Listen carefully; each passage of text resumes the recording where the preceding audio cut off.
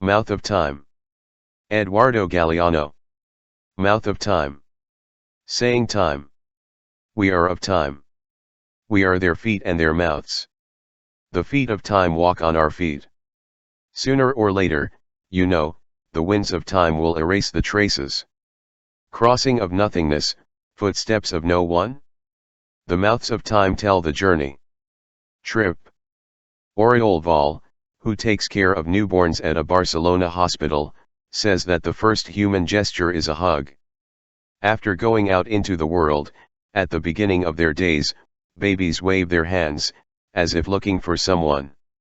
Other doctors, who deal with those already lived, say that the old, at the end of their days, die wanting to raise their arms. And that's how it is, no matter how many turns we give to the matter, and no matter how many words we put into it. To that, as simple as that, everything is reduced, between two flaps, without further explanation, the trip takes place. Witnesses. The professor and the journalist take a walk in the garden. At that, Jean-Marie Pelt, the teacher, stops, points his finger and says, "This is our grandmother's." And the journalist, Jacques Girardin, bends down and discovers a small ball of foam that appears among the grasses. It is a town of microscopic blue algae. On very humid days, blue algae can be seen. So, all together, they look like a spit. The journalist wrinkles his nose. The origin of life does not have a very attractive appearance, but from that slime, from that crap, come all of us who have legs, roots, fins or wings. Before, in the days of the world's infancy, when there were no colors or sounds, they, the blue algae, already existed. Throwing in oxygen, they gave color to the sea and the sky. And one fine day, a day that lasted millions of years, many blue algae turned into green algae. And the green algae were generating, very little by little, lichens, fungi, mosses, jellyfish and all the colors and sounds that later we came, to disturb the sea and the land. But other blue algae preferred to remain as they were. That's how they continue to be. From the remote world that was, they look at the world that is. It is not known what they think. Verderies. When the sea was already sea, the land was nothing more than bare rock. The lichens, coming from the sea, made the meadows. They invaded, conquered, and greened the kingdom of stone. That happened in the yesterday of yesterdays, and it is still happening. Where nothing lives, lichens live, in the frozen steppes, in burning deserts, at the top of the highest mountains. Lichens live as long as the marriage between algae and their children, fungi, lasts. If the marriage breaks up, the lichens break up. Sometimes algae and mushrooms get divorced, due to quarrels and disputes. According to them, they have locked them up and do not let them see the light. According to them, they make them cloying from giving them sugar night and day. Footprints. A couple was walking through the savannah, in eastern Africa, as the rainy season began. That woman and that man still looked rather like monkeys, truth be told, though they were already upright and had no tail. A nearby volcano, now called Sadaman, was spewing ash. The ash guarded the steps of the couple, from that time, through all times. Under the grey cloak the traces have remained intact. And those feet tell us, now, that Eve and that Adam were walking together, when at a certain height she stopped, turned aside and walked a few steps on her own. Afterwards, he returned to the shared path. The oldest human traces have left the mark of a doubt. A few years have passed. The doubt continues. The games of time. They say that once upon a time there were two friends who were contemplating a painting. The painting, the work of who knows who, came from China. It was a field of flowers at harvest time.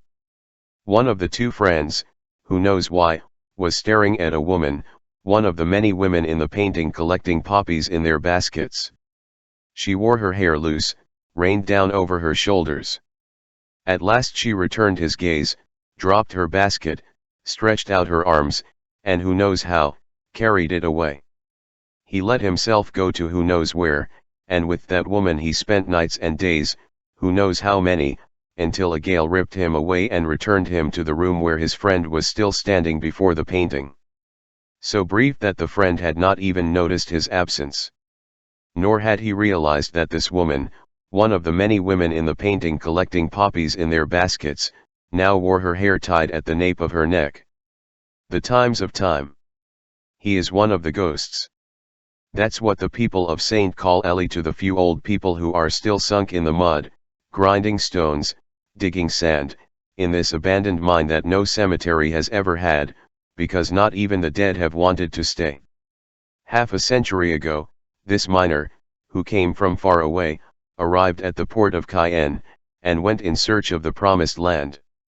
In those days, the garden of golden fruits had flourished here, and gold redeemed any starving foreigner and brought him back home very fat with gold, if luck wanted. Luck did not want. But this miner is still here, wearing nothing but a loincloth, eating nothing, eaten by mosquitoes. And looking for nothing, he stirs up the sand day after day, sitting in front of the punt, under a tree skinnier than he is, which barely defends him from the ferocity of the sun. Sebastian Salgado arrives at this lost mine, visited by no one, and sits next to it. The gold hunter has only one tooth left, a gold tooth, which when he speaks shines in the night of his mouth. "My wife is very pretty," he says. And it shows a broken and blurry photo. "She's waiting for me," he says. She is 20 years old. She has been 20 years old for half a century, somewhere in the world. Lost words. At night, Abel de Alencar fulfilled his forbidden mission. Hidden in an office in Brasilia, he photocopied, night after night, the secret papers of the military security services, reports, files that called interrogations to torture and confrontations to murders. In 3 years of clandestine work, AM photocopied 1,000,000 pages. A fairly complete confessional of the dictatorship that was living its last times of absolute power over the lives and miracles of all of Brazil. One night, among the pages of military documentation, AM discovered a letter. The letter had been written 15 years before, but the kiss that signed it, with the lips of a woman, was intact. From then on, he found many letters. Each one was accompanied by the envelope that had not reached its destination. He did not know what to do. A long time had passed. No one expected those messages anymore, words sent from the forgotten and the gone to places that were no longer there and people who were no longer there. They were a dead letter. And yet, when he read them, Ave felt that he was committing a violation. He could not return those words to the jail of the archives, nor could he murder them by tearing them up. At the end of each night, Abel put the letters he had found in their envelopes, affixed new seals, and dropped them into the mailbox. Clinic history. He reported that he suffered tachycardia every time he saw him, even from a distance. She stated that her salivary glands dried up when he looked at her, even from the side of it. She admitted to hypersecretion of her sweat glands every time he spoke to her, even if it was to say hello back. She acknowledged that she suffered severe blood pressure imbalances when he brushed against her, even if it was by mistake. He confessed that because of him he suffered from dizziness, that his vision blurred, that his knees became weak. That during the days I couldn't stop saying nonsense and at night I couldn't sleep. "It was a long time ago, doctor," he said. "I never felt anything like that again." The doctor raised his eyebrows. "Have you ever felt anything like that again?" And diagnosed. "Your case is serious." The conjugal institution. Captain Camillo Techera always walked with God in his mouth, "Good morning God willing, see you tomorrow God willing." When he arrived at the artillery barracks, he discovered that there was not a single soldier who was married properly and that they all lived in sin, frolicking in promiscuity like the beasts of the field. To put an end to that scandal that offended the Lord, he sent for the priest who officiated Mass in the city of Trinidad. In a single day, the priest administered to the soldiers of the troop, each one with his each one, the most holy sacrament of matrimony in the name of the Captain, the Father, the Son, and the Holy Spirit.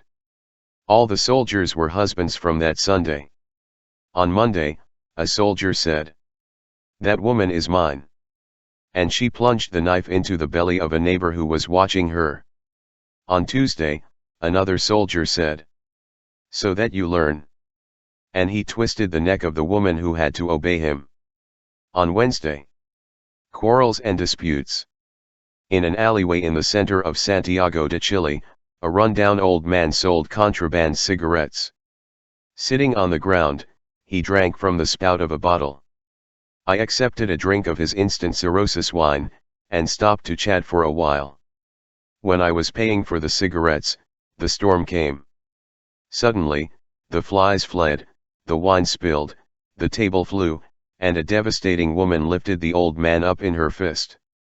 I began to pick up the merchandise scattered on the floor, while the lady shook the scrawny man and yelled at him, "Womanizer, prostitute, what have you believed, cheeky, degenerate, come on fucking with Eva, and with Lucy," and he stammered at that one, "I don't even know her," and with Pamela, and he moaned, "She looked for me," and the bombardment continued. "You been wallowing with Martita, that mare, and the Cherito and Biddy and Patty whore," to the indifference of the people who did not pay the slightest attention to this catwalk of platinum blondes with false eyelashes and reptile boots. The indignant woman had the defendant against the wall, trapped by the neck, while he stammered oaths, "That you are my only one, you are my cathedral, the others are just little chapels," until she, squeezing to strangle, threw him out forever. He orders a change, he ordered, "It's okay, that I never see you again, that if I see you again." And without words he announced the atrocious punishment. Fixing his eyes on the holy places, he cut the air with his fingers, like scissor blades. Bravely, I walked away. The 7 capital sins. On his knees in the confessional, a repentant man admitted he was guilty of greed, gluttony, lust, sloth, envy, pride, and anger. I never confessed. I didn't want you priests to enjoy my sins more than I did, and out of greed I kept them to myself. Gluttony. From the first time I saw her, I confess, cannibalism didn't seem so bad to me. Is it called lust to enter someone and lose yourself in there and never come out again? That woman was the only thing in the world that didn't make me lazy. I was envious. Envy of me, I confess. And I confess that later I committed the arrogance of believing that she was me. And I wanted to break that mirror, mad with anger, when I didn't see myself. Subsoils at night. Because this woman never shut up, because she always complained, because for her there was no stupidity that wasn't a problem, because she was fed up with working like a workhorse and, on top of that, putting up with this annoying woman and all her relatives, because in the bed he had to beg like a beggar, because he was with another and played the saint, because she hurt him like no one had ever hurt him, and because he couldn't live without her but neither could he live with her, he was forced to wring her neck, like if I were a chicken. Because this man never listened, because he never listened to him, because for him there was no problem that wasn't stupid, because he was tired of working like a mule and putting up with this bully and all his relatives, because in bed she had to obey like a whore, because she was with someone else and told everyone, because he hurt her like no one had ever hurt her, and because she couldn't live without him but neither could she live with him. She had no choice but to push her from a 10th floor, as if it were a lump. At the end of that night, they had breakfast together. Just like every day, the radio broadcast music and news. No news caught their attention. The news does not deal with dreams, morality and good manners. They locked her in a room, tied to the bed. Every day a man entered, always the same one. After a few months, the prisoner became pregnant. So they forced her to marry him.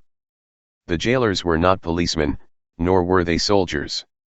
They were the father and mother of this girl, almost a child, who had been discovered when she was kissing and caressing with a fellow student. In Zimbabwe, in late 1994, Bev Clark heard his account. Fish. Mr. or Mrs. Or both at the same time. Or is he sometimes she, and sometimes she is he? In the depths of the sea, you never know. Groupers, and other fish, are virtuosos in the art of changing their sex without surgery. Females become males and males become females with astonishing ease, and no one is mocked or accused of treason against nature or the law of God. Birds. The house, made of straw and twigs, is much bigger than its inhabitant. But raising the house, among the thorny bushes, takes no more than a couple of weeks. Art, on the other hand, requires a lot of work time. No two houses are the same. Each one paints his dwelling as he wishes, with paint made from crushed berries, and each decorates it in his own way. The surroundings are lined with treasures torn from the mountain or from the garbage of some town not far away, the pebbles, the flowers, the shells of snails, the herbs and the mosses are located wanting harmony, and the beer bottle caps and bits of colored glass, preferably blue, make rings or fans on the ground. Things change places 1,000 times, until they find the best place to receive the light of each day. These birds are called caseritos for a reason. They are the happiest architects of all the islands of Oceania. When the creation of his house and garden is finished, each bird waits. Wait, sniffing, for the birds to pass. And that some stop their flight and see their work. And let him choose it. Grouse.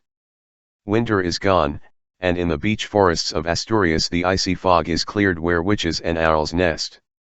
Then wild roosters, grouse, sing from the branches. They call to them, and they come. It is still night when the dance breaks out in the cantaderos. Red masks, white beaks, black beards, grouse and grouse wag like little carnival masks. The hunters crouch in the woods, their finger on the trigger. It is very difficult to catch the capercaillie, which lives hidden in their hiding places, safe from all danger. But the hunters know that this party, the dance of the encounter, makes them blind and deaf while it lasts. Spiders. Little step by step, thread by thread, the spider approaches the spider. He offers her music, turning the web into a harp, and dances for her, while little by little he caresses her velvet body until he faints.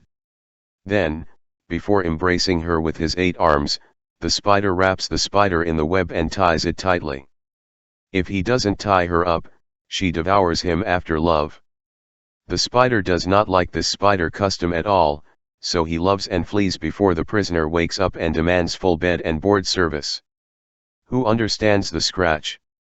He has been able to love without dying, he has managed to accomplish that feat, and now that he is safe from his viciousness, he misses the spider. Snakes. The embers burned, the chorizos dripped with juices, the aromas of perdition emanated from the golden meats. In front of his stone house, in the Sierra de Minas, inland, Don Venancio offered a barbecue to his friends from the city. They were about to start eating when the youngest son, still very young, announced, "There is a snake in the house." And raising a stick, he asked, "Do I kill her?" It was authorized. Later, Don Venancio entered and verified, a job well done. On the head, crushed by the blows, the drawing of the yellow cross was still visible. It was a cruise ship, and one of the largest. 2 meters, maybe 3. Don Venancio congratulated his son, served the barbecue, and sat down. The banquet was celebrated at length, with several encores and much wine. At the end, Don Venancio toasted the matador, announced that he was going to give him the snake's skin, his trophy, and invited them all. Come see her. It was huge, the son of a bitch. But when they entered the house, the snake was not there. Don Venancio muttered the anger between his teeth, and said that you have to screw yourself, just. The companion took her to the cave. And he said it's always like that. Whether snake or serpent, male or female, the dead always has someone to come looking for him. Then they all went back to the table, to the wine and the talk and the jokes. They all came back except one. Tupinio Ungerfeld had a hard time leaving. He stayed in that house, for a long time, rooted in front of that dry black stain on the ground. Survive. The sun is hiding behind the cypresses when Aurora Meloni arrives at the San Antonio de Arico cemetery. They have called it. We need the place. Many people die, you understand. An official tells him. Nice to meet you, lady. It's 300 pesos. Here you go. And he hands him one of those bags that are used to throw out the garbage. A huge car is waiting for her. The driver, dressed in black from cap to shoes, drives in silence. She appreciates that silence. On the other side of the window, the world runs. In a field, some boys play soccer. Aurora can't stand that treacherous happiness, and turns her face away. Look at the driver's neck. He doesn't look at the bag, which travels on the ground. Inside this plastic bag, who is? Is Daniel there? That boy who sold homemade cheese and dulce de leche with her at the Montevideo fairs? The one who threatened to change the world and ended up in the ditch of a road like this, with 36 bullets in his body? Why didn't anyone warn them that everything was going to last so little? Where are the words left unsaid? The things they didn't do, where are they? The shooters, the uniformed killers, are still where they were. But she? Where is? In this never-ending car, this hearse for hire, is she? Is she this woman who bites her lips and feels needles in her eyes? Will this be a car? Or is it that ghost train that once escaped from the track, with her inside, and took her to nowhere? The traps of time. Squatting on the bed, she looked at him for a long time, ran over his naked body from head to foot, as if studying his freckles and pores, and said, "The only thing I would change is your address." And since then they lived together. They went together, and they had fun fighting over the newspaper at breakfast time, and they cooked inventing and they slept tied up. Now this man, mutilated from her, would like to remember her as she was. As was any of the ones that she was, each with her own grace and power, because that woman had the amazing habit of being born frequently. But not. Memory refuses. Memory does not want to give her back anything more than that frozen body where she was not, that empty body of the many women that she was. Unibody _ With the help of their white canes and a few drinks, they made their way, for better or worse, through the little streets of Tlaquepaque. It seemed that they were about to fall, but no, when she stumbled, he caught her, when he wobbled, she would straighten him. They walked as a duet, and as a duet they sang.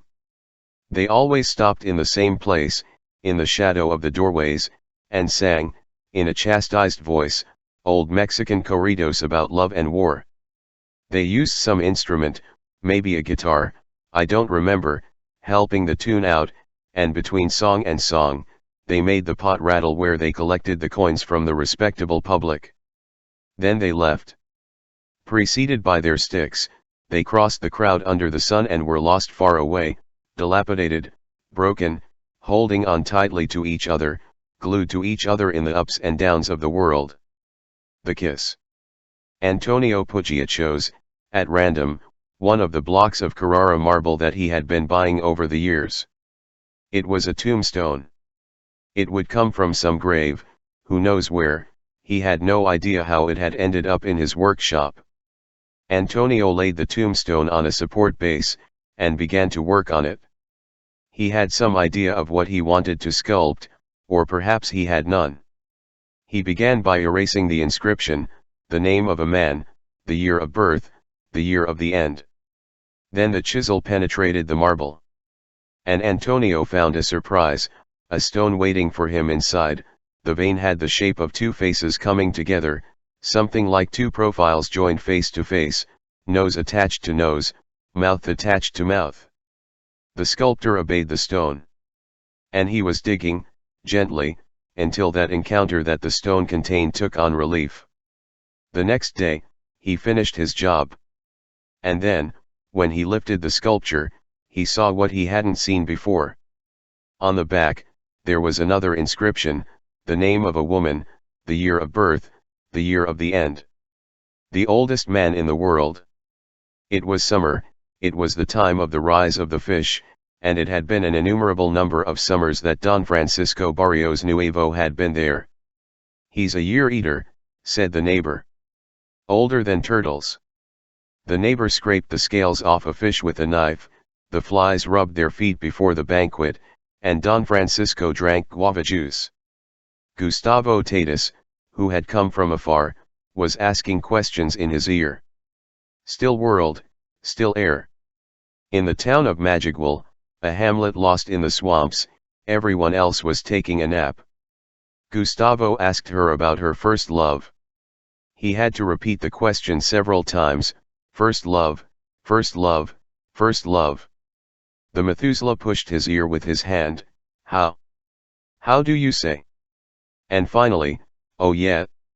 Rocking in the rocking chair, he frowned, closed his eyes. My first love. Gustavo waited. He waited while memory traveled, a worn-out boat, and memory stumbled, sank, got lost.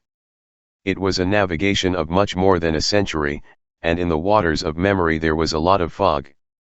Don Francisco was looking for his first time, his face contracted, squeezed by 1,000 furrows, and Gustavo looked the other way and waited.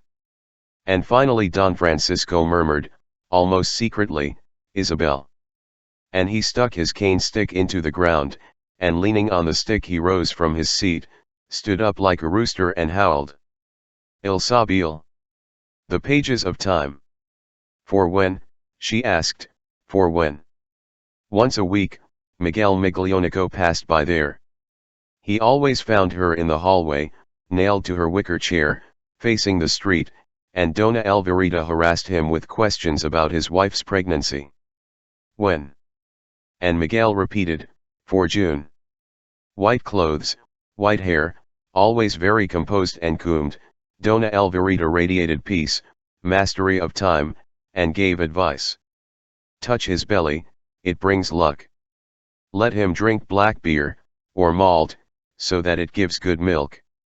Give her the tastes, all the cravings, because if the woman swallows the urge, the spotted baby comes out. Every Friday, Dona Elvirita waited for Miguel's arrival. Her skin, which enveloped her body like pink smoke, revealed the branches of little veins agitated by curiosity. And the belly, does it have a point? So, it does not fail, it will be male.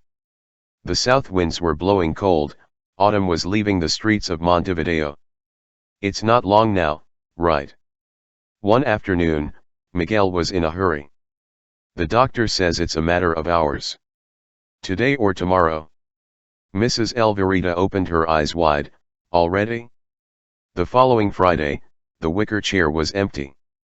Dona Elvirita had died on June 17, 1980, while a child named Martín was born at the Miglionico's house. An Adidas shoe. Mother. A love letter with an illegible signature, 10 little pots with plastic flowers, 7 colored balloons. An eyelash liner, a lipstick, a glove. A cap. An old photograph of Alan Ladd, 3 Ninja Turtles. A storybook, a maraca. 14 hair clips.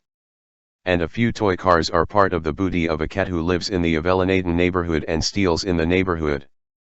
Sliding down rooftops and cornices, she steals for her son, who is paralyzed and lives surrounded by these ill-gotten offerings. The father.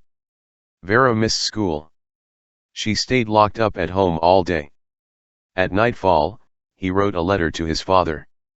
Vera's father was very sick, in the hospital. She wrote. I tell you to love yourself, to take care of yourself, to protect yourself, to pamper yourself, to sit down, to love yourself, to enjoy yourself. I tell you that I love you, I take care of you, I protect you, I pamper you, I feel you, I love you, I enjoy you. Hector Carnevali lasted a few more days. Then, with her daughter's letter under her pillow, she went away in her sleep. The grandmother. When looking at a mountain, Miriam Miguez would like to look through it, to enter the other side of the world. When she looks back at her childhood, she too would like to look back through those bygone years, to enter the other side of time. On the other side of time, there is the grandmother. In her house in Cordoba, the grandmother hid some secret boxes. Sometimes, when she and Miriam were alone, and there was no danger of an intruder sticking his nose out, the grandmother would crack open her treasures and let the granddaughter see. Those sequins, medals, bird feathers, old keys, clothespins, colored ribbons, dry leaves, and magazine clippings seemed like things, but they both knew that they were much more than things. When Grandma died, all of that was gone, maybe burned, or thrown in the trash. Miriam now has her own secret boxes. Sometimes he opens them. Grandpa. Geologists were chasing after the remains of a small copper mine that had been called Cortadera, which had been and was no more and was not on any map. In the town of Cerrillos, someone told them that nobody knows. Old Honorio, who knows if he knows? Don Honorio, overcome by wine and ailments, received the geologists lying on the cot. They had a hard time convincing him. After a few bottles and many cigarettes, yes, no, we'll see, the old man agreed to accompany them the next day. Overwhelmed, stumbling, he began the march. At first, I was at the tail of everyone. He did not accept help, and it was necessary to wait for it. With great difficulty he managed to reach the dry riverbed.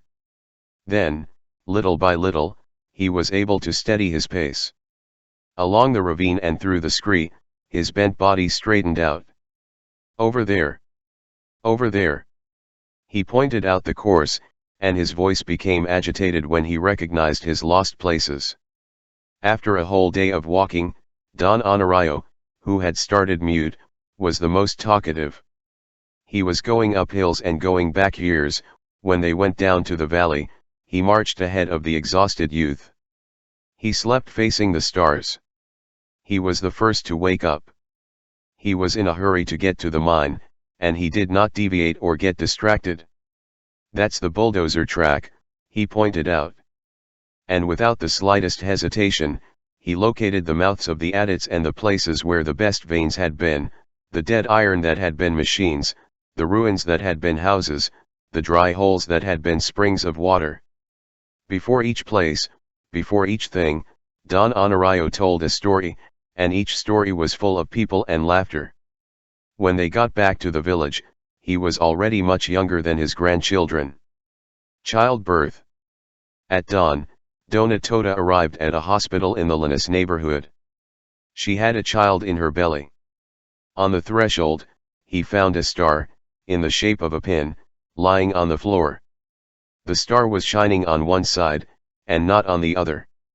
This happens with the stars, every time they fall to earth, and on earth they roll over, on one side they are silver, and they shine, conjuring the knights of the world, and on the other side they are just tin. That silver and tin star, clenched in a fist, accompanied Dona Tota in childbirth. The newborn was named Diego Armando Maradona. The birth. The public hospital, located in the busiest neighborhood of Rio de Janeiro, treated 1,000 patients a day. They were, almost all, poor or very poor. A doctor on duty told Juan Bedoyan. Last week, I had to choose between two newborn girls. Here is a single artificial respirator. They arrived at the same time, already dying, and I had to decide which one was going to live. I'm not the one, the doctor thought, let God decide. But God said nothing. Whoever he chose, the doctor was going to commit a crime. If he did nothing, he committed two. There was no time for doubt. The girls were in their last days, already leaving this world. The doctor closed his eyes. One was sentenced to die, and the other was sentenced to live. The baptism. A fierce storm was bombarding the city of Buenos Aires. The father snatched the baby from the mother's arms, carried it to the roof, and held it up, naked, in the freezing rain. And in the light of the lightning, he offered it. My son, may the waters of heaven bless you. The newborn was saved, no one knows how, from dying of pneumonia. It was also saved from being called Descanso Dominical. The father, a poor anarchist and poet, always persecuted by the police and creditors, wanted to call him that in homage to that recent worker conquest, but the civil registry did not accept the name. Then the friends, poor anarchists and poets, always persecuted by the police and creditors, got together and discussed the matter. And it was they who decided that the child was going to have a literary destiny and deserved to be called Catullus, like the Latin poet. In the civil registry they added the accent to Cachulo Castillo, the creator of La Ultima Curta and other tangos of those that are to be heard standing up, hat in hand. Name. The town of Cerro Chato never had any hill, neither flat nor pointed. But Javier Zeballos remembers that Cerro Chato did have, in his childhood, 3 commissioners, 3 judges, and 3 doctors. One of the doctors, who lived downtown, was the compass of the errands. Javier's mother guided him like this: from Dr. Galarza's house, you go 2 blocks down. This is on the corner of Dr. Galarza. Go to the pharmacy that is around the corner from Dr. Galarza. And there went Javier. At any time he passed by, with sun or moon, Dr. Galarza was always sitting in the hallway of his house, mate in hand, giving a compliant response to the greetings from the neighborhood: good morning, doctor, good afternoon doctor, good night, doctor. Javier was already a grown man, when it occurred to him to ask why Dr. Galarza did not have a medical office or legal study. And then he found out. Doctor was not, his name was. This was how it had been recorded in the civil registry: doctor by name, Galarza by name. The father wanted a son with a diploma, and that baby did not seem trustworthy. The birthday. Smiling ant face, frog legs, chicken feet, Sally was celebrating her first year of life in the world. The event was celebrated in a big way. Her mother, Beatriz Monagal, spread out on the floor an enormous tablecloth with embroidered flowers, of unspeakable origin, and lit the candle on the mast of the cake that she had bought, never to be paid for, at El Emporio de los Sandwiches. In a jiffy the cake disappeared and the dance was unleashed, while the honoree slept soundly, wrapped in clean, starched clothes, inside a grocery basket. At 2:45 in the morning, when there was not a drop of wine left in the demijohns, Beatriz took her last pictures, turned off the radio, threw people out, and hurriedly collected all her belongings. At 3 o'clock, the police siren sounded. Beatriz had invaded that mansion a couple of months ago, along with her many children and her most recent love, who was stocky and good at kicking open houses. When the police entered, with an eviction order, Beatriz had already begun her new pilgrimage. She was going down the middle of the street, pulling the rods of a cart full of children and rags, followed by her man and her older children. He was looking for another house to break into, and his laughter broke the silence of the Montevideo night. The revelation. A citizen recently arrived in the world was sleeping, naked, in the cradle. The sister, Eduardo Galeano, looked at him and ran away. He knocked on the doors of his neighbors, and with a finger on his lips he invited them to the show. They abandoned their dolls, half-dressed, half-combed, and on tiptoe, holding hands, they peered into the baby's cradle. They did not flush with envy, nor did they turn pale from the castration complex. Holding back their laughter, they commented, "Look what this crazy brought to P. Wind." Diego Lopez was turning 4 years old, and that morning joy jumped in his chest.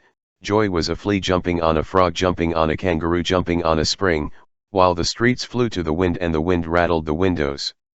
And Diego hugged his grandmother Gloria and secretly, in her ear, ordered her, "We are going into the wind." And he tore her out of the house. Son. Somewhere in Pennsylvania, Anne Merak works as a son helper. She has been in the business for as long as she can remember.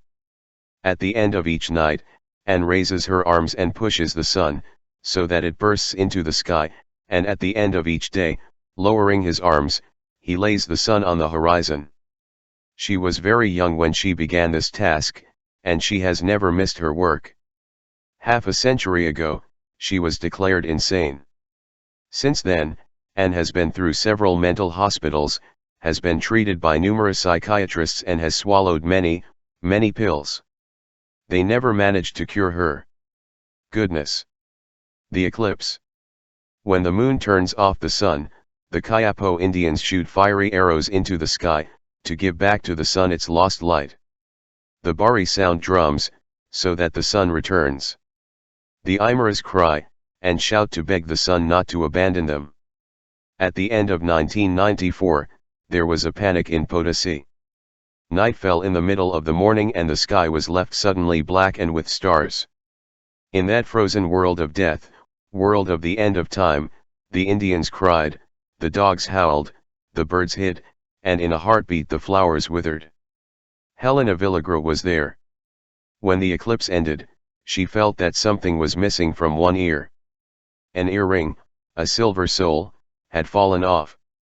She searched for the little son on the ground for a long time, although she knew she would never find him. The night moon. The ripe moon impregnates the earth, and makes the cut tree still alive in its wood. The full moon stirs up lunatics, women, and the sea. The green moon kills the crops. The yellow moon comes with a storm. The red moon brings war and plague. The black moon, no moon, leaves the world sad and the sky mute. When Catalina Alvarez Insua was taking her first steps, she raised her arms to the moonless sky and called. Light population. Catherine had many visible friends, but they were not portable. Instead, the invisibles accompanied her everywhere. She said there were 20. I didn't know how to count anymore. Wherever he went with them. He took them out of his pocket, put them in the palm of his hand, and talked with them.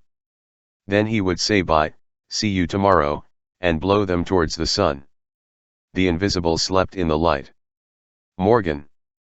The sun catches him, Morgan runs away. It flies over the sand, undulates in the waves, and makes you want to applaud that burst of red. But Morgan is called that because of his pirate ways, and the victims don't find him all that admirable. Skipper and thief, Morgan is chased by the sun, and so is the owner of a tennis ball or sandwich or slipper or underwear that he has usurped to sink into the water with the loot between his teeth. He never knew how to judge himself.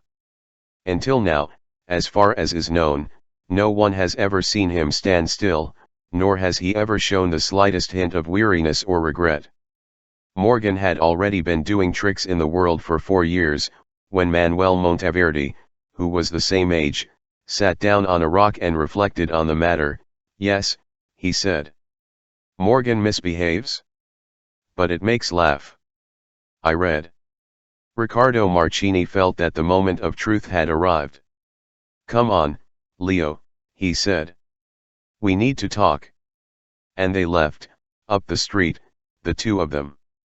They walked around the Saavedra neighborhood for a long time, walking around, in silence. Leonardo was very late, as was his habit, and then he quickened his pace to catch up with Riccardo, who was walking with his hands in his pockets and a frown. Upon reaching the plaza, Riccardo sat down. He swallowed. She squeezed Leonardo's face in her hands and, looking into his eyes, she let out the stream. Look, Leo, I'm sorry for telling you, but you're not the son of mom and dad, and it's better that you know, Leo, that they picked you up from the street. He sighed deeply. I had to tell you, Leo. Leonardo had been found in the garbage when he was a newborn, but Riccardo preferred to spare him those details. So, they returned home. Riccardo was whistling. Leonardo would stop at the foot of his favorite trees, wag his tail to greet the neighbors, and bark at the fugitive shadow of a cat. The neighbors loved him because he was brown and white, like Platense, the neighborhood soccer club, which almost never won. Lord Chichester. In a parking lot of the many in Buenos Aires, Raquel heard him cry. Someone had thrown it between the cars. Incorporated into the household, he was called Lord Chichester. He had been born for a short time and was already faded and stubborn. He was left one-eyed later, when he grew up and fought a love duel for Milonga the cat. One night, when Raquel and Juan Amaral were submerged in the deepest of slum bears, some ferocious screams made them jump out of bed. Lord Chichester was screaming as if he were being skinned. Strange thing, because he was ugly but quiet. Something hurts a lot, Juan said. Following the shrieks, they reached the end of the corridor. Raquel pricked up her ears, and said, "He is warning us that there is a leak." They wandered around the old house, until they located the clip-clop of the leak in the bathroom. "That pipe always lost," said Juan. "It's going to flood," Raquel feared. And they argued, yes, no, until Juan looked at the clock, almost 5 in the morning, and yawning, he begged, "Let's go to sleep." And sentenced. Lord Chichester is mad as hell. They were about to enter the bedroom, pursued by the cat's squeals, when the old, cracked ceiling collapsed on the bed. Pepa Lumpen was very damaged by the years. He no longer barked, and fell when walking. Martinho the cat approached and licked his face. Pepa always put him in his place, growling and showing him her teeth, but that last day he let himself be kissed. The house remained silent, empty of it. In the following nights, Helena dreamed that she was cooking in a pot with a broken bottom, and she also dreamed that Pepa was calling her on the phone, furious that we had her underground. Pores. When Mariana Mactus turned 6, a resident of Calila de la Costa gave her a blue chick. The chick not only had blue feathers, which gleamed purple in the sun, but also pissed blue and chirped blue. It was a miracle of nature, perhaps helped by some aniline injection into the egg. Mariana baptized him with the name of Pires. Were friends. They spent hours chatting on the terrace, while Pires walked around picking at bread crumbs. The chick did not last long. And when that brief blue life came to an end, Mariana sat on the floor, as if never to get up. With his eyes fixed on a tile, he verified. The world is sad without Pires. Curious people. Soledad, 5 years old, daughter of Juanita Fernandez, for why don't dogs eat dessert? Vera, 6 years old, daughter of Elsa Villagra. Where do you sleep at night? Do you sleep here, under the bed? Luis, 7 years old, son of Francisca Bermudez. Will God be angry if I don't believe in him? I don't know how to tell him. Marcos, 9 years old, son of Sylvia Awad. If God made himself, how could he make the back? Carlitos, 40 years old, son of Maria Scaglione. Mom, at what age did you take my boob out? My psychologist wants to know. Infant Immortality Index. When Manuel was 1.5 years old, he wanted to know why he couldn't hold the water with his hand. And at the age of 5, he wanted to know why people die. And die, what is it? My grandmother died because she was old. And why did a boy younger than me, who I saw yesterday on TV, die? Do the sick die? And why do those who are not sick die? Do the dead die for a while or do they die completely? At least, Manuel had an answer to the question that mortified him the most. My brother Felipe is never going to die, because he always wants to play. Whispers. Luza Jaguarib was playing in the garden of her house, on the outskirts of Paso Fundo. Hopping on one foot, she was counting the buttons on her dress. 1, 2, beans with rice. Counting the buttons, the husband guessed that fate would give him. Would she marry a king or a captain, a soldier or a ruffian? 3, 4, beans on the plate. He did a somersault in the air, spread his arms, sang. 5, 6. I marry the king. And turning around, he collided with his father's legs and fell to the ground. The father, immense, raised against the son, said, "Enough, Louisenha. It's over." Thus, she knew that Uncle Moro was no longer there. He went to heaven, they told him. And they told her that she had to stay still and be quiet. A few days passed, the holidays arrived. That Christmas Eve dinner brought together a family. Luza discovered relatives she had never seen before, a crowd in mourning clothes. Aunt Gisela sat at the head of the endless table. The black dress, with the high-buttoned collar, looked beautiful on her. She was a queen, but Luza did not dare to comment on it. Her head raised, her gaze lost in the air, Aunt Gisela did not eat a bite or say anything. Until at midnight, in the midst of the hubbub, he spoke. "They say you have to love God.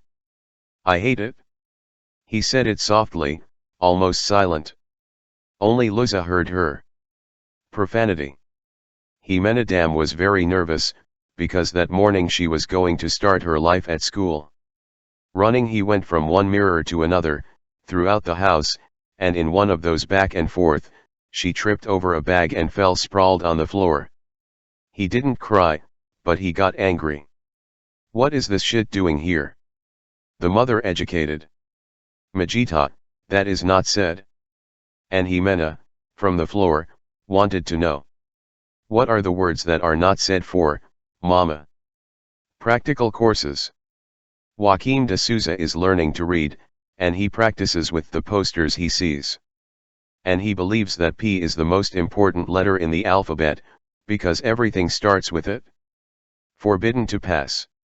Forbidden to enter with dogs, forbidden to litter, no smoking. No spitting, no parking, no posting, no lighting a fire, no making noise, no rules. Cherna played with the ball played with Chima, the ball was a world of colors and the world flew, free and crazy, it floated in the air, it bounced where it wanted, it stung here, it jumped there, from leap to bound, but the mother arrived and ordered to stop. Maya Lopez caught the ball and locked it away. He said that Chima was a danger to the furniture, to the house, to the neighborhood, and to Mexico City, and he forced him to put on his shoes, sit properly, and do his homework. "The rules are the rules," he said. Cherna raised her head. "I have my rules too," he said. And he said that, in his opinion, a good mother should obey her son's rules. "That you let me play as much as I want, that you let me walk barefoot, that you don't send me to school or anything like that, that you don't force me to sleep early, and that every day we move house." And looking at the ceiling, as if he didn't want to, he added. "And that you are my girlfriend. Good health." At some stop, a swarm of boys invaded the bus. They came laden with books and notebooks and various knickknacks, and they did not stop talking or laughing. They were all talking at the same time, shouting, pushing, shaking, and laughing at everything and nothing. A gentleman rebuked Andres Brolic, who was one of the loudest. "What's wrong, baby? Do you have the laughing sickness?" At first glance it could be seen that all the passengers on that bus had already undergone treatment and were completely cured. Teacher. 6th grade students at a Montevideo school had organized a novel contest. They all participated. The jurors were 3. The teacher Oscar, Ratty Fists, Fakir Salary, plus a student, representative of the authors, and me. Parents and other adults were not allowed to enter the award ceremony. The jurors read the minutes, which highlighted the merits of each of the works. The contest was won by all, and for each winner there was an ovation, a shower of streamers and a medal donated by the neighborhood jeweler. Later, the teacher Oscar told me, "We feel so united that it makes me want to leave them all repeaters." And one of the students, who had come to the capital from a town lost in the countryside, stayed chatting with me. She told me that, before, she didn't speak a word, and laughing, she explained that the problem was that now she couldn't keep quiet. And she told me that she loved the teacher, she loved him so much, because he had taught her to lose her fear of being wrong. The students. If the teacher asks them what they want to be when they grow up, they are silent. And then, speaking softly, they confess, to be whiter, sing on TV, sleep until noon, marry someone who doesn't hit me, marry someone who has a car, go far away and never be found. And they say, be whiter, be a world soccer champion, be Spider-Man and walk through walls, rob a bank and not work anymore, buy a restaurant and always eat, go far away and never be found. They do not live far from the city of Tucumán, but they don't even know it by sight. They go to school, on foot or on horseback, one day yes, two no, skipped, because they take turns with the brothers in wearing the only apron and the pair of slippers. And what they ask the teacher the most is, when is lunch coming? Condors. On the back of a mule, on the back of a motorcycle, on the back of himself, Federico Occarenza travels through the mountains of Salta. He is curing mouths in those solitudes, in those poor places. The arrival of the dentist, the enemy of pain, is good news, and there the good news is little, as little as everything. Federico plays soccer with the children, who rarely visit the school. They learn what they know by herding goats and chasing a rag ball through the clouds. Between goal and goal, they have fun making fun of the condors. They lie down on the stone floor, with their arms outstretched, and when the condors attack, the little dead jump. Labor. Mohammed Ashraf does not go to school. From sunrise to moonrise, he cuts, trims, drills, assembles and sews soccer balls, which roll from the Pakistani village of Umarkot to stadiums around the world. Mohammed is 11 years old. He's been doing this since he was 5. If he knew how to read, and read in English, he could understand the inscription that he pastes on each of his works: this ball has not been made by children. The reward. Without a home and aimlessly, without where, José Antonio Gutiérrez lived and grew up on the streets of Guatemala City. To avoid hunger, he stole. To avoid loneliness, he snorted glue and then became a Hollywood star. One day, he left. He went far north to paradise. Dodging the police, slipping into 14 trains and walking 1,001 nights, he managed to reach California. And there he went and stayed. 6 years later, in the most miserable neighborhood of the Guatemalan capital, the knocking on the door woke Gracia Gutierrez. Some gentleman in uniform came to notify him that his brother José Antonio, enlisted in the Marine Corps, had died in Iraq. That street child had been the first casualty of the invading forces in the 2003 war. The authorities wrapped his coffin in the Stars and Stripes flag and gave him military honors. And they made him a citizen of the United States, which was the prize he had been promised. Television, which broadcast the ceremony live, praised the heroism of the brave soldier who had fallen fighting against Iraqi troops. Later it was learned that he had been killed by friendly fire, as bullets that miss the wrong enemy are called. Horse.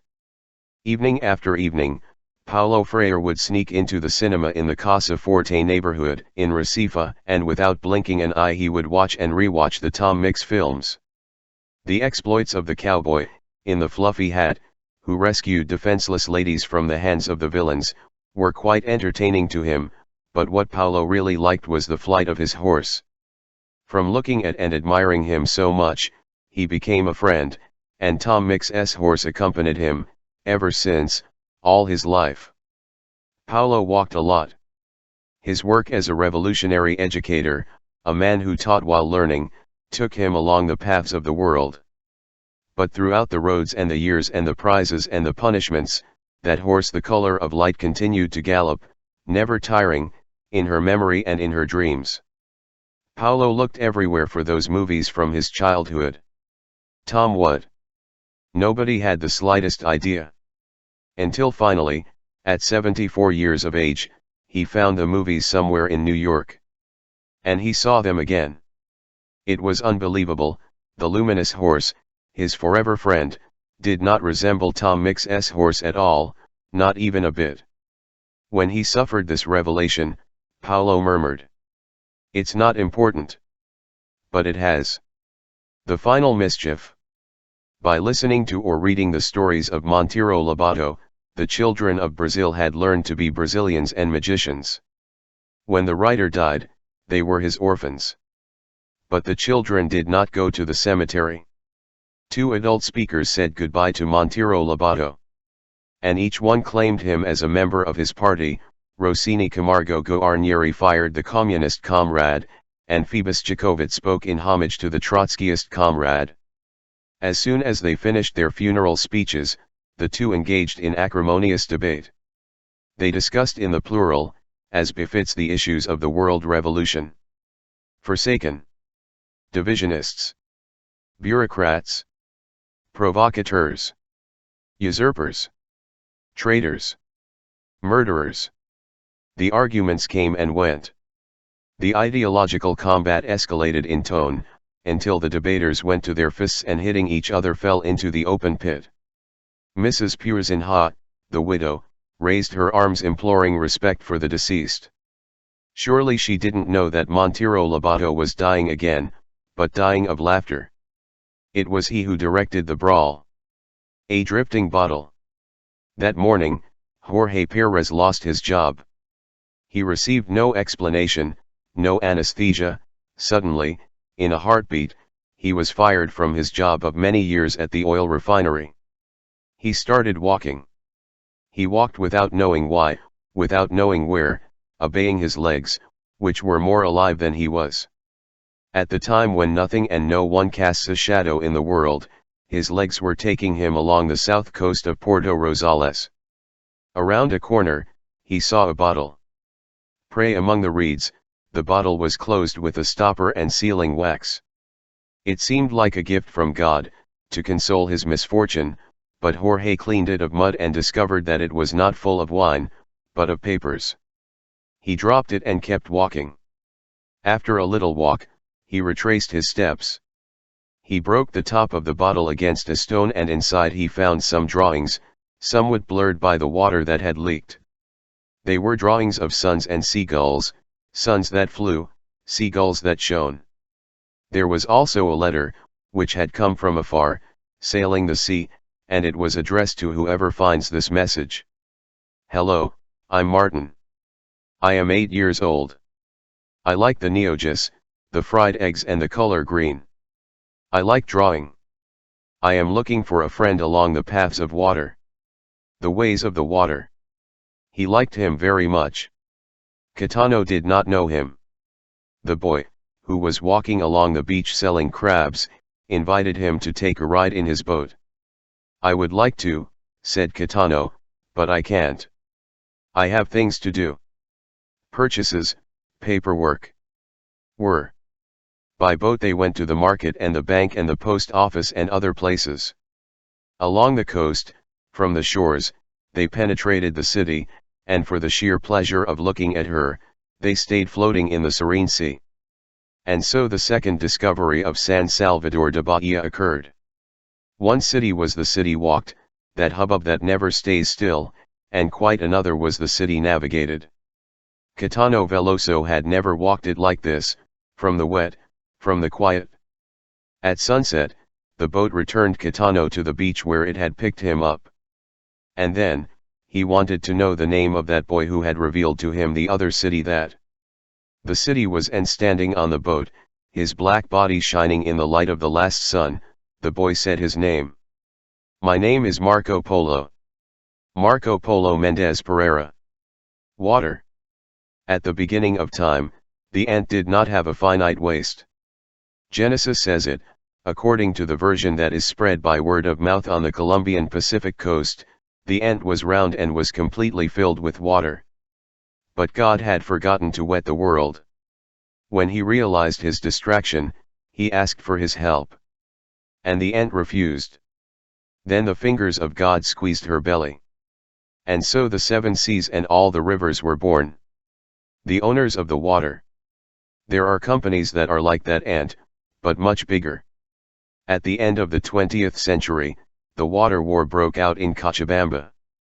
When the American company Bechtel tripled the rate from one day to the next, the indigenous communities marched from the valleys and blockaded Cochabamba, and the city also rebelled and barricades were erected and the water bills were burned, in a great bonfire, in the main square.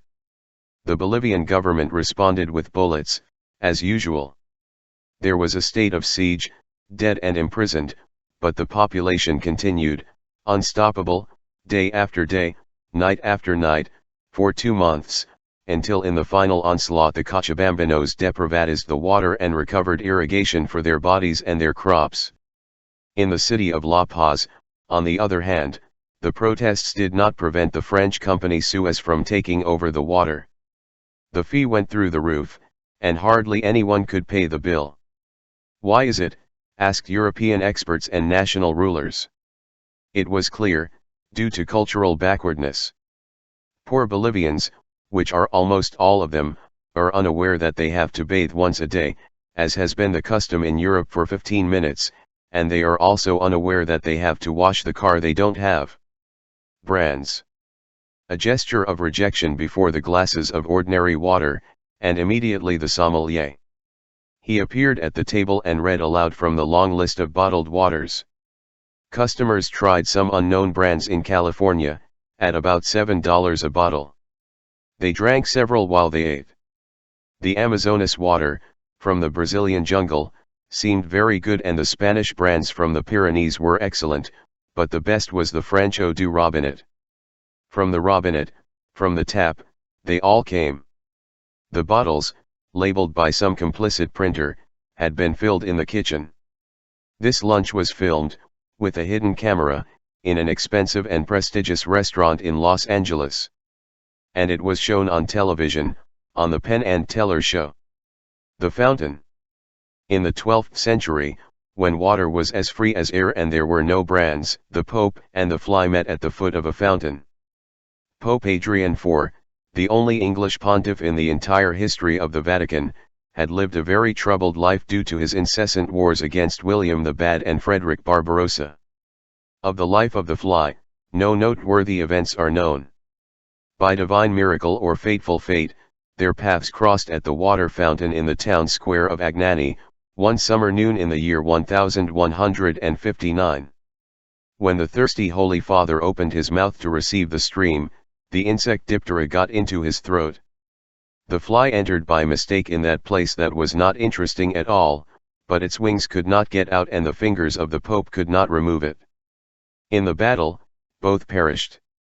The Pope, choking, died of a fly. The fly, prisoner, died of Papa. The lake. Holden Caulfield was listening to the reproaches of his history teacher. To escape such an atrocious litany, he thought of the ducks in Central Park in New York. Where did the ducks go in winter, when the lake was covered with ice? The subject interested him much more than the Egyptians and their mummies. Salinger had told it, in a famous novel. A few years later, Adolfo Gilli, wandering aimlessly, came to the lake in Central Park. There was no ice. It was an autumn noon, and a professor was reading those Salinger pages, aloud, to his students. The boys listened, sitting in a circle. Then a squadron of ducks came swimming at top speed. The ducks stayed there, glued to the shore, while the teacher read the words that spoke of them. Then the teacher left, followed by his students. And the ducks also left. The river. 3 centuries ago, the river fled from the French. Afterwards, the English couldn't catch him either. He was never where the map said he was. Some settler drew its course one day, and on the night of that day the river escaped and began to run in other directions. In 1830, he was hunted. The city of Chicago grew pinned to its shores, never to flee again. And at the end of the 19th century, the city completed the civilization of the savage, forcing it to flow backwards and enclosing it between high concrete walls. One morning in the spring of 1992, when the river had been in good behavior for a long time, the city woke up with wet feet. It was an ugly way to wake up. The subway sweated, the basements sweated. The tamed river had been unleashed and there was no way to stop it. It gushed through the pores of the walls, first in drops and then in spurts, until it charged into the city and flooded its streets. After a few days of combat, the rebel was defeated. Since then, the city sleeps with only one eye. Voices. Pedro Sod walked on the waters of the Volga River, which the winter had frozen. It was in the center of Russia, a very cold afternoon. He was alone, but accompanied. As he walked he felt, through the thick solace of his boots, the vibration of the river that was alive under the ice. The flood. The streets were flower shops, the churches, confectionery delights, the palaces, toy store gifts. But beautiful Antigua, the capital of Guatemala, lived with her heart in her mouth, among the vomiting and shaking of the angry earth. The volcanoes condemned her to perpetual capsizing. What he did not spend in tears, he would go in sighs. In 1773, the earth bucked like never before. And the worst thing was that the river overflowed its banks and drowned people and houses.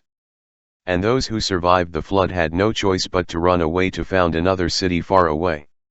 The river that overflowed is called, pensive. Snails. We ask the gods, the devils, and the stars in the sky for help. To the snails, nobody. But thanks to the snails, the Shipibo Indians do not drown every time the river Ucayali gets in a bad mood and its riotous waters invade the land and run over everything they find. The snails warn. Before each calamity, they leave their eggs attached to the trunks of the trees, well above the height where the flood will reach. And they are never wrong in the calculation. The flood. Fed up with so much disobedience and sin, God had decided to erase from the face of the earth all the flesh created by his hand. The people and the beasts and the serpents and even the birds of the sky were going to be exterminated. When the wise Johannes Stoffler revealed the exact date of the second universal deluge, which was going to bury everyone under the waters on February 4, 1524, Count von Igelheim shrugged. But then it happened that God himself appeared to him in a dream, a beard of lightning, a voice of thunder, and announced to him, "You will die by drowning."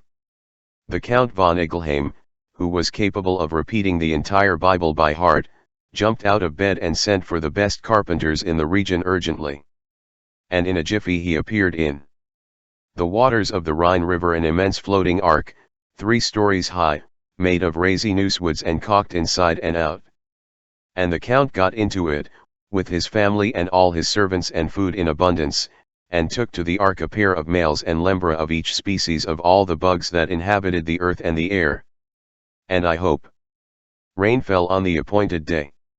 Not much, it was more of an Elovisnita, but the first drops were enough to unleash panic, and a maddened mob invaded the docks and seized the ark. The Count resisted and was thrown into the waters of the river, where he drowned. Networks. In the sands of the Guaratiba Bar, the laughter of the seagulls sounds. The boats are unloading fish and happening. One of the fishermen, Claudione da Silva, squeezes his head and moans remorsefully. He had caught a good-sized snapper, but the fish pointed back with a fin, and said, "Here comes another one, much bigger than me." And he believed him, and let him get away. Jorge Antunes shows off his new clothes. He had been lost at sea for several days, and a violent swell left him naked and took away his fresh water canister. He had already resigned himself to dying of sun and thirst, when the net brought him a shark that had, in its belly, a very cold can of Coca-Cola and a hat, pants, and a brand new shirt. Reynaldo Alves laughs with all his false teeth. "It is not to despise," he says, "but good fortune, what is called good fortune, he had. In full navigation, he lost his teeth. He sneezed and the denture flew into the water. He dove in, looked for it, didn't find it. And a couple of days later, she was lucky enough to catch the soul that was using her shrimp." At the time of the day's goodbyes, the fishermen prepare their cast nets on the shores of the Gulf of California. When the sun, the old magician, casts its final flash, the canoes are already slipping between the islets off the coast. There, they wait for the moon. During the day, the shrimp have been hidden at the bottom of the water, well attached to the mud or sand. As soon as the moon is seen in the sky, the shrimp rise. The moonlight calls them, and off they go. Then the fishermen throw the nets, folded on their shoulders, and the nets open like wings in the air, and in the fall they catch them. Thus, traveling to the moon, the shrimp meet their doom. No one would say, upon seeing them, that these bearded bugs have such a penchant for poetry, ugly as they are, but any human mouth, when tasting them, attests. The curse. He was born Langland. It was a ship with 3 masts and an iron hull, which brought saltpeter from Chile and guano from Peru to Europe. When she was 20 years old, she was renamed Maria Madre, and that's where the bad luck started. She continued to complete her sea voyages, but misfortune followed her, and things went from bad to worse. At the beginning of the century, already hurt by many breakdowns, the ship was trapped in the port of Paysandú, and there she was a prisoner, for 40 years, for I don't know what tangled lawsuit for some unfulfilled contract. In 1942, it was Reflot. And again he changed his name. Calling herself Clara, she went back to sea. He set sail with a cargo of 1,000 tons of salt. A little further on, when Clara was coming out of the Rio de la Plata, a giant cloud, in the shape of a cigar, rose from the horizon. Bad sign, the Pampas wind hit the ship, broke it into pieces and threw its remains on the ground. Clara fell dead on Las Delicias beach, at the foot of a house. That was the summer house of Lorenzo Marcenaro, the man who had baptized her for the 3rd time, there on the Paysandú Dam. Since then, no ship has dared to change its name in these southern waters. The sea is free, but not their daughters. The sea. Rafael Alberti had already been in the world for almost a century, but he was contemplating the Bay of Cadiz as if it were the first time. From a terrace, lying in the sun, he followed the unhurried flight of seagulls and sailboats, the blue breeze, the coming and going of the foam on the water and in the air. And she turned to Marcos Anna, who was silent by her side, and squeezing his arm she said, as if she had never known, as if she had just found out. How short is life! The penalty. Queen and Lady was the city of Carthage, on the coasts of Africa. His warriors reached the gates of Rome, the rival, the enemy, and were about to crush it under the legs of their horses and elephants. A few years later, Rome took its revenge. Carthage was forced to surrender all its weapons and its warships, and accepted the humiliation of vassalage and the payment of tributes. All accepted Carthage, bowing his head. But when Rome commanded that the Carthaginians abandon the sea and go to live inland, far from the coast, because the sea was the cause of their arrogance and their dangerous folly, they refused to leave. That's right, that's not. Yes, never. And Rome cursed Carthage, and condemned it to extermination. And there marched the legions. Surrounded by land and water, the city held out for 3 years. There was no hole left to scrape in the granaries, and even the sacred monkeys of the temples had been devoured, forgotten by their gods, inhabited by specters. Carthage fell. 6 days and 6 nights the fire lasted. Later, the Roman legionaries swept up the smoking ashes and watered the earth with salt, so that nothing and no one would ever grow there again. The city of Cartagena, on the coast of Spain, is the daughter of that Carthage. And the granddaughter of Carthago is the city of Cartagena de Indias, which was born much later on the coasts of America. One night, chatting softly, Cartagena de Indias confided her secret to me. She told me that if she were ever forced to go far from the sea, she too would choose to die, as her grandmother died. Another punishment. It is not only because of the penalty of exile that seafaring towns lose their seas. One day, yes, and another day too, the black tide, sticky and deadly, attacks the waters and their shores. At the end of 2002, an oil tanker, split in half, vomited its poison over Galicia and beyond. The coasts, black with oil, were filled with crosses. Dead fish and dead birds floated in the rotten waters. The state? Blind. Government? Deaf. But the fishermen, boats at anchor, nets rolled up, were not alone. Thousands and thousands of volunteers faced the enemy invasion with them. Armed with shovels and buckets and whatever they could find, day after day, week after week, they painstakingly stripped the sands and rocks that the oil had dressed in mourning. Those many hands, were they mute? They did not make theater speeches. Doing they said, in Galician, never again. Rain. The sky split open, slashed open, and spilled all the water it had. It rained as if the sky wanted to empty itself forever, and all the rain fell on the sea. Across the waters that stretched riotously from horizon to horizon sailed a warship. Lying on the deck, with his hands behind his neck, a young soldier allowed himself to be drenched. And he asked questions. Although he was serving in the military, his thing was science. He had never seen rain on the high seas, and was looking for an explanation for such nonsense.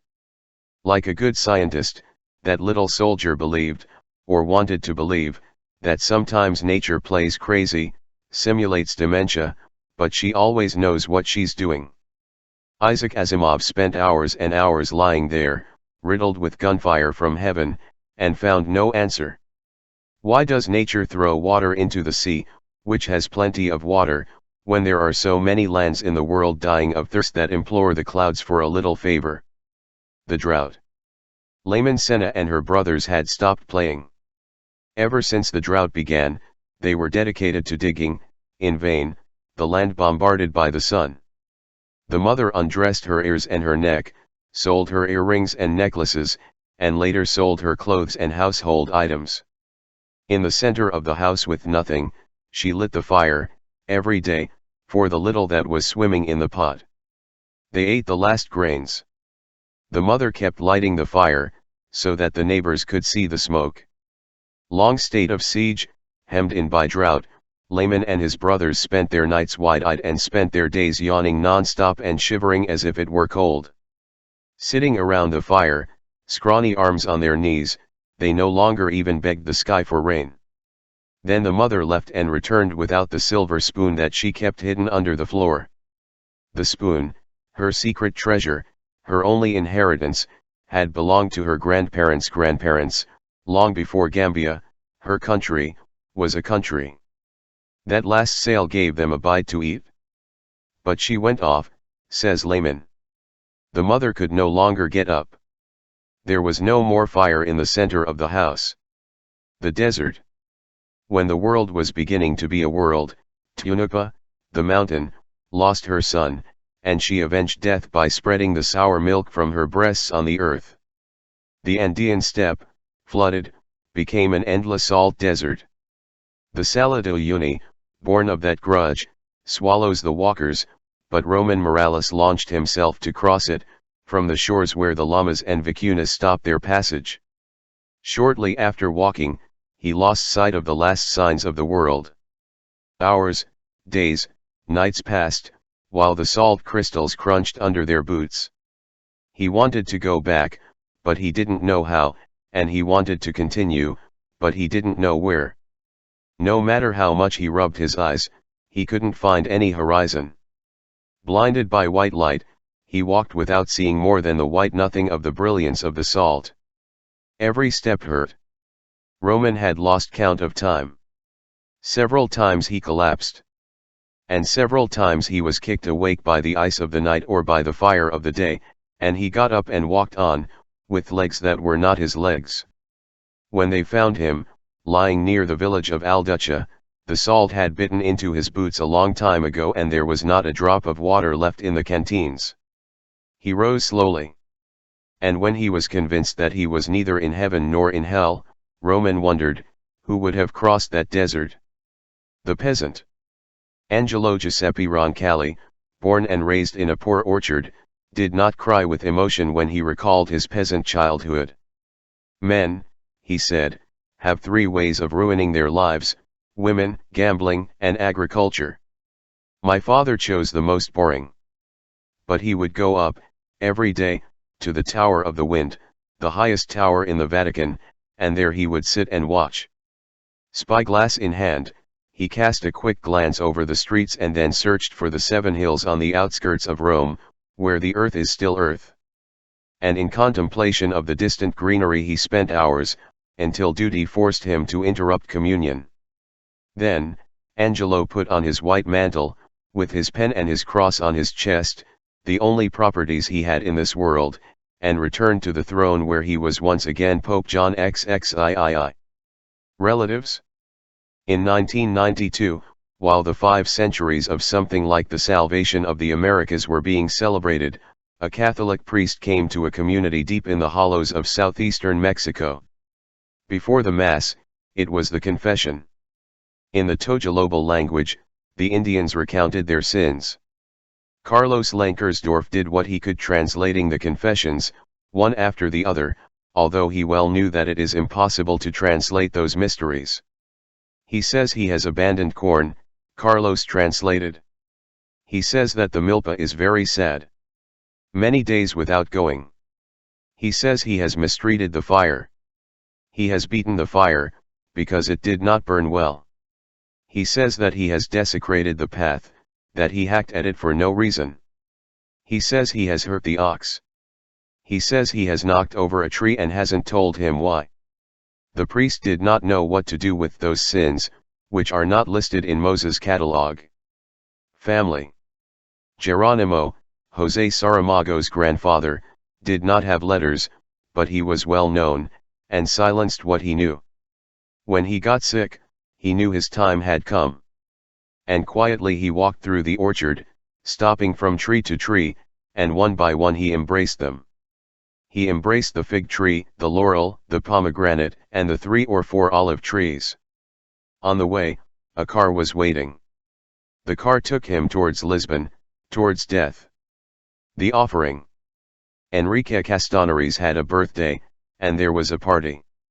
Manuela Godoy did not receive an invitation, but they called it the guitars. She was not one to get close. It didn't happen with anyone.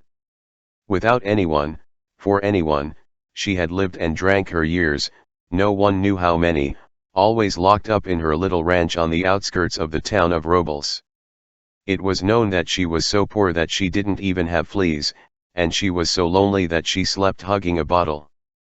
But that night, the night of the party, Manuela walked around the Castañares house, peeking through the windows, until they offered her to come in and she joined the dance. He danced non-stop, until they were all tired, and he drank all the wine. She was the last to go. They wrapped up some roast strips and a few empanadas, and with that load on his back he left, at the end of the night. Doing this, he got into the cornfield, and disappeared. The next morning, when Enrique, the birthday boy, appeared at the door, she was there. Expecting. "What have you lost, Dona Manuela?" She shook her head. In his hands, like in a chalice, a little squash glowed. It was the first zucchini of his private harvest. "It's all yours," he said. Grapes. They weren't bursts of celebration, they were noises of war. Shrapnel and bombs stunned the Zagreb sky, pierced by tracer bullets. The old year was dying and Yugoslavia was dying, while Fran Sevilla finished transmitting to Madrid, to Radio Nacional, his last chronicle of the year. Fran hung up the phone and looked at her watch, in the light of a cigarette lighter. He swallowed. He was alone, in an empty hotel, with no other company than the screams of the sirens and the thunder of the bombing, and there were only a few minutes left before the new year was born. The flashes of the war, which entered through the window, were the only light in the room. Lying in bed, Fran plucked 12 grapes from a bunch. And at midnight on the dot, he ate them. As he ate the grapes, one after the other, he tapped 12 times, with a fork, on a bottle of good Rioja wine that he had brought from Spain. He had learned that about tapping on the bottle from his father, when Fran was a child and lived on the outskirts of Madrid, in a neighborhood that had no bells. The wine. Lucila Escudero was not aware of her age. She had already buried 7 children and continued to look at the world with the eyes of a newcomer. She wandered through the 3 patios of her house in Santiago de Chile, 3 selvitas that she watered every day, and after chatting with her plants, she would go walking through the neighborhood streets, deaf to her sorrows and her ailments and to all the sad voices of time. Lucila believed in paradise, and she knew she deserved it, but she felt much better at home. To mislead death, he slept in a different place every night. She never lacked for a great-great-grandson to help her move the bed, and she smiled from ear to ear thinking of the disappointment the Grim Reaper would be in when he came looking for her. Then, he would light the last cigarette of the day, in his long carved holder, fill a glass of red wine from the Mapo Valley and go to sleep sipping the wine, 1 mouthful for each amen, while saying the Our Fathers and the Hail Marys. The winery. It was called Las Telitas, because of the cobwebs that the spider Ramona wove on the ceiling, tirelessly, setting an example of industriousness to the residents of the port of Montevideo. It was a greengrocer during the day and a wine shop at night. Under the stars, we night owls drank and sang and chatted. Debts were noted on a wall behind the counter. That wall is falling down because it's dirty, the customers commented, as if passing by, between drinks. The D'Alessandro brothers, Lito and Rafa, the fat one and the skinny one, played deaf until they no longer had anywhere to write down any more numbers. Then the night of forgiveness occurred, and the lime whitened the accounts. Old customers celebrated the event, and new customers were baptized with a dab of wine on their foreheads. Beer. This elixir leads to perdition. To the perdition of the snails. When it gets dark, they come out of their hiding places and advance at a snail's pace ready to devour the green meat of the plants. In the middle of the garden, a glass of beer stands guard. It is an irresistible temptation. Called by the scent, the snails climb to the top of the glass. From the edge of the abyss, they peek into the tasty foam and slide down the slope, letting themselves fall. And in the sea of beer, drunk, happy, they drown. The forbidden fruit. Damiso Rodriguez had cows, but he had no grass.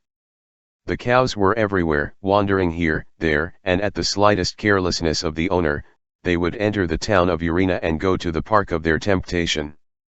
They went straight to the big mungle in the park.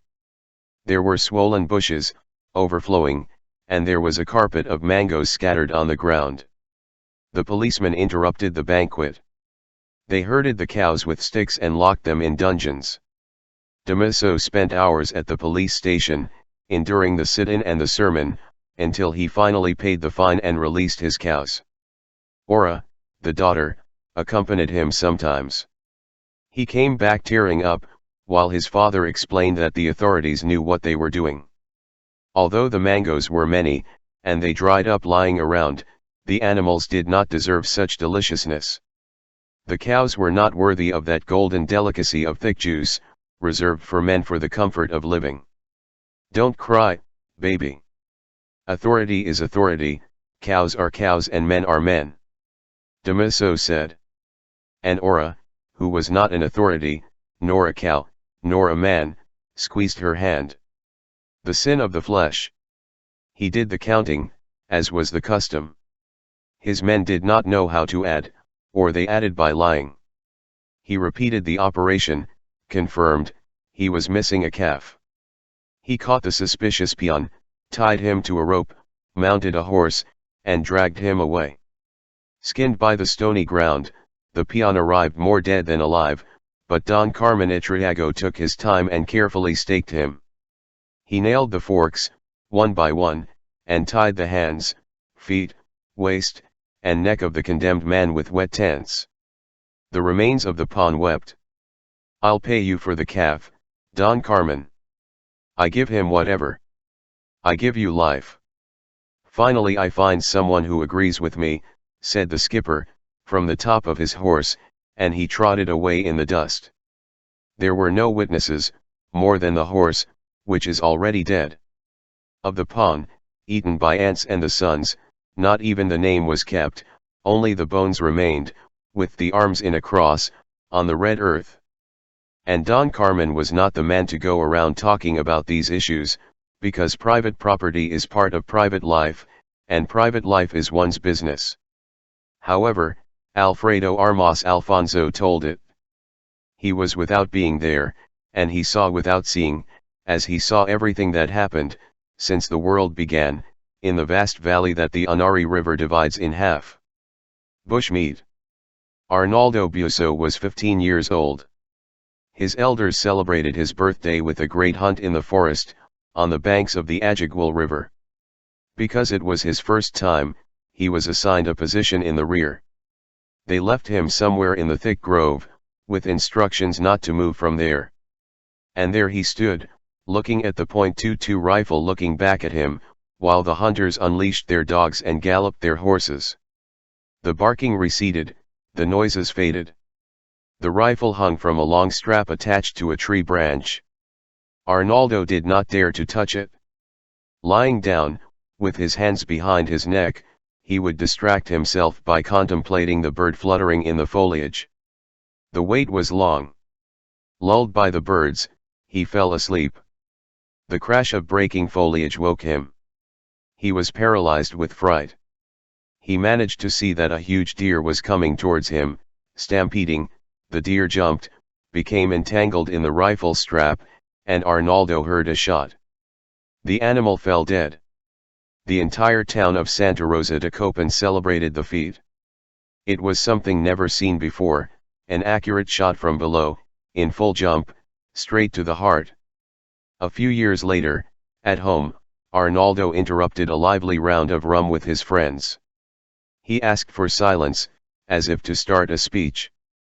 Pointing to the enormous antlers that attested to the first and last glory of his hunting life, he confessed. It was suicide. Toward meat.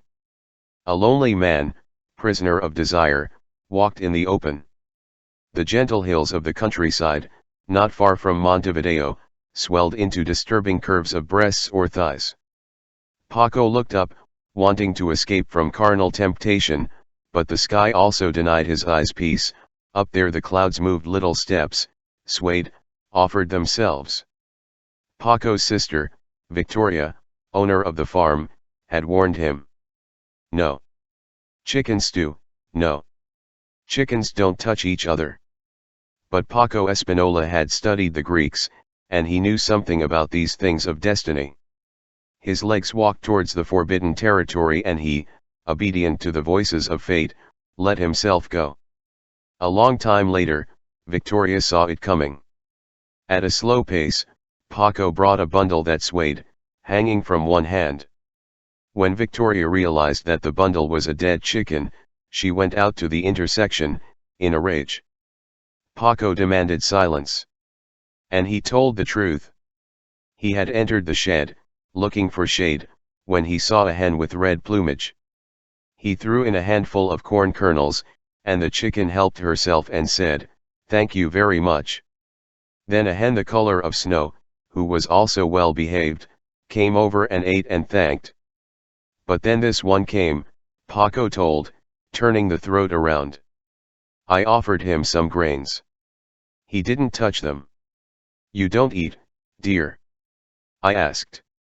And she raised her crest and told me, go to the fucking mother who gave birth to you. Do you realize, Victoria? Our mother, Victoria, our mother. The diet. Sarah Tarler Berghals was very short.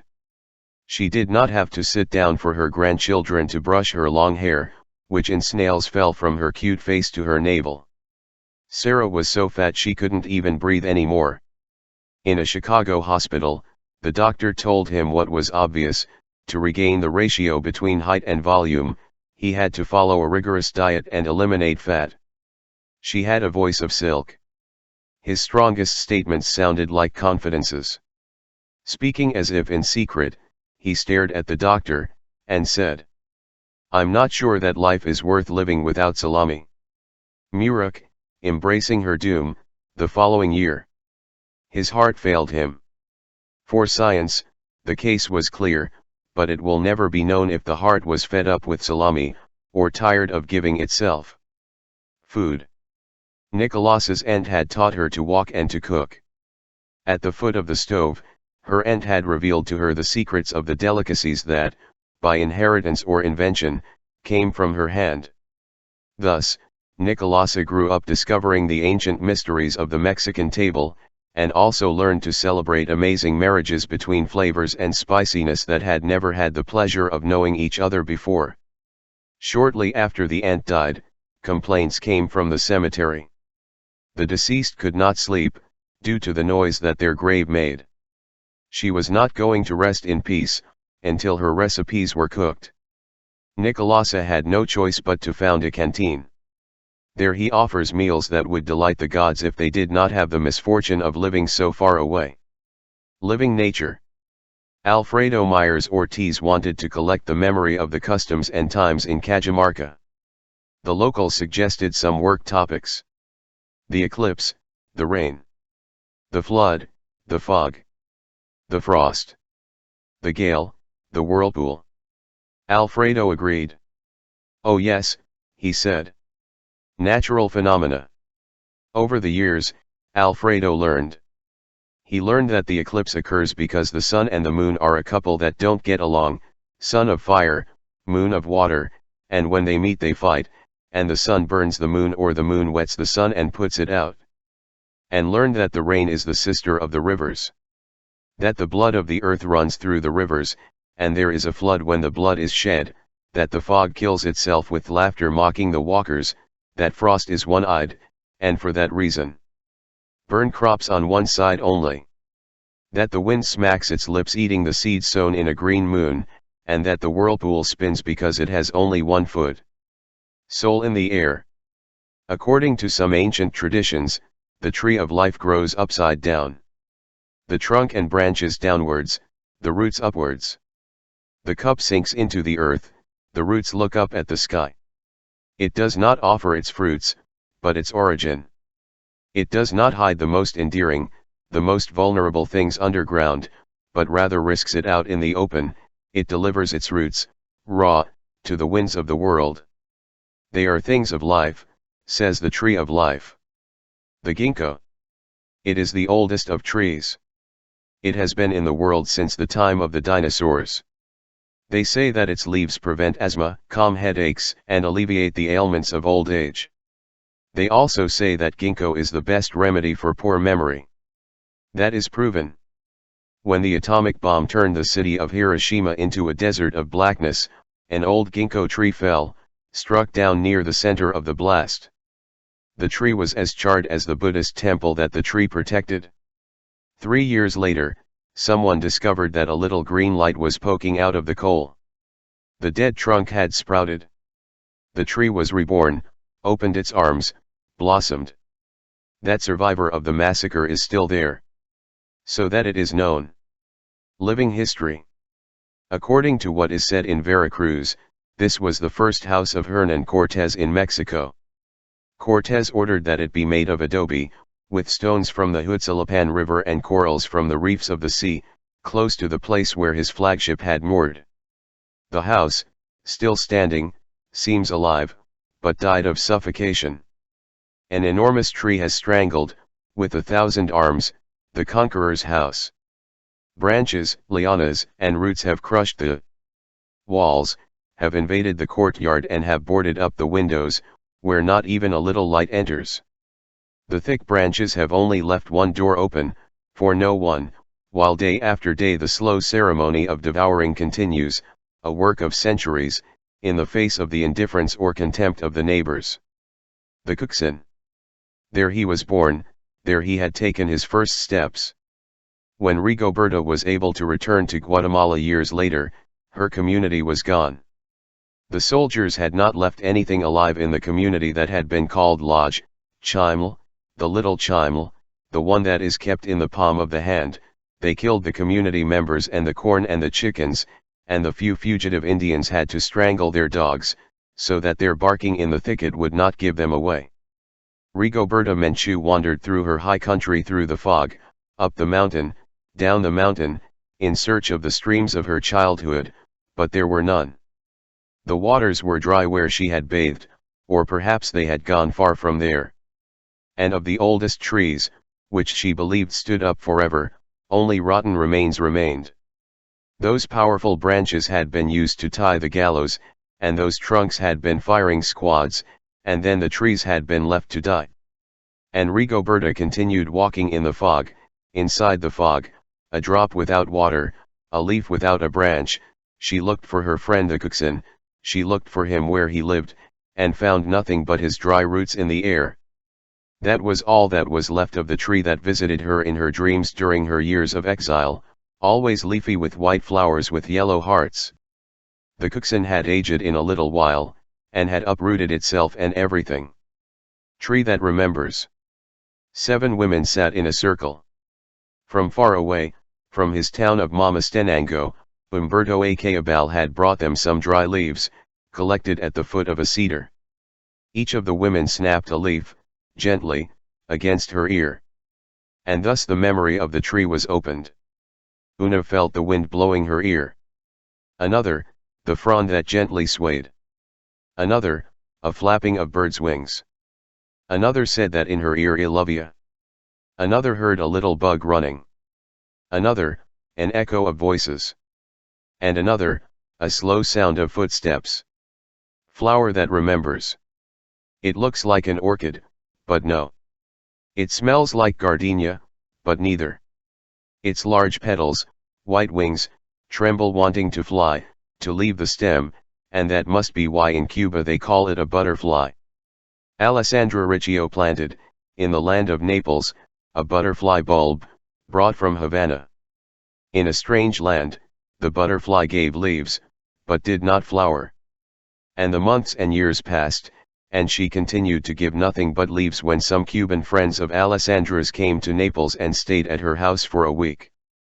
Then, around the plant, the voices of their land resounded, the Antillean way of singing.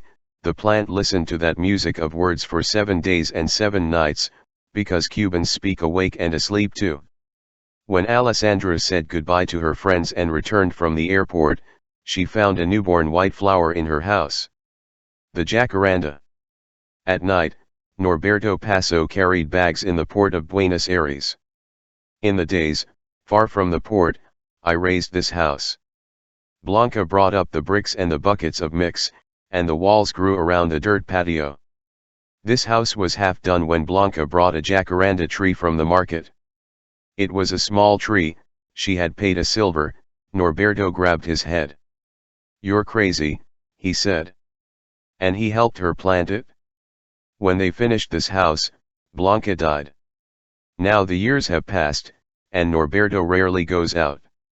Once a week, he travels for a few hours to the center of the city, and joins other old people who are protesting because retirement is crap and they can't even pay for the rope to hang onto. When Norberto returns late at night, the jacaranda tree is waiting for him. The banana. His teacher had died, an infamous death, on a Jerusalem cross. 20 centuries later, a burst of bullets split Carlos Mujica's chest on a street in Buenos Aires. Orlando Uribe, his brother in faith, wanted to wash Carlos' blood away. He brought a bucket of water and a broom, but the policeman did not let him. And Orlando remained standing before the house, broom in hand, his eyes fixed on that big puddle like the blood of many. And suddenly the rain unleashed, without warning, at full fury, and carried the blood to the foot of a banana tree. The banana drank it to the last drop. Green dialogue. They seem motionless, but they breathe and walk, searching for light. And they talk.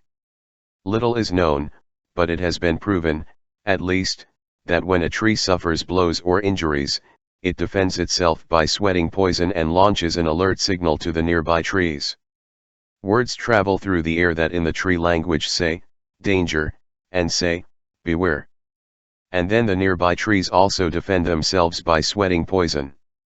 Perhaps it has been so since the first trees rose from the earth and multiplied, and the forests were so vast that, according to tradition, a squirrel could wander the world from branch to branch. Now, between desert and desert, the surviving trees keep alive this ancient custom of good neighbors. Dumb. Many are the rings that their birthdays have drawn on their trunks.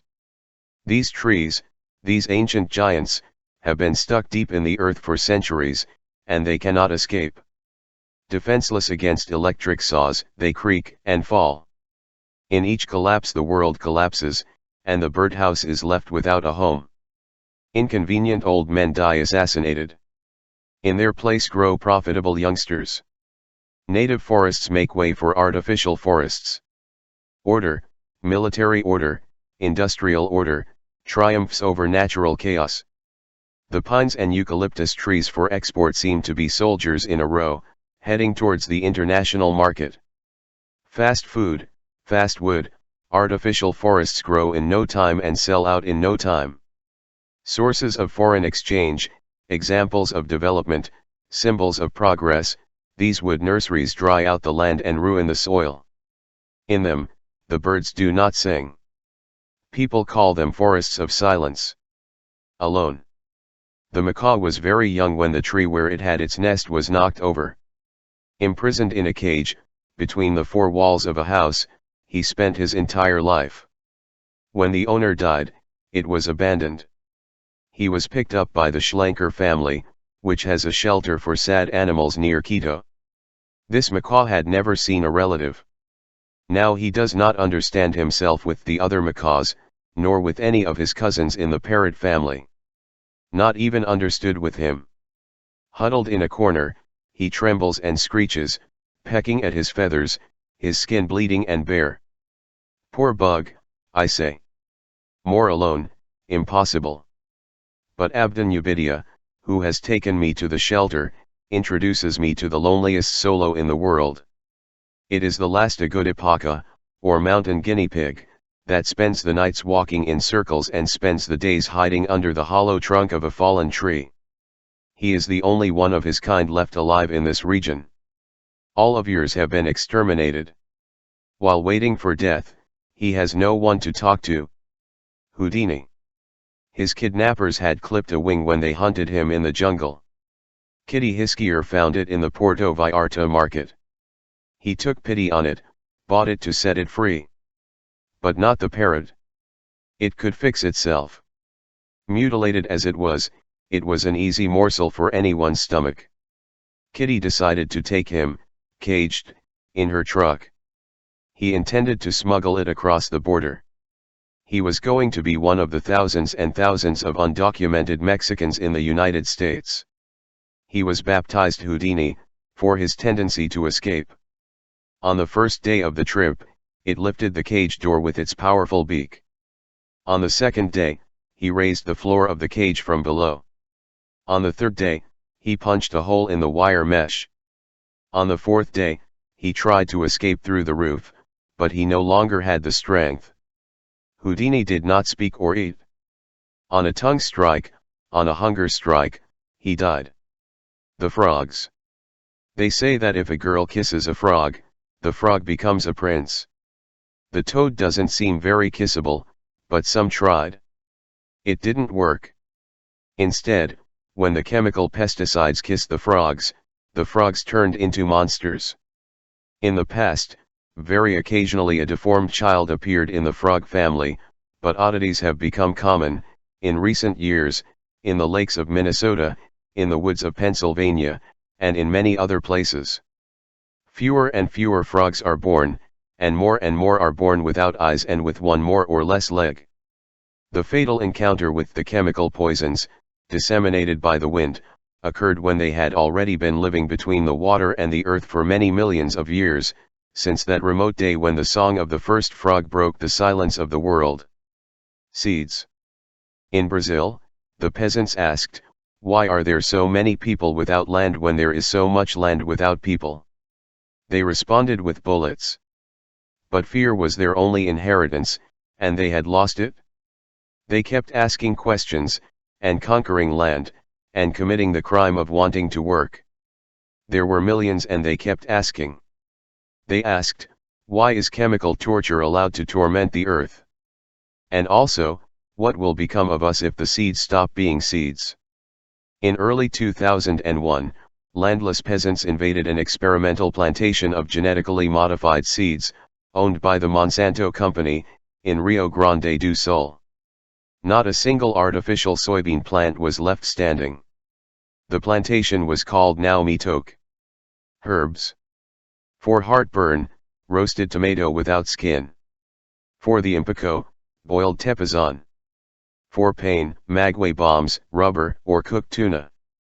The nopal meat and sarsaparilla purified the blood, the pea shells cleansed the kidneys, and the pine nuts purged the intestines. The five-fingered flowers, from the tree of the little hands, gave serenity and courage to the heart. The conquistadors found these novelties in Mexico. They took them to Spain, along with other herbs, with unpronounceable indigenous names, which lowered fever, killed parasites, released blocked urine, or nullified snake venom. The old American pharmacy was well received in Europe.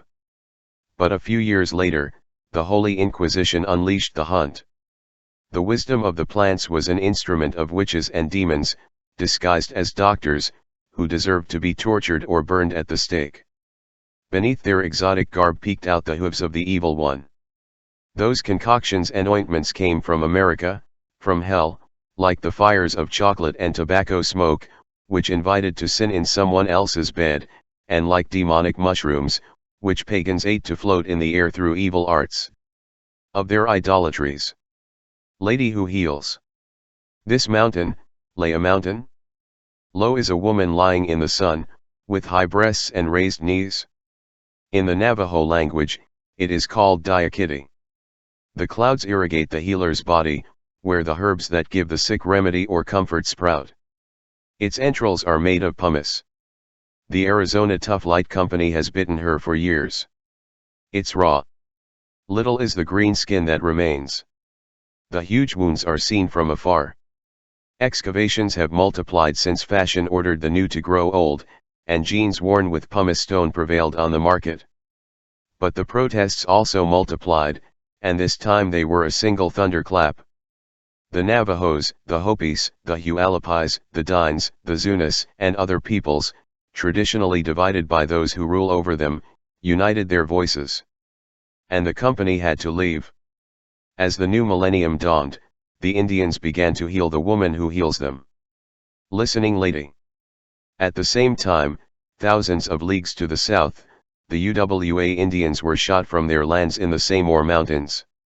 Helicopters and infantry troops cleared the way for the Occidental Petroleum Company, and the Colombian press spread words of welcome to this outpost of progress in a hostile environment. When the drills began their task, the experts announced that the drilling would yield no less than 1.4 billion barrels of oil.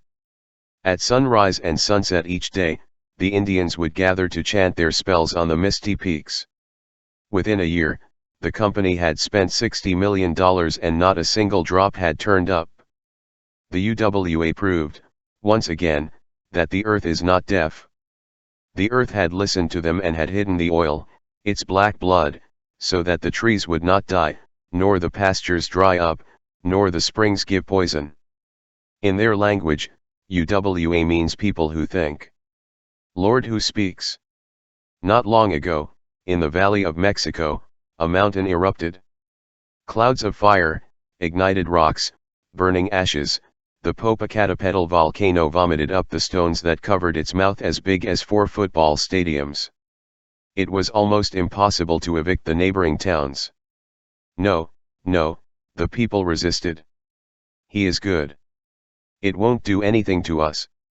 Since always, the locals eat and drink with Don Popo. They offer him tortillas, tequila, and music, and they ask him for rain for the beans and corn and help against the hail and the bad winds of the air and of life. He answers them through the mouth of the Chamorros, the masters of time, who listen to him while they dream and then tell what he says. That is the custom. But this time, the Popo did not warn. No time knew that the volcano was choking and tired of speaking through the mouth of others. And the volcano said its thing. He didn't kill anyone.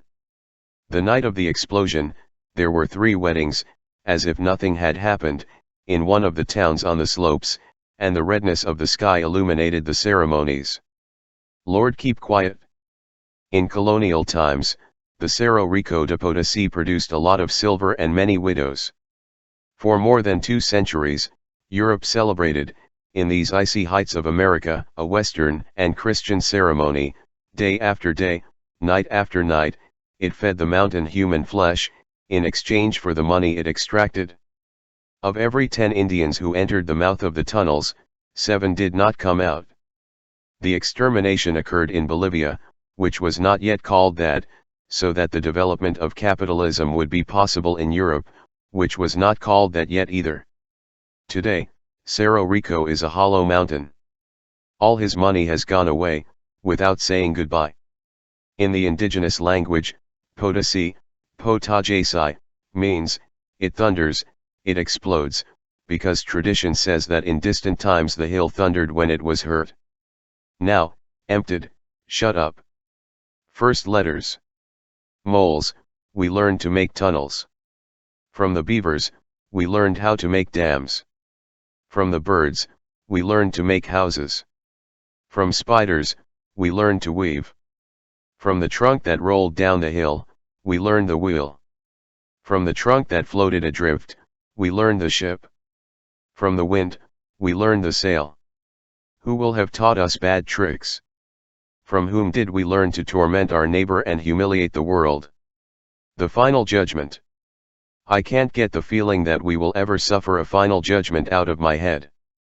And I imagine all of us questioned by prosecutors who will point their paws or branches at us, accusing us of having turned the kingdom of this world into a stone desert. What have you made of this planet? In which supermarket did you buy it? Who has given you the right to mistreat and exterminate us? And I see a high court of bugs and plants handing down a sentence of eternal damnation against the human race. Will we pay just for sinners? Will we all spend eternity in hell? Roasted all over a slow fire alongside the poisoners of earth, water, and air? Before, I believed that the last judgment was God's business. Black sun, blood moon, divine wrath, at worst, I was going to share the perpetual grill with serial killers, TV singers, and book critics. Now that seems to me, by comparison, nothing. Weather map. Some 4.5 billion years ago, plus or minus a year, a dwarf star spat out a planet, which today goes by the name of Earth. About 4,200 million years ago, the first cell drank the broth of the sea, and it liked it, and it doubled to have someone to invite the drink. Some 4 odd million years ago, the woman and the man, still almost apes, reared up on their paws and embraced, and for the first time had the joy and the panic of seeing each other, face to face, while they were at it. Some 450,000 years ago, a woman and a man rubbed 2 stones together and lit the first fire, which helped them fight against fear and cold. About 300,000 years ago, the woman and the man said the first words to each other, and believed that they could understand each other. And that's where we are, still, wanting to be two, scared to death, frozen to death, looking for words. The silence. Jobim's refuge from the midday sun and the tumult of the streets of Rio de Janeiro. That noon Tom sat apart. In a corner, he stayed drinking beer with Zé Fernando Balbi. With him he shared the straw hat, which they wore skipped, one day, the other day the next, and they also shared a few other things. No, said Tom, as someone came up to him. I'm in a very important conversation. And when another friend approached. You're going to excuse me, but we have a lot to talk about. And to another. Excuse me, but here we are discussing a serious matter. In that separate corner, Tom and Zé Fernando did not say a single word to each other. Zé Fernando was having a very screwed up day, one of those days that would have to be torn from the almanac and thrown out of memory, and Tom accompanied him with silent beers. They were like that, music of silence, from noon until the end of the afternoon. There was no one left when the two left, walking slowly. The word. In the jungle of Alto Parana, a trucker warned me to be careful. Watch out for the savages, he told me. There are still a few loose around here. Luckily there are few left. they are already being locked up in the zoo. He told me in Spanish. But that was not his everyday language. The trucker spoke Guarani, in the language of those savages he feared and despised. Strange thing, Paraguay speaks the language of the defeated. An even stranger thing, the defeated continue to believe, that the word is sacred. The lied word insults what it names, but the true word reveals the soul of each thing. The defeated believe that the soul lives in the words that say it. If I give you my word, I give myself. The tongue is not a garbage can. The letter. Enrique Buenaventura was drinking rum in a Cali tavern when a stranger approached the table. The man introduced himself. He was a bricklayer by trade. Forgive the audacity, sorry for the inconvenience. I need you to write me a letter. A love letter. They told me that you can. Enrique was not a specialist, but his chest swelled. The mason clarified that he was not illiterate. I can write, I know. But a letter like that, I don't know. And who is the letter for? For her. And what do you want to tell him? If I know, I don't ask. Henry scratched his head. That night, he got to work. The next day, the mason read the letter. That, he said, and his eyes sparkled. That was. But I didn't know that was what I wanted. Say. Letters. Juan Ramon Jimenez opened the envelope in his bed at the sanatorium, on the outskirts of Madrid. He read the letter, admired the photograph. Thanks to your poems, I am no longer alone. How much I have thought of you, confessed Georgina Hubner, the unknown admirer who wrote her first letter from afar. The pink paper smelled of roses, and the photo of the smiling lady, swinging in the rose garden of Lima, was painted with aniline pink. The poet answered. And some time later, the ship brought to Spain a new letter from Georgina. She reproached him for his ceremonious tone. And Juan Ramon's apology traveled to Peru. Forgive me if I sounded formal to you and believe me if I accuse my enemy of shyness. And so the letters that slowly sailed between the north and the south, between the sick poet and his passionate reader, followed one another. When Juan Ramon was discharged and returned home to Andalusia, the first thing he did was send Georgina the emotional testimony of his gratitude, and she answered words that made his hand tremble. Georgina's letters were a collective work. A group of friends wrote them from a tavern in Lima. They had invented everything, the photo, the name, the letters, the delicate handwriting. Every time a letter from Juan Ramon arrived, the friends got together, discussed the answer and got to work. With the passage of time, letter goes, letter comes, things were changing. They projected a letter and ended up writing another, much freer and more flirty, perhaps dictated by that daughter of all of them who didn't look like any of them and no one obeyed. In that, the letter from Juan Ramon arrived announcing his trip. The poet was going to embark towards Lima, towards the woman who had restored his health and happiness. Emergency meeting. What could be done? Confess it all? Commit that cruelty? They debated the matter for hours and hours, until they made their decision. The next day, the Peruvian consul in Andalusia knocked on the door of Juan Ramon, in the olive groves of Moguer. The consul had received an urgent telegram from Lima, Georgina Hubner is dead. The postman. I saw him in the coffin, with that placid Enyadana face, and I thought, you can't believe it? Gordo Soriano was playing dead. Manuel, the son, confirmed it to me, identical to Gordo although smaller. He told me that he had given the father a letter to deliver to Philippi. Philippi, his friend, had died a little earlier. Philippi was a lizard. A rare lizard, which had chameleon habits and changed color when it wanted. In the letter, Manuel taught him a game so that he could entertain himself with death, which is very boring. To play that game, you had to write I don't know what letters. Use your nails, Philippi, Manuel instructed him. It was clear. Osvaldo Soriano had spent his life writing stories and novels, letters sent to his readers, and now he was working as a postman. In a while he was back. The reader. In one of his stories, Soriano imagined a soccer game in some remote town in Patagonia. The local team, nobody had ever scored a goal on their field. Such an offense was prohibited, under penalty of hanging or severe beating. In the story, the visiting team avoided temptation throughout the game, but in the end the center forward was left alone in front of the goalkeeper and he had no choice but to pass the ball between his legs. 10 years later, when Soriano arrived at the Nukan airport, a stranger squeezed him into a hug and picked him up, suitcase and all. Goal? No. Great goal. Shout dash. I'm watching you. Ie Pele, you celebrated it. And fell to his knees, raising his arms to heaven. Then he covered his head. What a way to rain stones. What bayaba they gave us. Soriano, speechless, listened with the suitcase in his hand.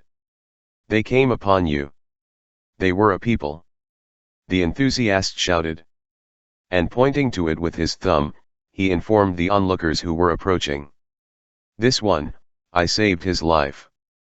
And he told them, in great detail, about the tremendous brawl that had broken out at the end of the game, that game that the author had played in solitude, one distant night, sitting before a typewriter, an ashtray full of butts and a pair of sleepy cats. The book. Reina Reyes wanted Felisberto Hernandez to be able to dedicate himself to writing his prodigious stories and playing the piano. Literature earned him few readers and no money, and music was not, let's say, a big business. Felisberto traveled inland in Uruguay and along the coast of Argentina, offering concerts, and always ended up escaping from the hotel through the window. Reina was a teacher, she worked hard to earn a living. While he lived with her, Felisberto never heard of money. On the first day of each month, Reina gave him a book, from one of the storytellers or poets that he liked. Inside the book, was the freedom that saved him from the hell of the offices, or from any other labor torment of those that steal hours and waste life. Every few pages, well ironed, there was a ticket. The ink.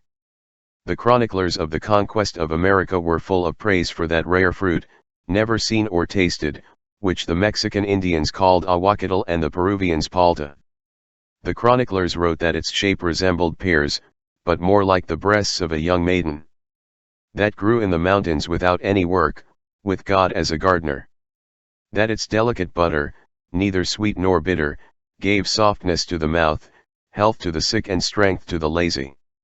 And that there was nothing better to inflame love. She, the fruit, believed that these tributes were well deserved, and so that time would not erase them, she offered the chroniclers the indelible ink of her seeds. With avocado ink, the praises were written. Alphabet soup. The size and brightness, resembles a teardrop. Scientists call it Lepisma saccharinina, but it responds to the name of little silver fish, although it has nothing like a fish and does not know water. He dedicates himself to devouring books, although he has nothing of a moth either. He eats what he finds, novels, poems, encyclopedias, little by little, gobbling down word by word, in any language. He spends his life in the darkness of libraries. Of the rest, it does not even notice. The light of day kills it. It would scholar, if not bug. The speaker. Chidi Hernandez Martí sat down on a bench, under the foliage of the Retiro Park, and breathed deeply into the green air. He closed his eyes. When he opened them, next to him was a dwarf. The dwarf introduced himself, he was a bullfighter. She imagined the size of the bull and her face scrunched up. "You look very sad," said the dwarf. "And he asked," he demanded. "Tell me." She shook her head, but the dwarf insisted. "Don't be mistrustful, Snow White." And Chidi murmured the first name of a man that came to her mind, while she thought about how hard the life of a dwarf bullfighter must be. And then, he invented. "The rascal has taken advantage of me." As her story became a novel, This particular hits me, mistreats me, calls me a whore and a little thing. Chidi felt less and less sorry for the dwarf and more sorry for her, sorry for her, who by then was already pregnant by that married liar with children. How could I do that to my boyfriend who is so good, poor little angel who did not deserve this, and now my mother has found out about everything and has kicked me out of the house and I have lost my job and I don't know what will become of my life. I don't know the city, I don't have anyone. They closed the doors. The dwarf was silent, overwhelmed, and looked at his feet, which dangled in the air. Chidi was shivering with cold, even though it was the middle of summer, while a little stream of real tears fell from her eyes and crossed the park, towards the lake where the rowing boats sail. The narrator. They were times of exile. Far away from his land, Hector Tizon walked with his roots aching like nerves without skin. Someone had recommended psychoanalysis to him, but he and the psychoanalyst were silent for eternity of each session. The patient, lying on the divan, did not open his mouth, because he was naturally coiled and because he believed that his biography was unimportant. And the therapist was also silent, and session after session the pages of the notebook that lay on his knees remained blank, always blank. After 50 minutes, the psychoanalyst sighed. Well, it's time. Hector felt sorry for the good man, and he felt sorry for himself. He decided that things couldn't go on like this. Since then, at mid-morning, while the train took him from Cercedilla to Madrid, Hector was inventing good stories to tell. And as soon as he lay down on the couch, he would ride the rainbow and shoot his tales of haunted mountains, spirits that whistled at night, evil lights that made home in the fog and sirens that tuned guitars on the banks of the Yala River. The shipwreck. Albert London had traveled extensively and written extensively. He had written about the hotbeds of fury in the Balkans and Algeria, the trenches of the First World War, the barricades in Russia and China, the slave trade in Dakar and the white slave trade in Buenos Aires, the hardships of fishermen of pearls in Aden and the hell of prisoners in Cayenne. One still night, when he was walking through the streets of Shanghai, something like lightning struck him with the violent light of revelation. Some god, I suppose, did him that favor, out of kindness or cruelty. Since then, he has not been able to eat or sleep. All his waking and sleeping hours were devoted to creating a book that was to be his first, even though he had already published 20 books. He started working locked up in his room in a hotel in the port and continued his work, fever without pause, stuck in his cabin on a ship called Georges Philipper. Upon reaching the waters of the Red Sea, the ship caught fire. Albert had no choice but to go on deck and was pushed into a lifeboat. The boat was already moving away from the wreck, when Albert hit his forehead. He shouted, "My book!" and jumped into the water. Swimming, he arrived. He scrambled up the burning ship and into the fire, where his book burned. And neither was ever heard from again. Praise from the press. Alberto Villagra was a glutton for the newspaper. At breakfast time, the news, fresh from the oven, crunched in his hands. One morning, he swore, "Sometime I'm going to read a newspaper above an elephant." Rosita, his wife, helped him comply. They raised money, until they were able to travel to India, and Alberto got the urge. He didn't manage to eat breakfast on an elephant's back, but he was able to leaf through a Bombay newspaper without falling off. Helena, the daughter, is also a diarrheomaniac. The first coffee has no aroma, flavor, or sense, if it does not arrive accompanied by the newspaper. And if the diary is not there, the first symptoms, tremors, dizziness, stuttering, of withdrawal syndrome immediately appear. Helena's will asks that no flowers be brought to her grave. "Take me the newspaper," he asks. Instructions for reading the newspaper. The Mexican General Francisco Serrano smoked and read, sunk into an armchair in the military casino in Sonora. The general read the newspaper. The newspaper was upside down.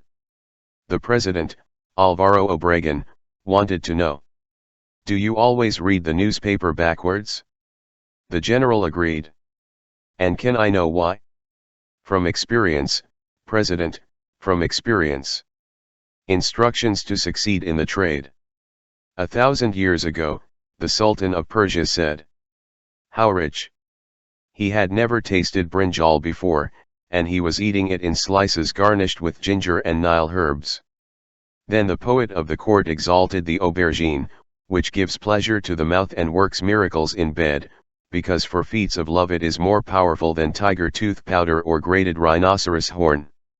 A couple of mouthfuls later, the Sultan said, "What crap!" And then the court poet cursed the deceitful eggplant, which punishes digestion, fills the head with evil thoughts, and drives virtuous men into the abyss of delirium and madness. You just took the eggplant to paradise, and now you're throwing it into hell, an insidious commented. And the poet, who was a prophet of the mass media, put things in their place. I am a courtier of the Sultan. I am not a courtier of the eggplant. Against the hand. The ideas of the weekly marker revealed a certain inclination to read, but the numbers were redder. Hugo Alfaro, who in addition to being a journalist worked as an administrator and fulfilled the unhealthy task of paying the bills, rarely jumped for joy. We have the financed edition. Publicity had arrived. In the universal history of independent journalism, such a miracle has always been celebrated as proof of the existence of God. But the director, Carlos Quijano, turned green in the face. Horror, there was no worse news than that good news. If publicity entered, a page, or several, would be sacrificed, and each bit of page was an indispensable sacred space for questioning certainties, tearing off masks, stirring up hornets' nests and helping so that tomorrow would not be another name for today. After 34 years, the military dictatorship broke into Uruguay and put an end to March and other follies. The Hatter. The phone rang, I heard the cracked voice, a mistake like that, I can't believe it, listen to me carefully, I'm not just talking, a mistake can come and go, it happens to anyone, but a mistake like that?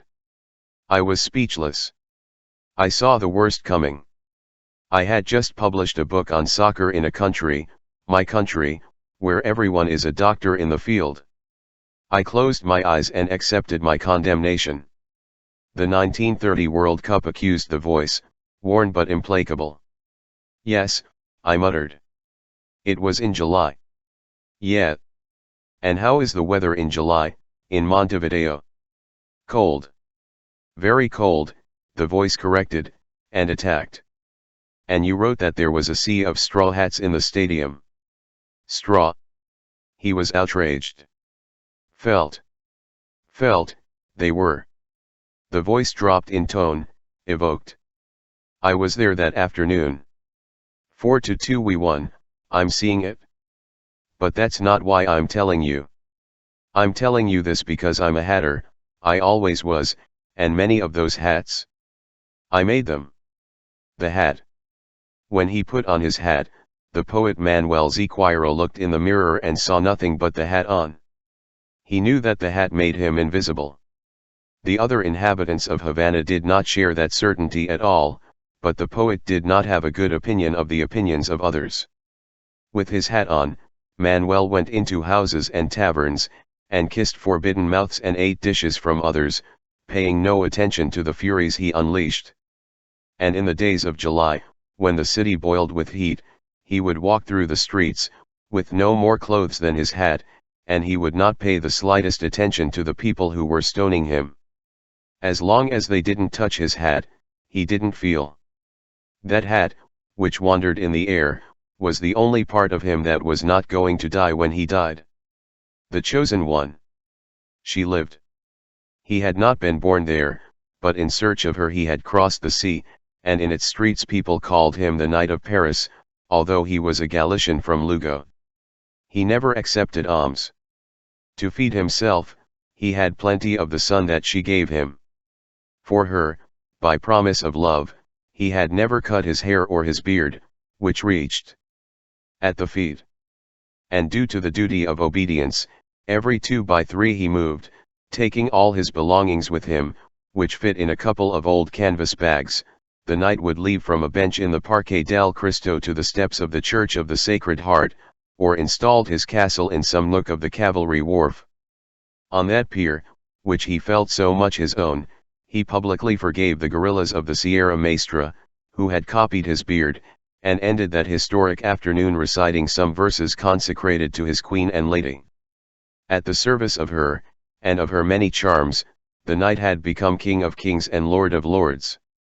In defense of her, he launched his declarations of war against the enemies who coveted her.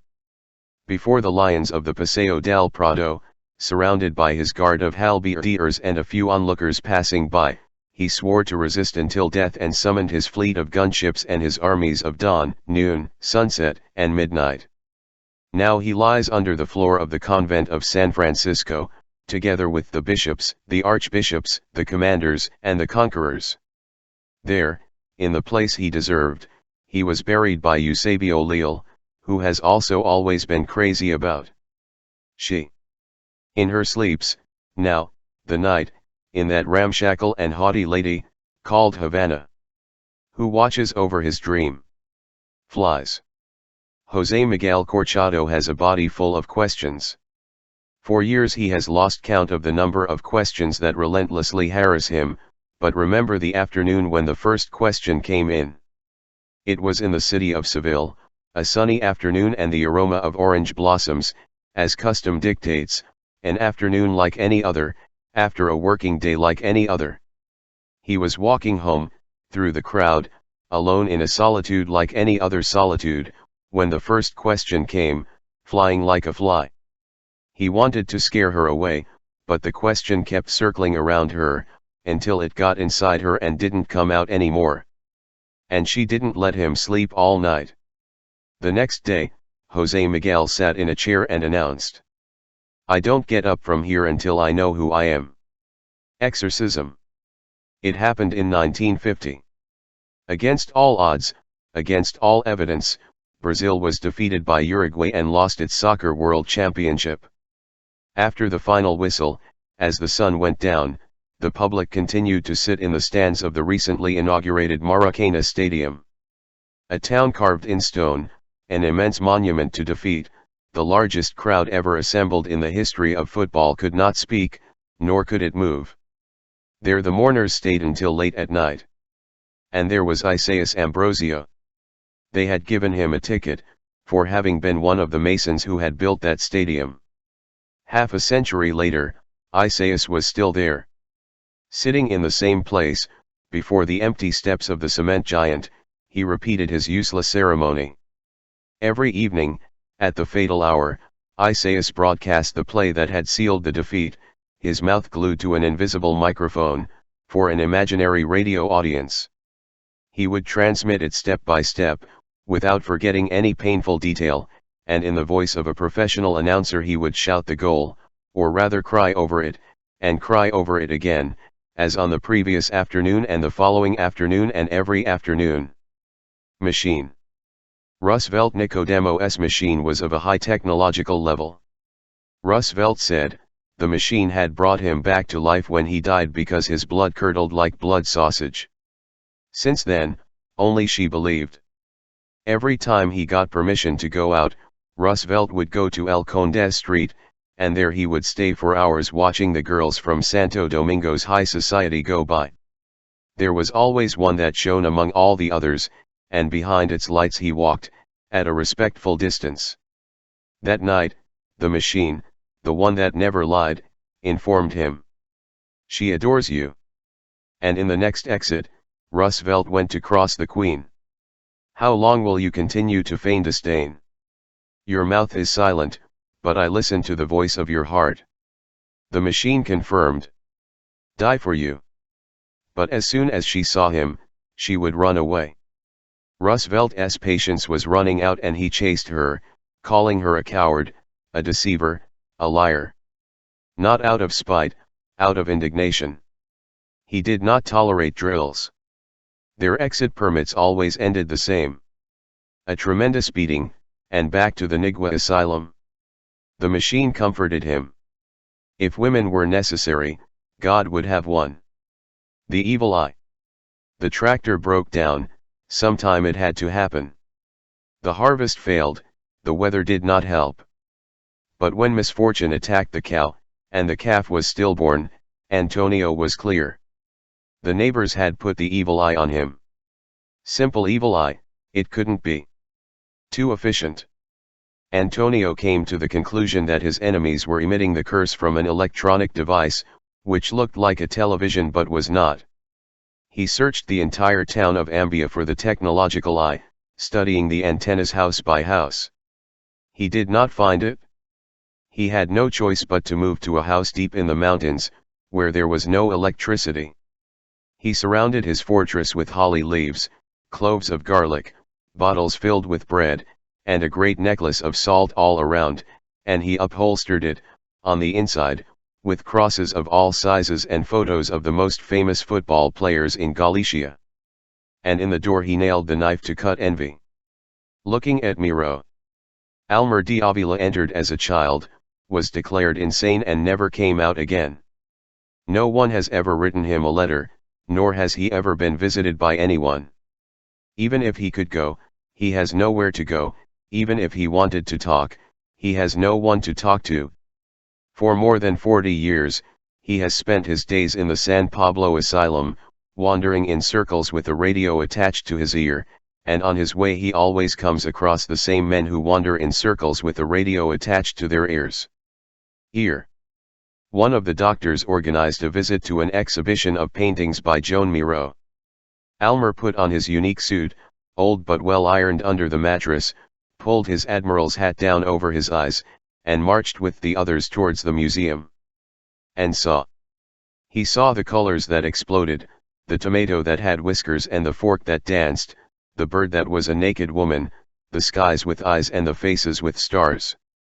He walked, from painting to painting, frowning.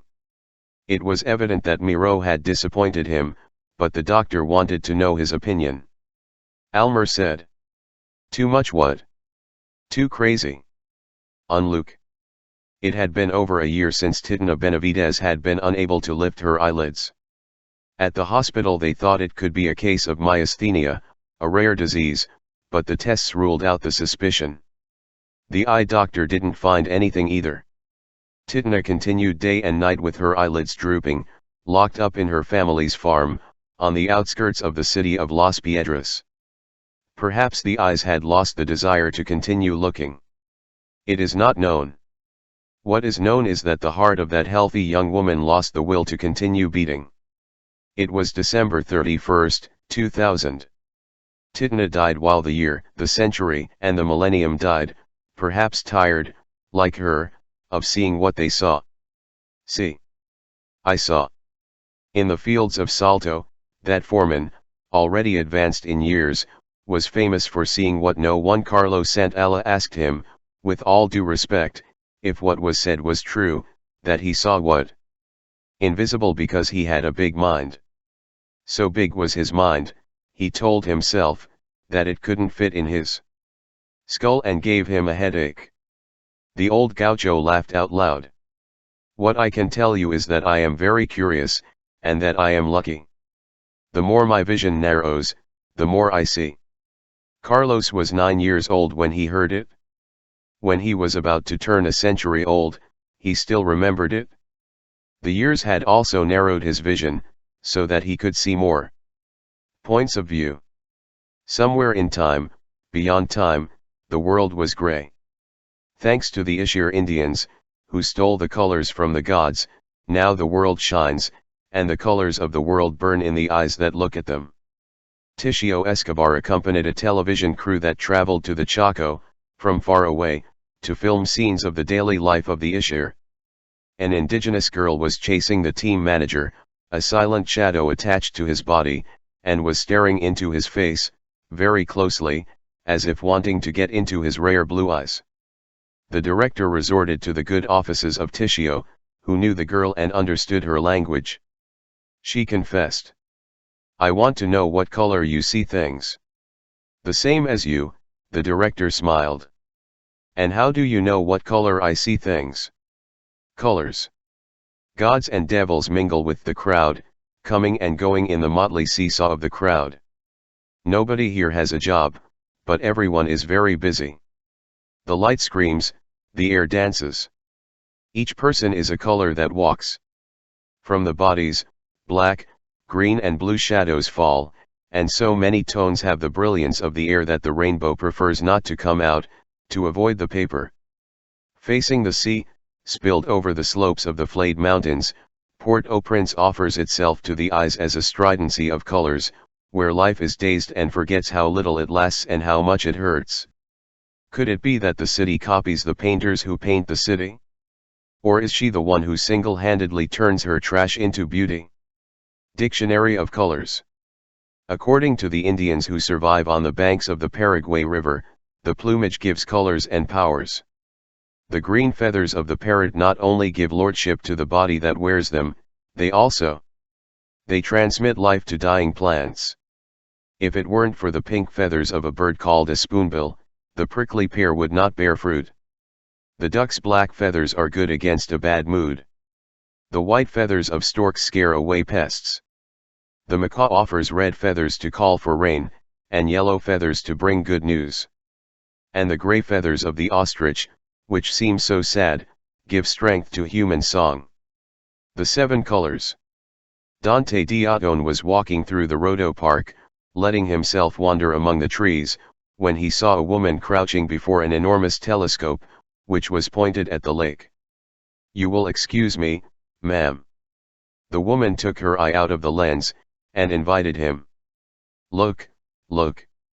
And Dante discovered a seven-color bird, one of those birds that is never seen in Montevideo, fluttering over the lake. She said that she had wanted to buy some binoculars, because she liked spying on free birds so much, but the money was not enough. One Sunday, at the Tristan Narvaja fair, he had found this device, tucked away among other old junk, and for a few pesos he had kept it. The seven-color fluttered haphazardly, and the telescope pursued that joy of the air. The king. In a park in Gijón, from the tops of the trees, someone shouts. When nothing is heard but the whispers of the breeze in the foliage, the silence is broken by this cry that sounds like a human scream. It is the night cry of the peacock. During the day, he walks his splendors. Dragging his long feathered tail, always dressed for a party, the turkey struts. When it turns on itself and unfolds its tail, a leafy blue-green crown, the light of its beauty enchants passers-by and humiliates the other birds in the park. Ducks, mallards, swans, geese, pigeons, and sparrows fly together or walk or sail together on the lake, together they chat, eat, sleep. But the peacock lives without anyone, far from the other peacocks, and doesn't associate with anyone. Nobody looks at the one who was born to be looked at. When night comes, and the people have already left, he flies to the high branch of some empty tree, and goes to sleep. Only. So, yell. History of art. Look, Dad. Oxen. Marcelino Sotuila threw back his head. And in the light of the lantern, he saw. They were not oxen. On the cavern ceiling, master hands had painted bison, deer, horses, and wild boar. Shortly after, Sotuila published a brochure about those paintings that he had found, by the hand of his daughter, in the Altamira cave. They were, according to him, prehistoric works. Speleologists, archaeologists, paleontologists, anthropologists came from everywhere, no one believed him. It was said that the author of the paintings was a French artist, a friend of Sotuila, or some other funny man from the European aesthetic avant-garde. Later, it was found out. Those remote Paleolithic hunters had not only chased animals for an incantation against hunger and against fear, or just for the sake of it, they had also chased the fleeing beauty. Stone memory. In the depths of a cave in the Pinchuras River, a hunter stamped his blood-red hand on the stone. He left his hand there, in some lull between the urge to kill and the panic to die. And some time later, another hunter imprinted, next to that hand, his own black hand. Absurd. And then other hunters were leaving on the stone the prints of their hands soaked in colors that came from blood, coal, earth, or plants. 13,000 years later, close to the Pinchuras River, in the city of Perito Moreno, someone writes on a wall, "I was here."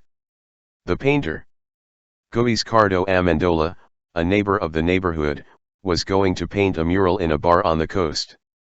He invited me to accompany him. He didn't bring a box of paints, or brushes, or a ladder, or anything. This was not how I imagined Michelangelo on his way to the Sistine Chapel, but my young age did not give me the right to ask questions. A large black wall awaited us. Amendola climbed on a chair and took a jagged-edged coin from her pocket. Coin in hand, he attacked. And the edge wounded the wall with long white lines, which crossed without rhyme or reason. I watched him do it, without understanding that fencing. After a few thrusts, I saw a lighthouse appear out of the blackness, a mighty beacon rising from the rocks, shining light on the surf. That lighthouse, born from a coin, was going to save the sailors on the ships and the drunkards at the counter from shipwreck. The photographer. He was a soccer player. Playing for the Cuban national team, he was knocked down by a ball. It seemed dead. Some time later, he woke up in the hospital. He was alive. I was blind. Now, Heladio Sanchez is a photographer. Camera in hand, he exercises his arts as a handyman of the image. Choose the song that sounds best to you, measure the walking distance and adjust the iris according to the intensity of the heat. And when everything is ready, shoot. Heladio photographs the light of the sun, which guides the steps of the hours and of the people. He does not photograph moonlight. Each night, those icy fingers touch her face. And the blind man becomes deaf. Sculptors. The pile Triquitran Hill has its head in the clouds. Until recently, the head was burned forest, now, it is carved forest. One of the fires that have become common in Patagonia had attacked the hill. And then the sculpting artists, who came from here and there, climbed up to that summit and began to work on the logs that the fire had knocked over or mutilated. The trees, were they dead, or did they play dead? For a week, day after day, the sculptors did their homework. And by grace and the magic of his hands, that cemetery has become a theater. The show starts when you arrive. A gigantic trunk is now a harlequin, spread-eagled, with a single hat and two heads. The harlequin welcomes. And the visitors. They enter and walk, from tree to tree, along the wooden bodies that rise from the ruins, and among the ruins they play kites. The rainy season is over, the weather is cool, in the milpas the corn is already offered to the mouth. And the residents of the town of Santiago Zacatepeques, kite artists, put the final touches on their works. They are all different, born from many hands, the biggest and most beautiful kites in the world. When the Day of the Dead dawns, these huge birds with paper feathers take flight and undulate in the sky, until they break the ropes that bind them and are lost up there. Down here, at the foot of each grave, people tell their dead the gossip and the news of the town. The dead do not answer.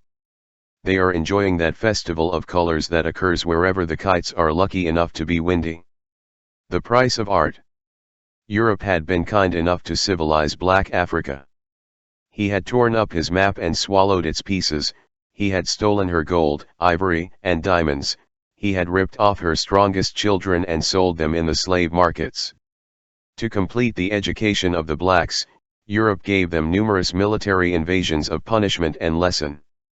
At the end of the 19th century, British soldiers carried out one of these educational operations in the Kingdom of Benin. After the carnage, and before the fire, the loot was taken away.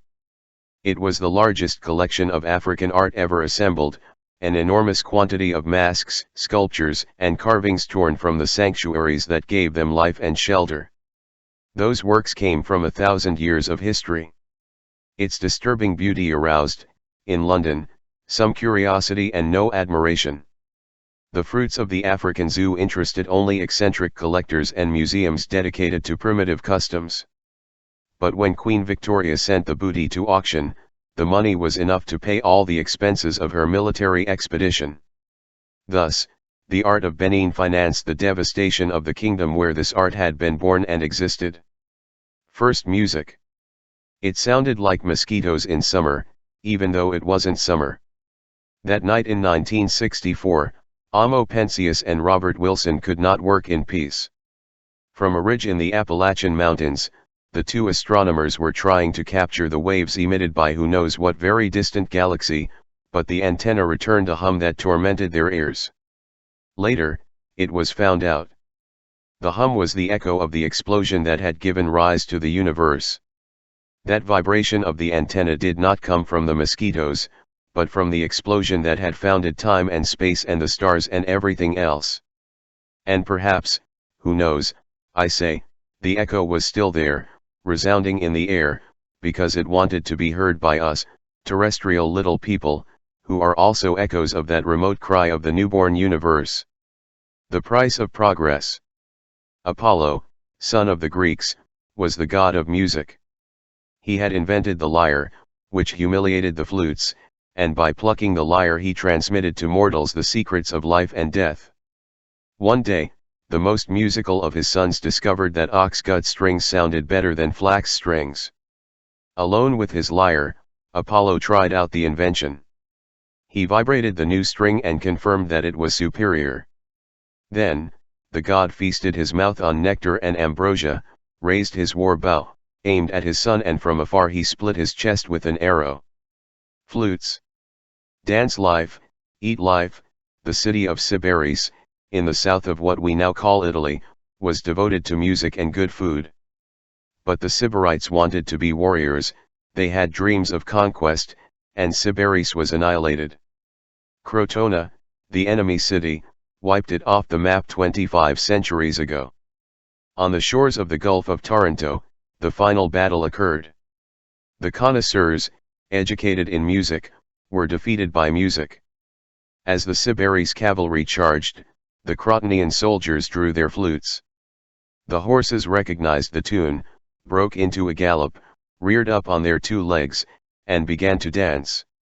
It was not the most opportune moment, given the circumstances, but the horses continued to dance, as was their taste and custom, while their riders fled and the flutes did not stop playing. The dance.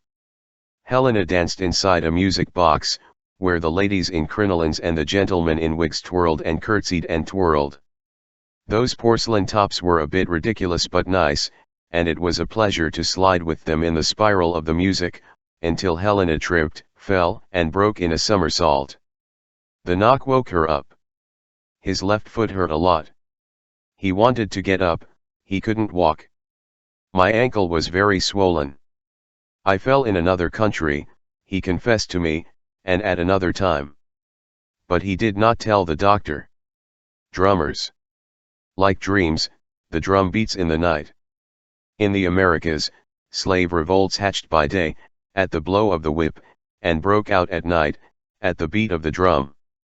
When the French burned alive the rebel Macondal, who was rioting Haitian blacks, it was the drums that announced that he had fled, turned into a mosquito, from the stake. The masters did not understand the language of the sounds, but they well knew that those sorcerer sounds were capable of telling the forbidden news and that they called to the secret gods or to the devil himself, who danced to the rhythm of the drum with bells on his ankles. The masters did not know, they never knew, that on full moon nights the drum beat itself, without any hand. And then, when the drum beat the drum, the dead would rise to listen to the prodigy. The piano. When the city of Tarija was inhabited by 14,950 errands and 50 bosses, the only bossy woman who did not have a piano was Mrs. Beatriz Arce de Baldiviso.